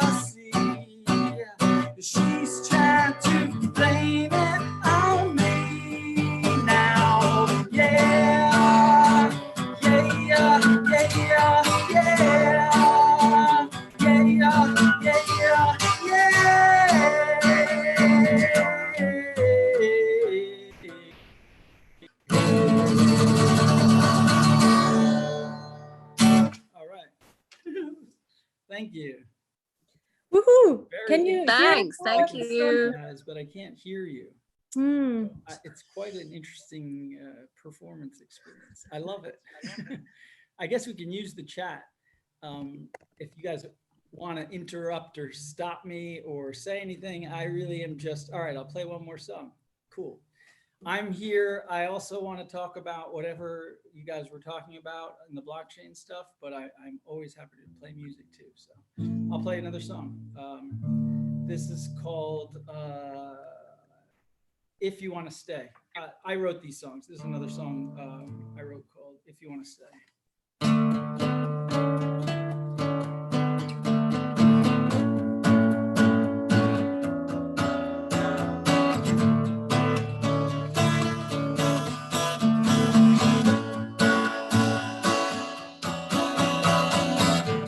I heard your breath came calling on the western wind,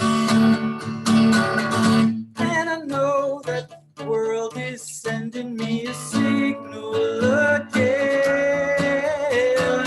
If I had your voice, your choice, I'd be in ecstasy. I know forever in your life this world will be. If you want to stay, we'll stay. We'll break away. We'll lay down, we'll lay and wait. I heard your car door coming from a million miles, and my wish for you, darling, isn't only parting smiles. If I had your spirit and your precious way, I know I'd get there, and our time is at hand. If you want to stay, we'll stay. We'll break away. We'll lay down, we'll lay and wait. But what came first? The devil or the sound? I thought this precious crown would came first. Thought we had it all figured out.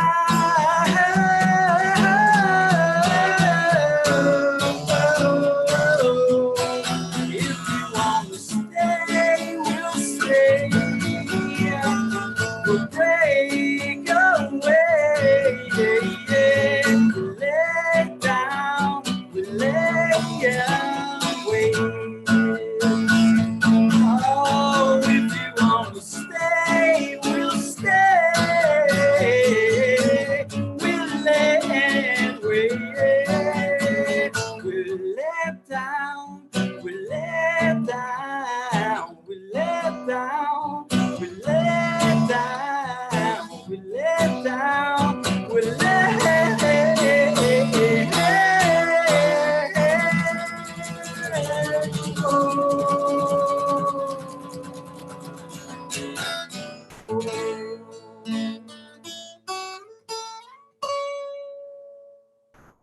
All right. Thanks. You still can't hear us, right? Had fun. Thanks for having me. No, I don't think There's you someone can, to but turn it's it over great. to. I'm happy Okay, to keep playing. I've got time. I'm here to talk, listen, whatever serves the group. But everybody else You can wanna hear jump me, back right? in? Yeah. So how is this working before? Why is only my mic live? Maybe I So can. we control can it. I all don't think hear I each other. Yeah, I know. I'll see if I can ask Simone. Let me see. Live on custom live streaming service. You might just have Was to it- restart. Could you hear might each just- other before I joined? Yeah. Oh, well then let me leave and come back a different way. Because I don't want to hijack the stream like that. No, That's no, weird. you're I'll leave and come back and we'll figure it out. Hopefully it's, yeah. I'll be back. Joseph, what's going on? Tell us some news. Nothing really. Just hanging You missed out.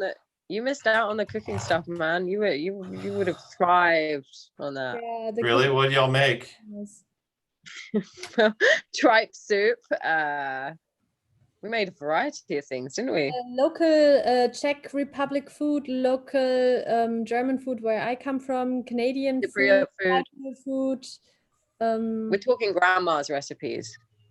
If they made Czech food, did they make kolaches? No, I don't. We didn't discuss kolaches, no. We did. We only discussed grandma's old cooking books that smell like colonialism. Yeah, the old cooking books in the US are like, they're like super bad. They're like really, they have really weird ingredients, not like, it's like they'll have like a lot of like jello and stuff, and so you have to go a little bit further than maybe like the 60s or 70s. You have to find something in like the maybe like 30s or 40s. Okay. Yeah, There's we some were good also American not stuff. talking about the original cooking books, but more like our grandmas who used to write stuff down or something like that. Oh, okay. Ones that are written down by hand. I'm gonna find my cooking book I have over here. Boris, I'm not knocking American cookbooks. I'm talking about the kind that they sell at like the church bazaar or whatever. Have like really weird recipes. Oh, my cookbook's missing. So this is an example of a not that old but bad North American cookbook. What is that, Boris? Good housekeeping. And so it's actually quite cool. It's got like pretty detailed instructions of like various things. I'm just literally randomly opening up to the page. And because it's in olden times and color printing was expensive, it has just a couple of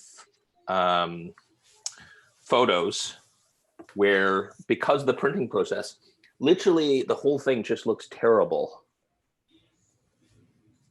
Actually, What Zoom is is it in the making it back? look Is it better. sangria? Is it like a fruit punch thing in the back?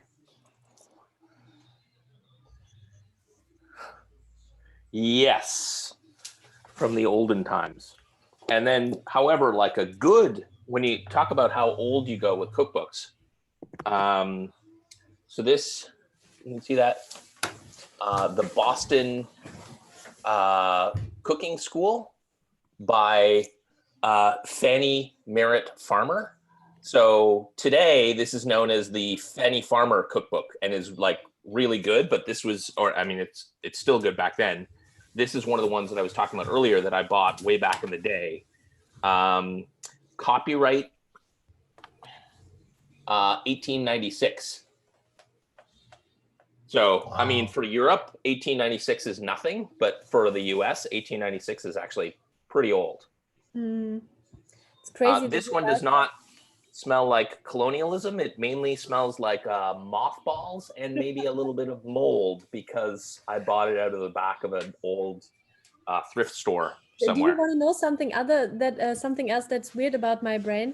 I really love the smell of old wet cellars, like in my basement. So the book could definitely be my kind of smell. I really love that smell.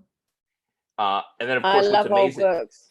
when I love when that you smell. then find like a handwritten recipe for spice cake, it tucked into the book as well, you know, and you're like, where did this come from? Who made this? That's awesome. It's like a time capsule. Yeah, exactly. Oh, you can hear us now. Perfect. I can hear now. Yeah, I don't know what was wrong before. Where are you based, Johnny? I'm in Norwalk, Connecticut, just outside of New York City. Cool. We have a pretty good mix now of Europeans that started drinking wine, like Helena and you guys in the middle of the day. Where are you? And then like we are in Berlin. So, Helena and I are in Berlin. Boris is self-isolating in Berlin. Oh, wow. Yeah. Boris and Joseph, hi, nice to meet you. Where are you guys located? I'm in Vancouver. Cool. Hey, I'm in Texas. I'm in San Antonio. Nice. Are you stuck working from home right now, Johnny, too?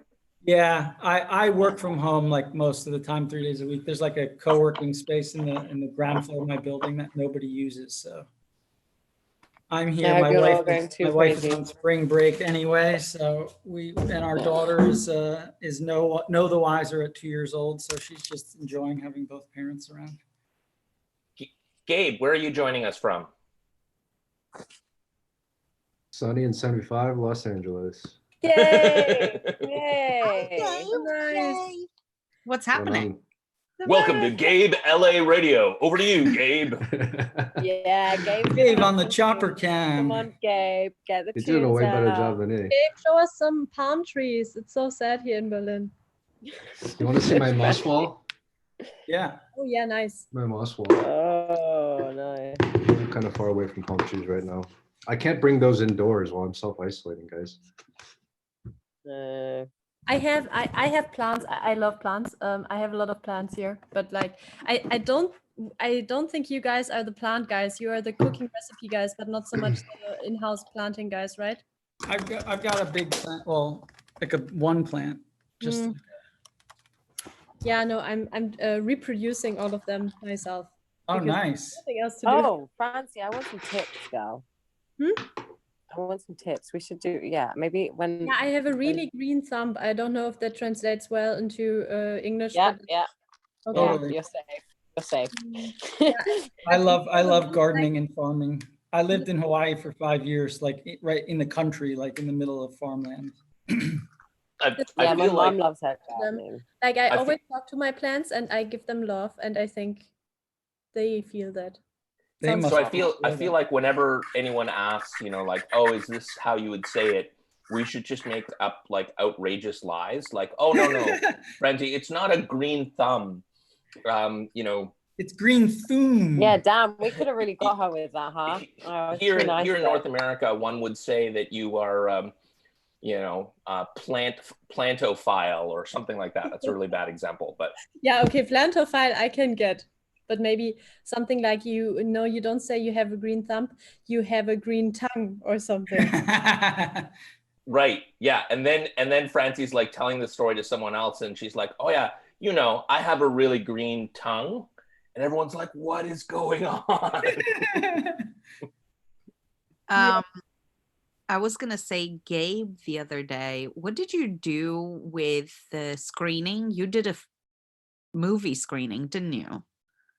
I did. I'm actually, I'm writing an invite for another one. We're going to continue doing it.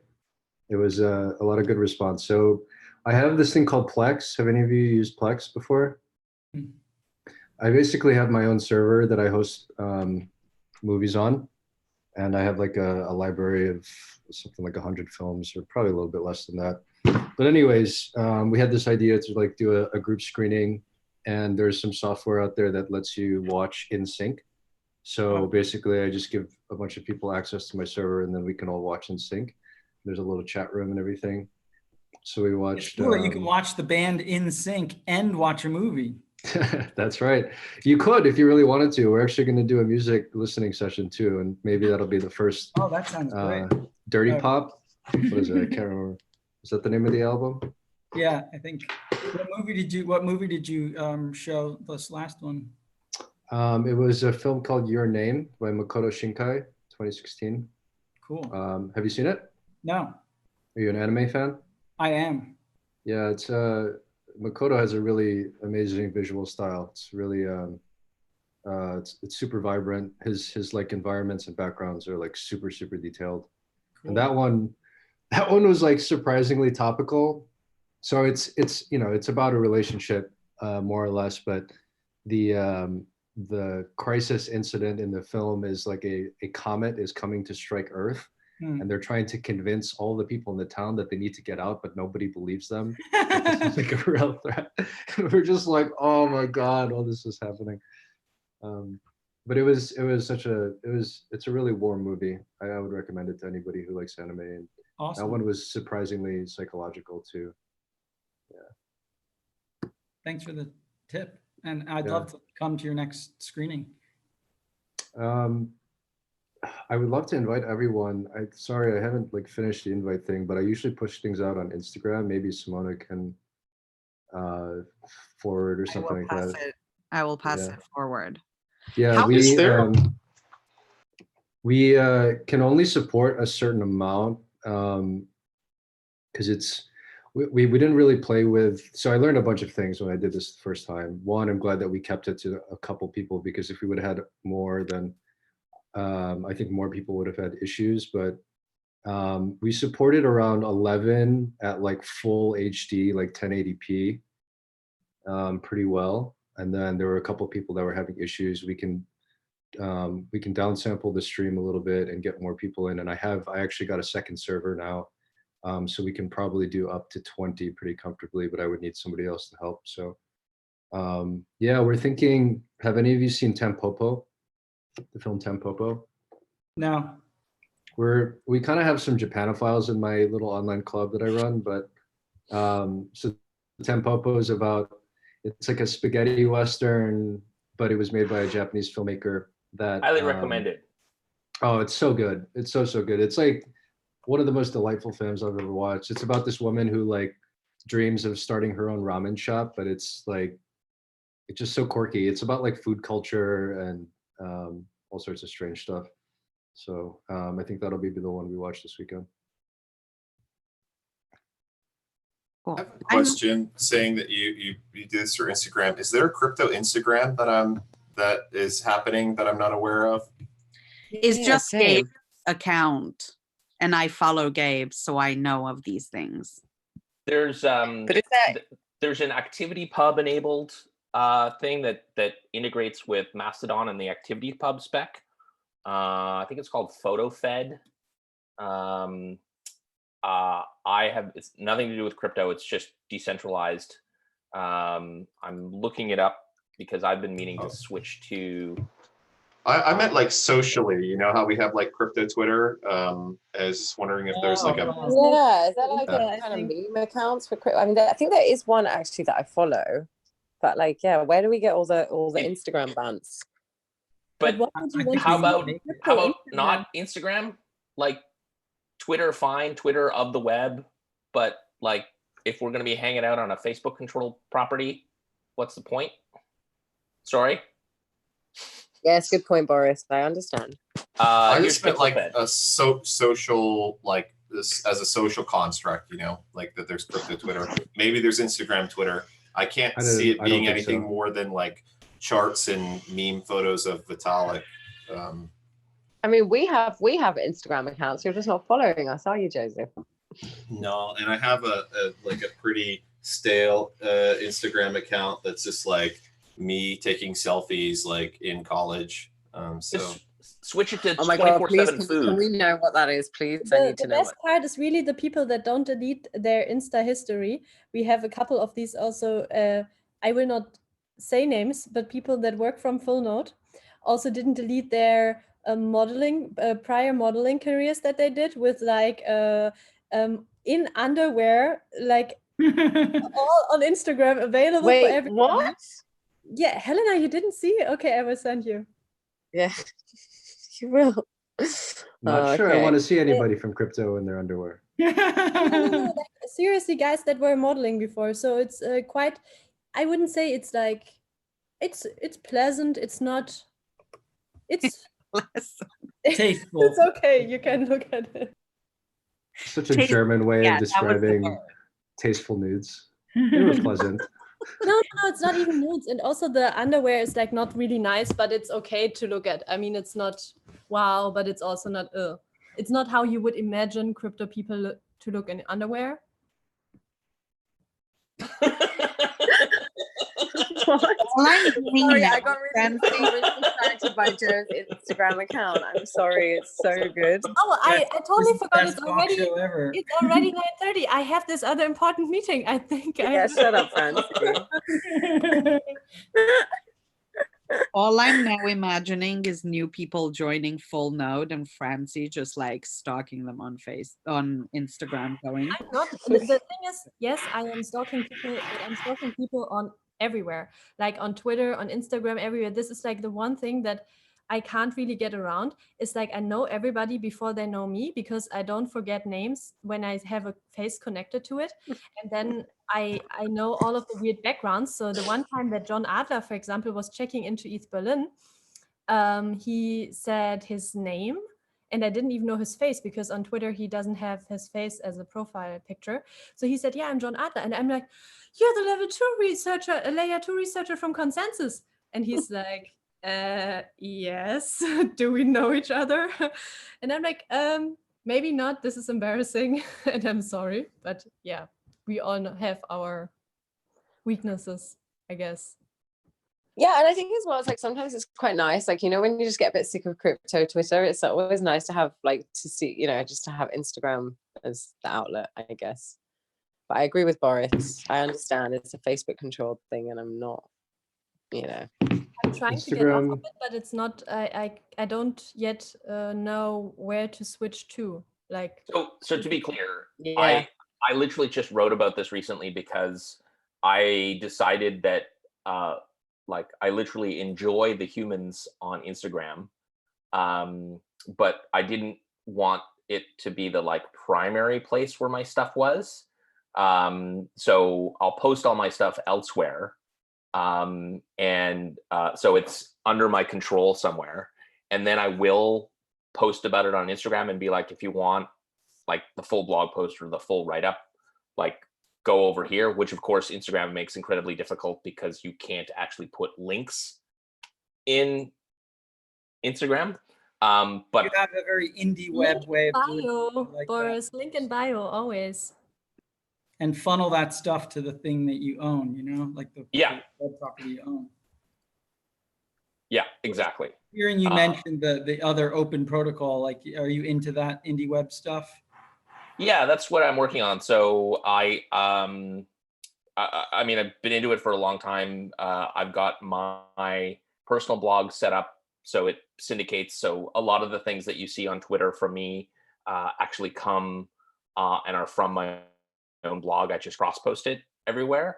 So we've got a lot of standards, ActivityPub being the big one, MicroPub being another one that we can integrate into tools. So that's been my big push for a lot of people in crypto land when they're like, we want to make a whatever, decentralized whatever. I'm like, cool.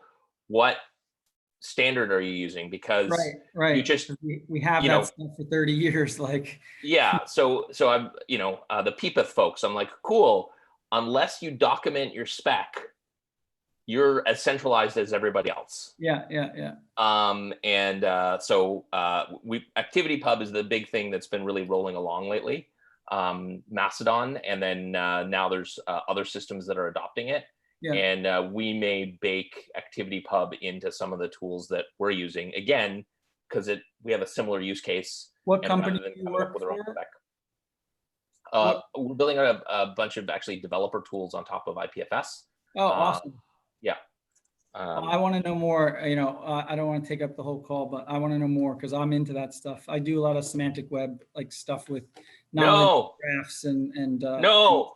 But linked data is where I come. Like, I don't use the semantic web stuff. I'm trying to take a similar approach to use what people actually use. So JSON LD and like different graph backends to query knowledge. Boris feels very strongly about Sorry, Simona, you popped right back into OG land again. I was really into semantic web at some point, and lots of XML and RDF everywhere. And the reality is, it's not really usable. Nobody uses that stuff. It's too hard for developers to use. And exactly. Yeah. That's my approach as well. So you won't hate where we're trying to go. Yeah, I popped so ActivityPub being the big thing there. Cool. Boris, I still remember that you were the one to have me download some Instagram alternative, which I never used again after that. And then I had to delete it again, which I felt so bad about because I knew it was like a decentralized alternative. And now I don't even remember the name. What was it again? That is the guys from because it was nice. I liked it, but like also nobody used it. So yes, I'm actually blanking on the name right now myself. He's Textile. deleted it himself. Textile. Oh yeah, Textile has a standard, don't they? No, they don't have a standard. That's the problem. So they built it kind of as a proof of concept, I think. So it's got an iOS app, works, and it's kind of decentralized. But the social parts are the part that are relatively standardized with ActivityPub. So ideally, what you have is you have lots of different clients that can both publish and subscribe, so everybody can use their own tool. I was using for a time something called Own Your Gram, which basically let you post to Instagram, but then it could get sucked into your own blog. So like, that's one of the things you can do with open APIs. And unfortunately, that is broken and no longer allowed. So I'm manually posting stuff elsewhere. Yeah, but it's got to get as simple as you're browsing and opening something up on your mobile phone, because that's where most people take pictures, right? Realistically. Yes, agreed. Yeah, it's textile.photos. Oh, no, just redirects to their homepage.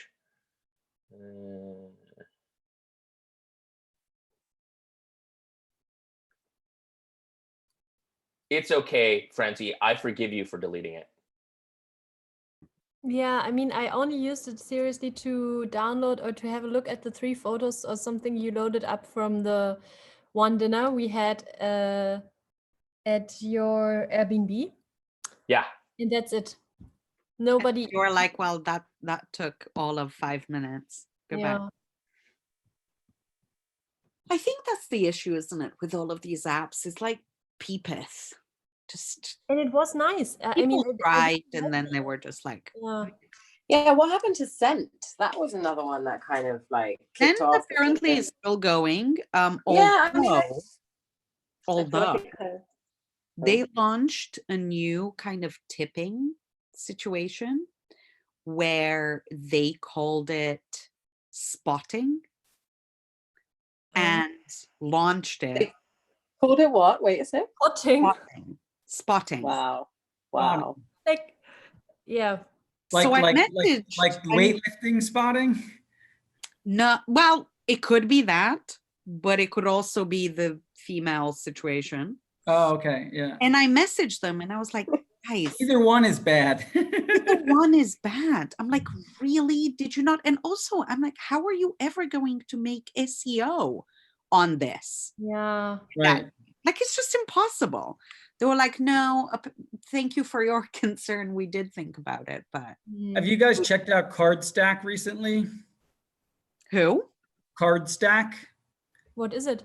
It's pretty awesome. They've come a long way. It's like they're building a middleware, kind of like a WordPress ecosystem for publishers and app builders, but they have a really interesting schema, and they're using, what's it called? Ember.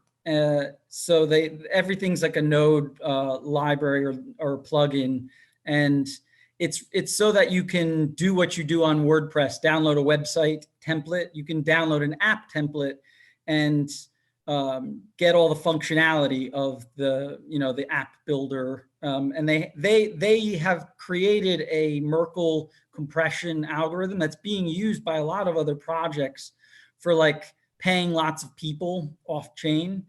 You should, it's too hard for me to describe in a good pop, but check out their website. They just updated everything. They were really well funded, like $20 million, and they hadn't shipped anything for a long time. And they just shipped a mainnet or a test net where you can do their, like paying, 10,000 people is no problem with their off-chain payments. And from tracing who's using their libraries, there's a couple of they've been validated, it seems, by other projects, but I'm not quite sure. I'd love everybody's opinion at some point.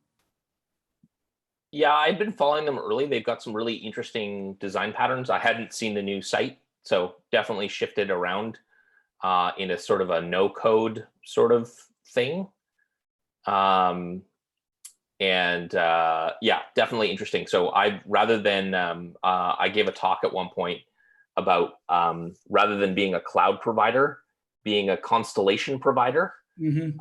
So how different people can kind of link stuff together.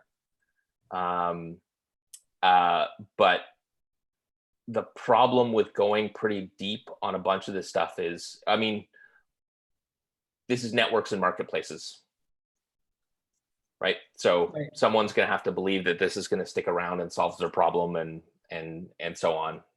Right. I mean, it's the same problem that Peepeth had, you know, if no one, you know, it's the empty restaurant problem. Like my mom not wanting to go eat at a restaurant that's not packed, you know? Right. But Peepeth's problem was that they didn't document their protocol, and thus they didn't have any other people reusing it. So one way to grow a larger network is to federate and have people do different front ends or integrated and so on, right? So which CardStack has done in a component style.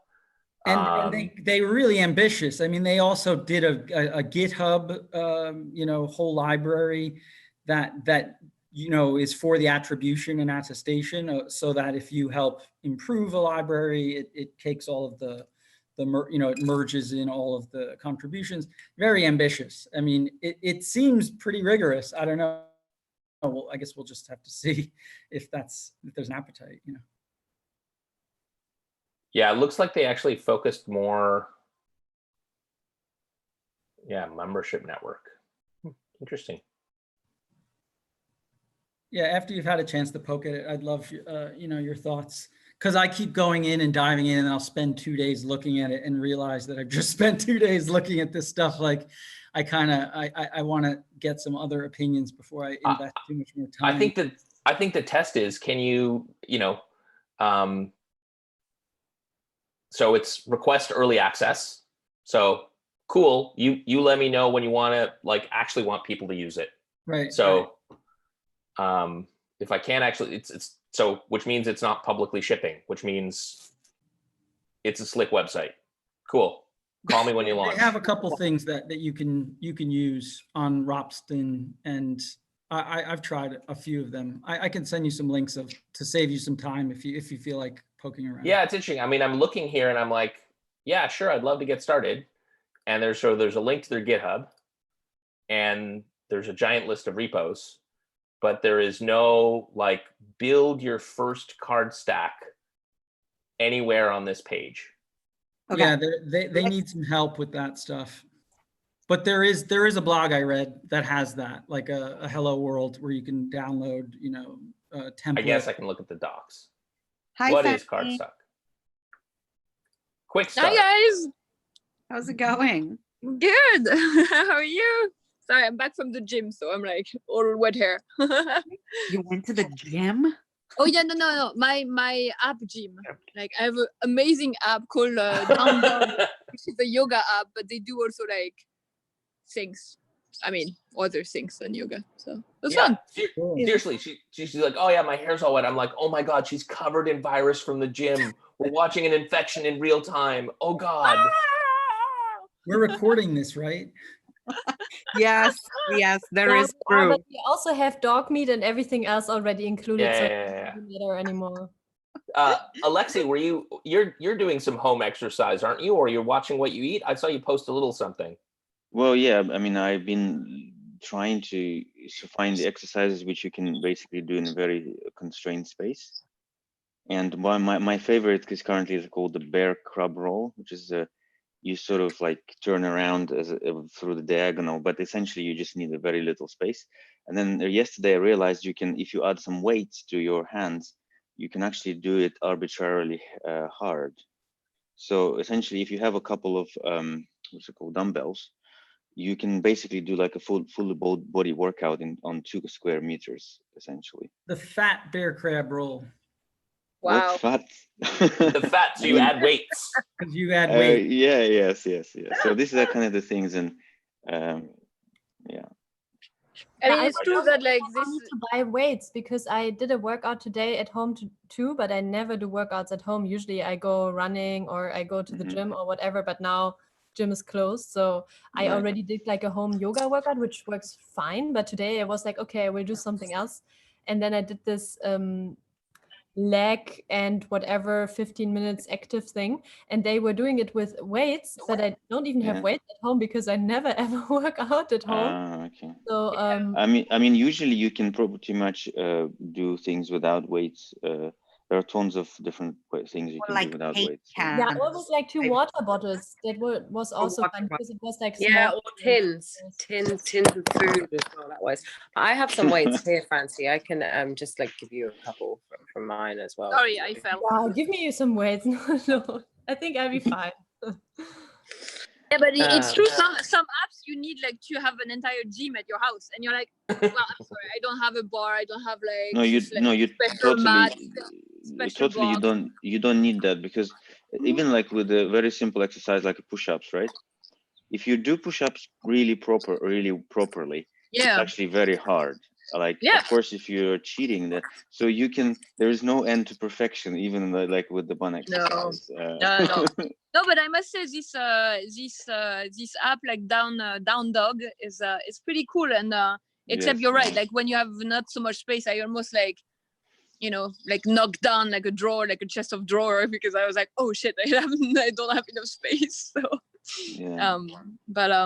but yeah, no, it's fun. My daughter's gym, she does gymnastic, and now they do like live training. So I do gymnastic with her. So you don't do the bar and the things, but it's still fun.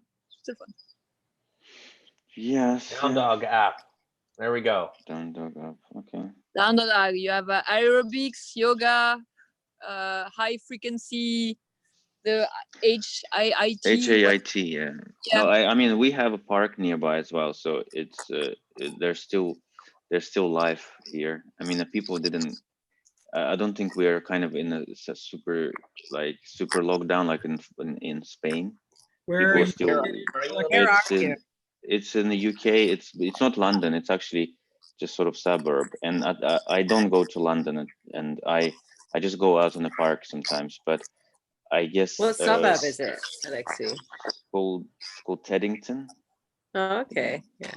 So you're not quite London, but a little bit, yeah. No, yeah, and I don't really go to London. I mean, even before this whole pandemic, I didn't really go to London more often than like once every 2 months or something. London, if you don't go as a tourist or like for a day tops, is like no. No, I lived there for like half a year and I really liked it. Well, you know what? You were leaving. After you lived, I lived there for years, and then I moved out, and then now if I go to the underground, I notice how stinky it is. Yeah, Like everything is so stinky and everything is so like polluted. I can just feel it now. I appreciate it a about lot Berlin, like more than a couple of years, like in the city center of Berlin. I'm not Yeah. sure if I will be able to stand that either. Right. But you know, it's funny because at the beginning of coronavirus in New York, like they disinfected the subway.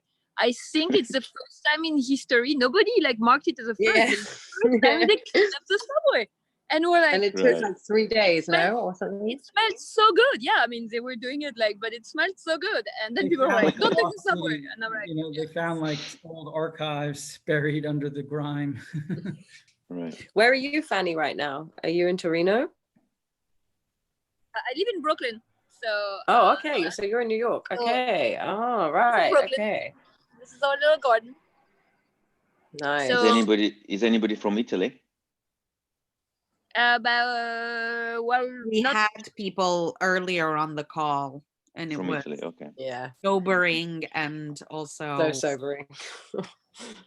Yeah, I mean Matteo is in Torino, and it's I have a call every other day with him, and it's like every day it's like, oh, it sucks, like it's like so lonely and just like it's annoying, like because they show you like great, like, you know, like the Milan, like where they like have balconies and they can sing with other people, but it's like when you like in the suburb of Torino, you don't really have direct neighbors that you can do that with. I see. Okay. So I was But- actually planning on putting a flyer with all these people here and do like a little happy hour. Yes. That would be From fun. the balcony. Yeah. I mean, I saw people playing tennis, and I thought about this. Like, you know, when you play tennis, you don't actually standing close to each other. It's just that you sometimes Yeah. touch the same ball. And Ball, yes, the but- balls is the worst. Like, yeah. There's, I think Russia still have their basketball games going, and somewhere else, I think Taiwan or something, and Russia has still got basketball games. It's so Oh my weird not God. having sport. I'm It not is gonna weird, lie. but did you see this thing at the NBA in the US? Like there's this player who made a joke at the press conference. He was like, "Ah, fuck you all! Like I'm gonna Yeah. touch and spit on all mics." And 2 hours later, the guy tested positive to coronavirus. Yeah, there was two of them. I think two basketball players were like joking, and then they both got tested positive, and it's like, oh. Yeah, but I mean, if you look, for example, at Berlin, where like the lockdown is not if you're allowed to go outside. I mean, I'm not allowed to go outside because I'm quarantined, but other people are still allowed to go outside. Mhm. And they behave so stupid. I think if this whole thing teaches us one, then it's shocking how stupid humankind is. Also, when I look at my social media and everything, people where I would expect them to be smart because they studied or because they have a good job or because they, you know, they behave so stupid, and they just like, I don't know if they just want to ignore it or if they want to act cool or whatever. But in Berlin, there's gatherings everywhere in parks where like people 100 Yeah, people they sit still are. outside together, drink and do whatever. So like Angela Merkel did this speech yesterday where she was like quite angry that the people don't follow No, I think I watched that speech. I actually quite liked it. I liked that speech. Yeah. yeah, but I yeah, mean, what is they the didn't even consequence put if the people clubs don't down. follow the these kind of like rules or behavior suggestions? If they don't Slashing follow, penalty. then you will We have delete the your bank lockdown. account. So like, I mean, That might I think happen one of anyway because of the recession. So you I know. think one of her message was, as far as I understood, that because we're still a democracy, we're not going to like slash heads or close your bank accounts, because exactly, that's he doesn't want to, but he also said like you guys have to cooperate somehow because we want to keep the freedom, right? Yeah, because otherwise we're gonna see the army on the streets soon, guys, and that's So the worry. what's happened in Canada? We've got a federal level state of emergency, and then each province slash city is doing a state of emergency. This does a couple of things, and if your area hasn't done it already, try and push for it. It means that the health officer has a whole bunch of different things, so the health officer can tell the police, hey, Fanny's outside going to the gym when she's not supposed to be. Escort her to quarantine. So that's one example. The other thing is, so I had a conference that I was supposed to speak at in Minneapolis, and because they haven't, that's in Minnesota, because they haven't declared a state of emergency, the conference isn't going to have, all of their contracts are still valid, so they're going to have to pay for everything or get sued. Whereas the sooner that the state of Minnesota announces that, then the contract clause, which says, oh, okay, emergency contract is automatically canceled. So it's this interesting set of legal things that it's all been planned for. So we actually need to push for that potentially in different areas to help people out. The problem as well is that like you can follow, you know, like what is happening in Italy is like maybe 2 weeks ahead that they're like fully quarantined. Then like you see like in France, people have to stay home, but they can go out for food and things. Here we still also can go outside and like they're not forbidding you to take the subway, but you can see the progression and like pretty much where you're going to be in 2 weeks, and versus like other, you know, like non-democratic states where they were like, well, we asked like China, like it's like 500, but there's still like stay at home, and there's still no, I mean, I know that it's kind of normally if you say these things it basically causes the backlash, but I think if you think about scientifically, there is still no evidence that the complete lockdown is actually better than sort of soft lockdown.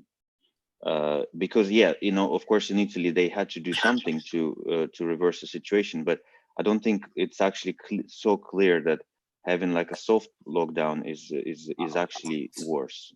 So worse. absolutely. So but I think so one side of it is that. The other side of it is anybody who has a voice in their small social circle or larger channels, if they believe that they should be supported, need to be publicly saying, I believe that soft lockdown is the right thing to do. You should feel bad.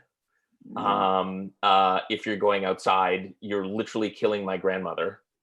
And so that's something that we can actually do and kind of stand for something. I mean, it's all going to come down to humans again, one way or another. One of the things I've been thinking about is when I go out, so I do, again, we can go to our local area and so on, is wearing a mask, not because I'm sick or because I think it will actually, it's secure enough to help me from not being infected, but social signaling. Yeah, I love that.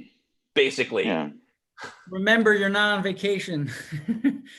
Yes, exactly. Real. Maintain your state of alertness, Yeah. Yeah, I mean, it's like, it's like I've been wearing like gloves at the supermarket because it's like, okay, well, I don't know, like who else touched like the, thing of pasta. The eggplant. Even the, like, it's like, I don't know, you come back, you touch like the doorknob and like things. So I mean, I don't know. We don't have masks here anyway, so. There or were test. I'm selling them for $600 each if you want one. Earlier today, these guys apparently I can't even remember where they were in the UK, are making hand sanitizer out of gin. And like a local brewery in my town, there's a Selling brewery that makes like hemp-based vodka and gin. They just started their own line and they're giving it away to the town right down the street. Louis Vuitton, and also like one of these like big perfume, not Vuitton, but like one of these perfume brands announced they're gonna use their perfume lines to make hand sanitizer. And I was like, Yeah, I I think it was as Louis good as their perfume. Yeah. They will use their factories. I read that too. It's so cool. The article that I read was that and I don't remember, it was somewhere in the US, I think, the local distillery was making hand sanitizer and free with every bottle of rum that you bought from them. Well, it's better than like $500 on Amazon. Right? Think of it as expensive hand sanitizer with complimentary rum. There you go. Yeah. No, but we were thinking like it was, I found this like, I Googled like do it yourself like hand sanitizer, and literally, like you can make it with like high percentage of alcohol and like aloe vera gel. And I was like, great, next lemonade stand is gonna be a hand sanitizer stand. This is gonna be awesome. But we haven't done it. I won't name names, but when I returned from ECC, someone in our office ordered the ingredients to make hand sanitizers in large boxes. So, hi, by the way. Hello. Hi. Fanny, if you're going to get into arts and crafts and you're going to do a lemonade stand, I've got a little link here. So you could do a kind of a special kind of mask that might be helpful. I think it was used previously in London as well. Oh, nice. We had Dr. this, Mask. they were showing actually how to make a mask with a bra somewhere. I should like try to find it. They're like, cut your bra and make a mask. And you stick herbs in the nose of the plague Dr. Mask. Nice. Yeah. Interesting. For the pestilence. I keep telling my wife that like it's too late. Like our daughter is 2 and she learned Ring Around the Rosie. And I'm like, Aaron, you listen to the words of this song. This song is about the plague. It's about the plague. It's a diagnostic tool so that you can Definitely tell on your about the neighbor. Well, it's actually funny. Like the school gave like I mean they send all this material to read and stuff, and for homeschooling, because now on top of trying to work, you have to be a homeschool teacher. And this morning it was it was a book called Coco the Virus. So it's like explaining like the coronavirus to kids, and it was pretty good actually. Like it was pretty good. And now when we're playing the monster, it's like Coco the Virus was after you. How old are your kids, Fanny? 3 and 7. So yeah, it's fine. They like Coco the Virus, but they understand that like we can have him on our hands. So yeah, it's good. We definitely need a support group for all the parents out there. We've seen a lot of parents and kids tonight. So yeah. Oops. Or some of that free hand sanitizer with the rum. We could just all get the rum. Yeah, better. Maybe it's better to disinfect inside than outside. But I still don't understand why most people need hand sanitizer. Like if you're sitting at home, like you just wash your hands. Why do you need hand sanitizer anyway? Specifically for when you're going out. So think of it as Yeah. portable. So I'm going out. I open the door to the grocery. Yes, and I want to do that, right? So okay, you know, I see. obviously it's very contextual if you're going around. Like in my case, I'm in a very walkable area, so I only have to walk a couple of blocks. I can wait till I get back home and just wash my hands. Yeah, exactly. Yeah, People because are actually using it at home yeah. because it's a placebo. It's like it makes them feel like they're doing something, you know? Talking about hard lockdown in Germany, just now, like 20 minutes ago, the first city in Germany, Freiburg, said that they will hard Ironically. lockdown. So Freiburg means free city, Free free city. village or free city. Oh, free. Right. And Burg is actually a castle. So free. Oh, okay, free castle. Yeah, yeah. So the first one to be not free. Yeah. Okay. Yeah. Only 2 weeks though. Yeah. Well, nobody knows. Are you allowed to make to do sports?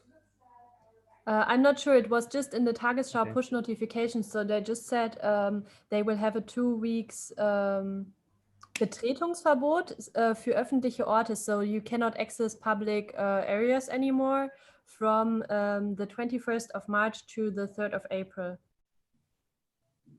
Okay, well, that doesn't. Okay, we're going down. Sounds then more like you soon. can't go into parks and stuff like that, right? Yeah, probably. Yeah, just Exactly can't that. be soon. I just be wonder if this outside. is going to actually kill more people than the virus, because this is what my sort of thinking is, that if you do too much of the lockdowns, actually more people will die from the lockdowns than from the virus. Yeah, people go mad. I'm already going insane after like 10 days. And also it's not just going mad. If you not only people go outside and like have a sun, like, you know, there's obviously all these things like vitamin D deficiencies, like people can't get the fresh air, and all the same sort of old people will actually die quicker if you don't let them go out. Yeah, and I think as well, a lot So- of people are scared to even go to hospital for other things that aren't corona related as well, just because they're and also once the hospitals get so overwhelmed, like those people are going to really suffer. So I think you're right. I think the lockdown can end up kind of like. And also a lot of people will be just basically thrown below the poverty line because of the lockdown. Like a lot of them that lose too, jobs. yeah, Yeah. God. So Okay. I think it's very controversial, to be honest. Like this whole hard lockdown thing is actually not necessarily positive in all ways. Mm. Yes, I understand why it's done, but it's actually, I think the decision is also kind of very sort of rushed and impulsive, I would say. We'll see. Yeah, and Uh, also just like a German they're just like getting interpretation. so many powers to like control things, and like, you know, I mean, even in the UK, I'm seeing headlines of like police will be allowed to arrest like sick people and shit. And it seems like What? nobody's asking the question, when is this, what is the criteria for when will this it to end? stop? Yeah, so Yeah. because everybody's so happy for like to go into lockdown, but not asking the question, okay, so when can we get out? Like what needs to happen for everything Well, it's like martial laws coming in so many places too, and that's really fucking scary. because Like, people Well, people also kind it of will come back. Like, I mean, it's not like a one-time thing. Like, I mean, they're saying that, like, you know, it probably will die down with the summer, but then in the fall and things, it's not gonna magically like entirely disappear. It's only going to die down in the summer if people who are sick isolate, who stay away. We don't gather in crowds. So even it will die down. So maybe there's some things that are heat dependent. We don't know. That's a science peak. It will keep reinfecting people. Yeah. But Um, essentially, but you see this when people talk about flattening the curve, they don't know how long this flattening is going to take. It might take years to flatten the curve. So No, we no. have to be So sitting down in a lockdown for infinitely. years. Yes. Yes, that is correct. So we covered Yeah. it this morning, where basically until there's a vaccine, it will keep getting reinfected. Yeah. So and somebody How did we get predicted. here again? Sorry. How did we get here again? No, like I was just Is this conversation going in circles? no, yes, yes No. and no. Like sometimes this one is now remotely interesting, but like Yeah. every time I dialed in again, we were talking about coronavirus. While in the meantime, sometimes Helena wrote me, "Oh, we're having music, we're doing this, and every time I joined I back, it was see. like That's what. about Okay. We coronavirus. sometimes talk Missed about it though, exercise. Francie. Johnny came in. Francie's and still did pissed with provide me them- that there was no stripper. I still have my guitar. I can play a song about shooting myself. No, I'm just kidding. No. Oh my god. No, but you know, I think I'm there's happy to break something, that up with any music if you want. I'm gonna have to go in like a half hour or so.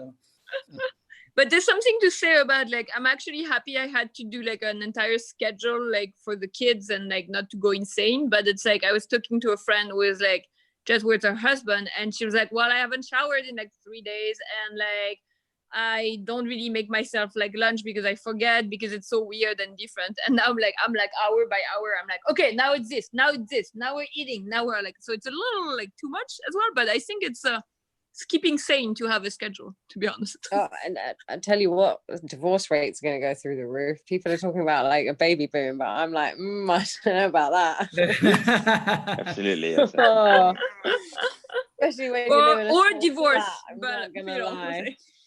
That's the news out of China, that after everyone coming out of lockdown, they've had a spike in divorce requests. Wow. Like actually spending time with this person. Yeah, you're like, oh, you're here again? Like, who are you? Like, No, this opens up another topic. Actually, let's get out of the virus topic. There was a really short video on Netflix. I think it's now available on YouTube. I think they started to do something like Netflix Explained, I think it's called. And the very first episode, they did it on monogamy and polygamy. So, and it was very interesting thoughts there, obviously controversial to most people. Yeah, I saw that that one. you saw it, right? And so that is basically like how people only, so for most of like a human sapiens history, people were actually not monogamous, and the monogamy has been invented as a social tool to, for example, to enforce private property, to further on do some other things. So it's actually basically it's like a religion. It's a social invention, and that's probably sometimes I think that's the reason why maybe most people are not actually designed to stick with with somebody else for too long. They need to have a break. Exactly this episode of Netflix. I love Netflix Explained, the whole like Yeah. series. Yeah. So great. They do like random explanations, half an hour on random topics. Really, sometimes I don't Right. know how they even find those topics, like athletic wear or something like that. And then also about Yeah. monogamy or cryptocurrencies or you name it, Or diamond. did they have a one about cryptocurrency as well? Yeah, I think so. Oh, there was some other definitely explaining something about crypto. Well, anyways, the one about monogamy really made me question everything, because Yeah. I thought I'm so convinced about this concept, and then I looked half an hour on this like different people explaining things, and I was like, wow, this all makes much sense, but why do I Yeah. still feel like I'm so convinced about this concept? Right. There are animals though that do mate for life, or Yeah. the equivalent close to it. So that doesn't do anything for this particular argument, but it does appear in nature naturally as an evolutionary function. Yeah, Well, but there's only 2 animals that mate for life, right? Yeah, I think something like in this particular episode, they take examples of 2 species of apes who are most related to humans, are bonobos or something, or bonobos and chimpanzees. Bonobos.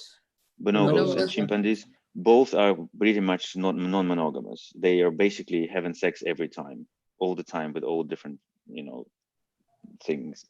Also, Whoever. for them, it accounts that like all of the dads are also taking care of like all of the. Yes, exactly. Yes. And that's the Yeah, interesting fact, because they found out that those children, they are much happier because they have so many different dads that have different qualities Right, and right. everything, and Yeah, everybody yes. takes care of them. So Yeah. they are much more privileged than somebody who would only have like one dad, which is Right.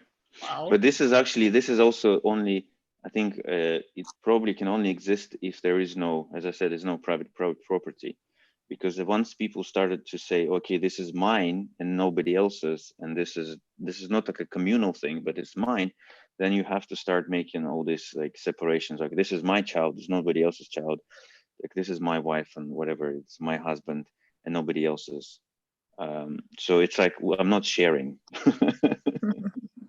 Guys, I'm sorry, I have to go. I have a team call Okay. at 5:15, but I'll be back. Let's do that again. And Oh yes, and definitely. it's really nice to see you and meet some of you and see Okay.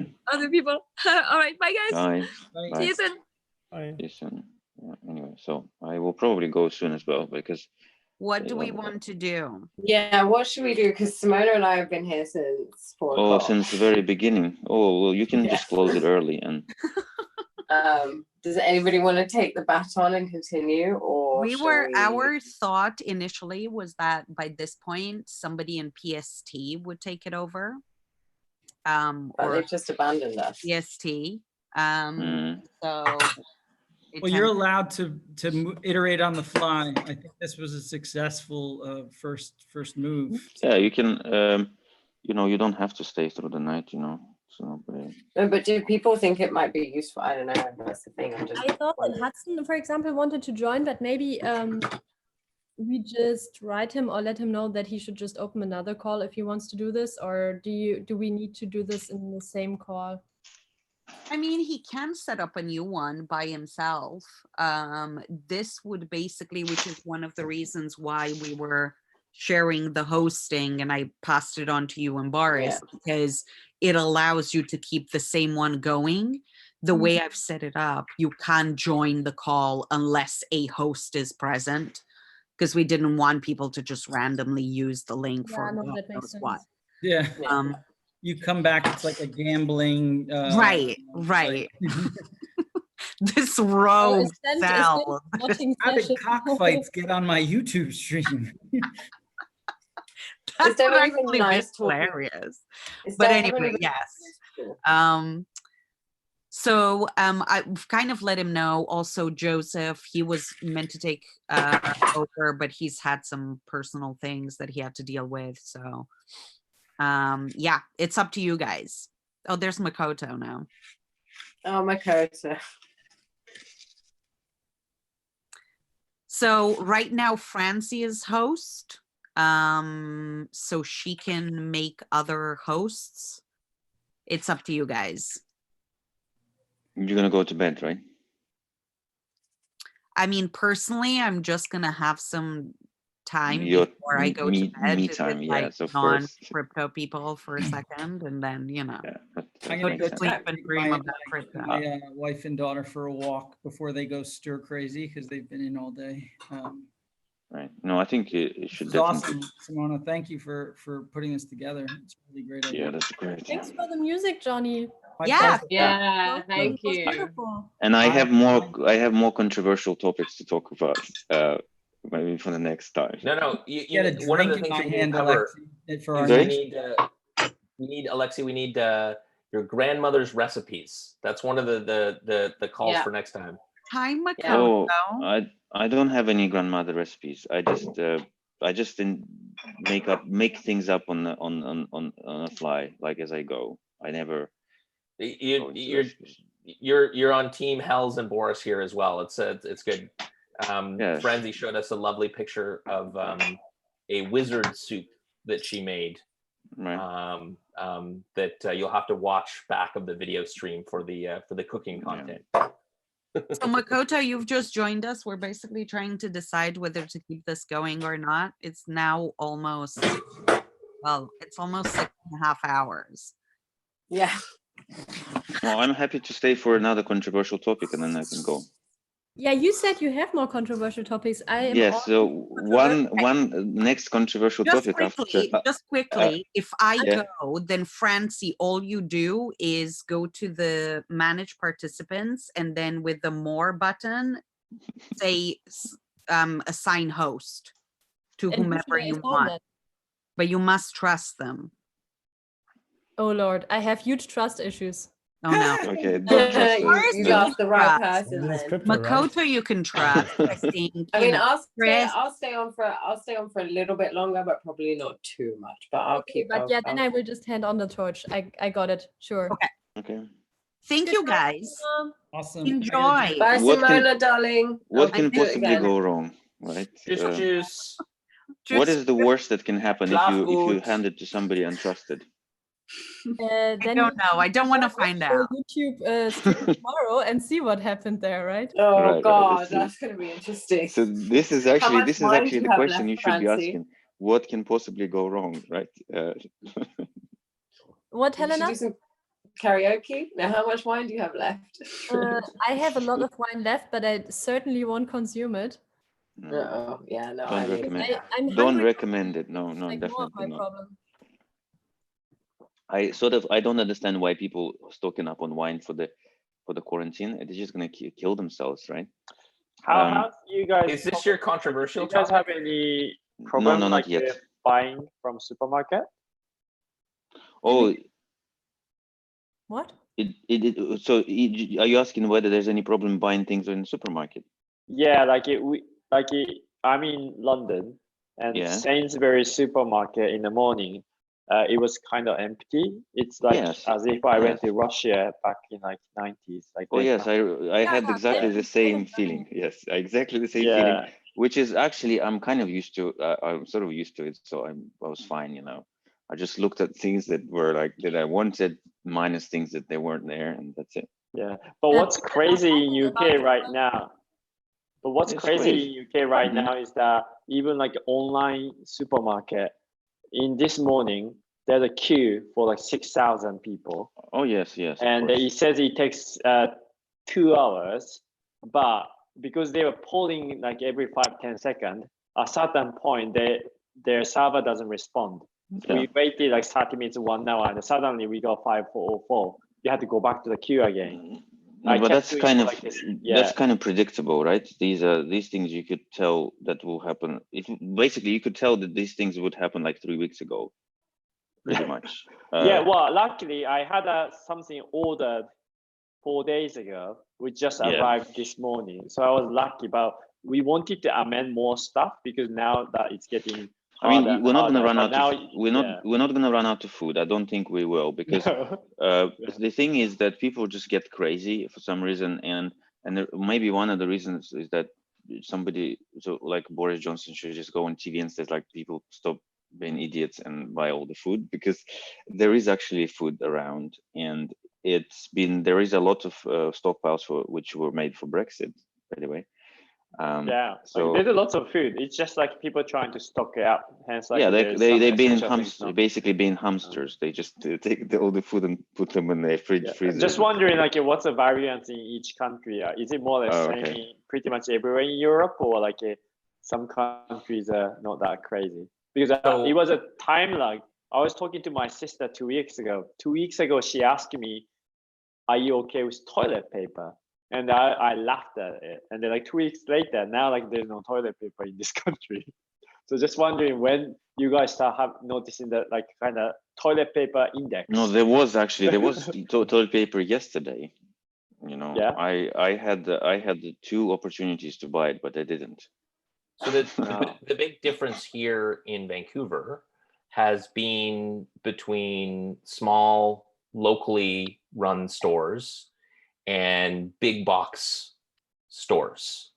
So the big box stores are having a rush on all sorts of things and have empty shelves, whereas the smaller stores seem to be fine. So it's in part the type of people who have a big home and have a big car who drive to the big box store and fill their whole car. If I'm walking to my local grocery store, it's hard for me, and so I think there's a lot of psychology involved. Absolutely. That is different all the way down to the like local store sort of thing. Yeah, it's the entirely psychological thing. So it's not like a supply restriction. It's just the people being hamsters essentially. A totally interesting thing in Germany. I got ahead. Franzi, I want that picture of your Zaubersuppe. Lovely talking to you. Lovely seeing everyone.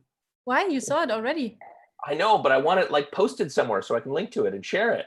Oh yeah, okay, I send it to you. Or Insta. Okay. Just see everyone. Yeah, so in Germany, everybody bought flour, which is very funny because I would say in Berlin, half of the population doesn't know how to use flour properly. But every store was sold out of flour, which is like really funny. They are just like panicking and wouldn't know what to do with 5 kilos of flour anyways, but at least they got it, right? Yes, they're gonna sleep on it, like, you know. But now remember, so in the UK, there were panic buys of flour and noodles or whatever 1 year ago or something like that. Is that right? I don't remember it actually. I don't remember. No, I don't think it went to that proportion. At least where I was, there was no panic buying. But speaking of which, is Brexit still a thing in the UK, or is it totally? No, people already got really distracted. It's already from it. exited. It's already exited. Not quite. I mean, we're in transition period now. So, and the real Brexit is actually going to happen in January 2021. So where the transition period elapses and all the treaties stop working. And this is where the fun is going to start, the real fun. I mean, with the quotes, of course. This is where people will feel it, what the Brexit really is. But do you think they might delay it or anything with all this stuff? Like, you know, I mean, it depends on this stuff. I think what we see now is much worse than Brexit, to be honest. So I think maybe they will delay it. I have no idea, actually. I don't know how politicians think, to be honest, this time. Good for you, because most of them are just pretty crazy. Not sure. I mean, yeah, this comes to another controversial topic that I kind of wanted to bring up, which I was thinking about the other day, is that if we think about how this lockdown is going to end, because we currently see that this whole thing just getting worse, like the lockdowns are getting more strict. And the question is how this is going to end, how we're going to get out of it, because nobody promised us when this broke out. Like people say, oh, we don't know, like, okay, 5 weeks or whatever, 6 weeks, like, but I'm just asking the question, like, it might be very convenient to keep everybody locked down for some people. It's just like super convenient because you don't, assuming you don't see anybody, like everything is like controlled and like really easy to sort of manage. But then at some point, people will kind of feel uncomfortable with that. But will they be able to come out and say this? Or because maybe, do you think that there will be some sort of disruption of the internet or something like this, or some communication abilities to essentially disrupt the people's ability to coordinate locally? Let's say that if I go on the street by myself, I'm just going to be taken into prison or basically shot or whatever, if I sort of violate the terms of the curfew or something. But if I manage to coordinate with the group of local people, it will be a different story, right? They won't be able to do that. So I wonder if there will be some sort of attempt to disrupt the local coordination, because we, like all of us here sitting here, our coordination is basically useless for this purpose, because even if all 5 of us will go out and do something, we will be kind of taken out very quickly on our own. So basically you have to be able to coordinate with your neighbors, with the people in your local area, if something like this is to be done. So what do you think? But did you say are you based in UK? Yes. Do you remember back in 2011 we had like a random like riot happen just a year before the Yes, London Olympics. I was actually Yeah. living in London at the point. It was scary. Yes. Yeah, and then scary. that was all coordinated with social media and all that stuff, right? So, but that No, they were that's like using if you have- BlackBerries. They were using BlackBerries with the end-to-end encryption to Yeah, it was coordinate. BBM, no? Yeah, but it's it's, so- it's less likely that would happen because people fear getting like coronavirus, right? No, So I no, don't no, no. think people just What I'm wanna- I'm talking about a Yeah. scenario where essentially people will figure out that now is the so people will figure out that they actually been fed misinformation or something like that, and somebody will figure out that this quarantine will basically happen indefinitely because it's very convenient. Yeah, that's the thing. I'm really worried about where this is going. This whole And lockdown. so and then essentially then because now we don't actually have any devices which will have end-to-end encryption because everything is backdoored. There's no ability to coordinate locally because everything is going to be intercepted by police and by local authorities, and essentially you will be trapped because you don't know when to come out on the street because you have to come out all at the same time if you want to protest or if you want to do some sort of rioting. So I don't know. It's so I'm wondering if there is a way, let's say, to have this on Twitter, but Twitter might not be reliable at that point. But rioting itself wouldn't happen as long as people fear of getting infected, right? No, even now people are not really feared to get infected. The reason why most people self-quarantine is actually like as it is presented currently, and a lot of people, most people believe it, and it's probably true. It's out of compassion to the people who are most vulnerable. It's not because they fear for themselves, it's because they actually being compassionate to people who are more vulnerable than them. But if this compassion basically being abused and used as the pretext to basically Well, just I'm not restrict quite freedom. sure because yesterday in the supermarket, I met a couple of ladies who was wearing like a baseball cap, sunglasses, Yes. and the face mask. It's obviously to protect herself rather than just trying not to spread. It's very obvious like she hasn't got it. It's just like she's so feared. But it kind of makes sense. Like everywhere else is deserted except supermarket. Supermarket is super crowded. So I think at this stage, people still worry about getting infected rather than being compassionate to other people.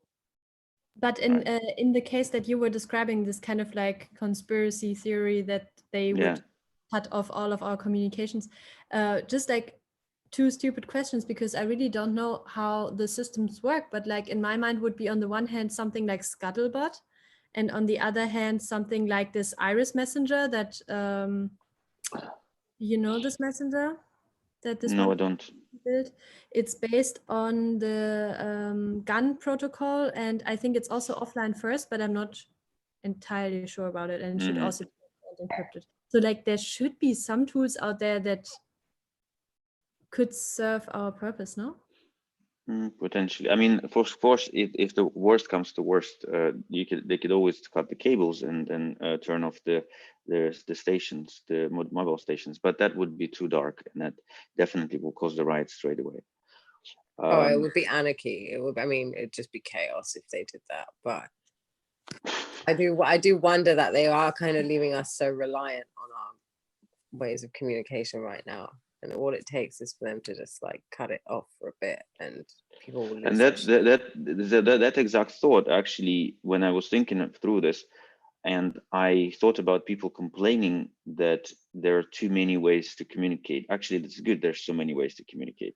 There's Telegram, there's Discord, there's this, there's that, there's Twitter. It is good that we have so many ways to communicate because it will be harder to cut them off. Yeah, but they also all rely on one thing, and that's the internet connection. Well, true. Internet connection. So then if that goes down, then no matter how many methods. No, the thing is that probably the way that I would, if I was the adversary, the way I would do it, I would not do it by basically chopping the cables or something like this or shutting down. You have to do it in a much more insidious way, in such a way that people don't really like. So most people wouldn't even notice that something happened. So you have to do it in such a way that people who don't care, or they will be sitting inside anyway, they will not notice. But the people who do want to organize some kind of movements, they might notice, but they won't get enough voice, or they won't be able to coordinate at that point. So that's my thinking, is that it will be very insidious in a way that it might not be even detectable for most people. But yeah, so this is why I say it's controversial. But yeah, yes, I remember those riots, because it was kind of scary, as people were running down the streets, and you knew that there's no police, because police has been pushed back and been outmaneuvered by the rioters, and you say, okay, should I just hope that nobody is going to just knock the door out in my house and just whatever. Yeah, just scary. And then one day we found the machete in where you have these boxes which you put in front of your house, and in one of them in the morning I found some sort of burglar kit and a big machete, and it was in our box, covered with a lid. Just open this up, oh, what's going on here? Yeah, somebody obviously was trying to hide it, and yeah. Yes, anyway.